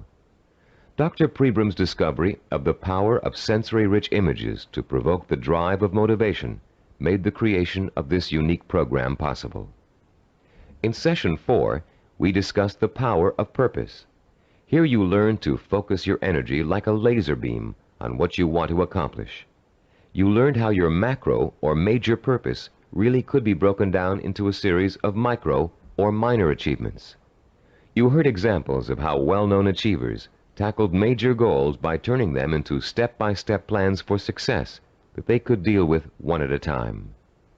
In the same session, you participated in a fascinating exercise that let you pinpoint, perhaps for the first time, what your most important goal in life really is. You then used that goal to create a statement of purpose that would stand as a beacon in your quest for achievement. In Session 5, we talked about mentors and role models, you learned about the process of modeling, the basis for human learning. We talked about how models are both a blueprint and an inspiration for our own activity and our own growth. You learned how models help shorten the trial and error process we must all go through before chalking up an accomplishment. You also learned how to choose a role model and how to turn that model into an inspirational but not awe-inspiring figure. You learned the value of realizing that your role model has faults and weaknesses just as you do, but has succeeded in spite of them. In Session 6, you learned how to translate your purpose into sensory images that would fuel your inner fire of determination and ambition. And you learned how to daily reinforce your mental images of achievement, to make them a permanent part of your body and mind. In Session 7, you were introduced to visual network planning. This planning system applies to any endeavor from making a movie to making a run for the presidency. The system works by breaking down what you want to accomplish into logical building blocks. It helps you keep track of your achievements over a long period of time and is a reward in itself for work well done. In the same session, you learned to become a storyteller. The story was that of your own success. You used your rich powers of imagination and your best verbal skills to detail the steps you took to accomplish your most important goals. In Session 8, you learned about the self-disciplined achiever's attitude toward time. You learned how achievers value patience, how they oppose the kind of quick-fix mentality that leads to general dissatisfaction with life, and how they use single-minded hard work to experience time quickening, a sensation that time is passing much more rapidly than it really is. You also learned about the problem of procrastination, its psychological causes, and the ways in which you can overcome it. You learned why it is considered the single most important cause of failure, and why it's so important for you to develop a do-it-now attitude before you try to do anything else. In Session 9, you learned how to plan to acquire the knowledge and skills you need in order to achieve your goals. You were introduced to the concept of mega-learning, a powerful 4-step system that enables you to master any subject, no matter how difficult or complex. You also learned how knowledge is the building block of creativity. You were introduced to a 4-step process that lets you creatively channel your knowledge toward the kind of action that will help you achieve your goals. And you learned that your belief in your ability to learn is 90% of the learning process. Finally, in Session 10, you learned how to develop the powers of persistence and perseverance, the critical characteristics that will see you through to the successful completion of your vision and purpose, no matter how long it takes or how difficult it is. You heard several inspiring stories about people who persevered and achieved their goals through extreme hardship and even physical danger. And now, as we come to the conclusion of this program, I'd like to point out that acquiring self-discipline is a never-ending process. There won't come a day when you wake up in the morning and say, "Yes, I'm finally self-disciplined now. There's nothing more I need to do to develop strength of character and determination of will." Self-discipline requires a lifetime of commitment. This doesn't mean you won't develop the habits of self-discipline in a relatively short period of time. It simply means that you must always be vigilant about how you are approaching your goals and what your purpose in life really is. It's all too easy to get sidetracked in something that feels comfortable, but is not what you really set out to achieve. Every small victory will become a cause for celebration, and a chance to renew your faith in your own ability to achieve whatever it is you want in life. And as you achieve it, you will find yourself becoming the kind of person you've always admired, the kind of person who could pursue a goal so single-mindedly, so stubbornly, and so patiently that he or she could not help but achieve it. I'm Richard Gebhardt. Thank you for joining me in this Cybervision program. This is released for the sake of education. This is a brief key insight about all the concepts of the book. We provide free audiobooks, key insights, summaries, and brief study notes on the concepts of the books. So make sure to subscribe and become a part of our family.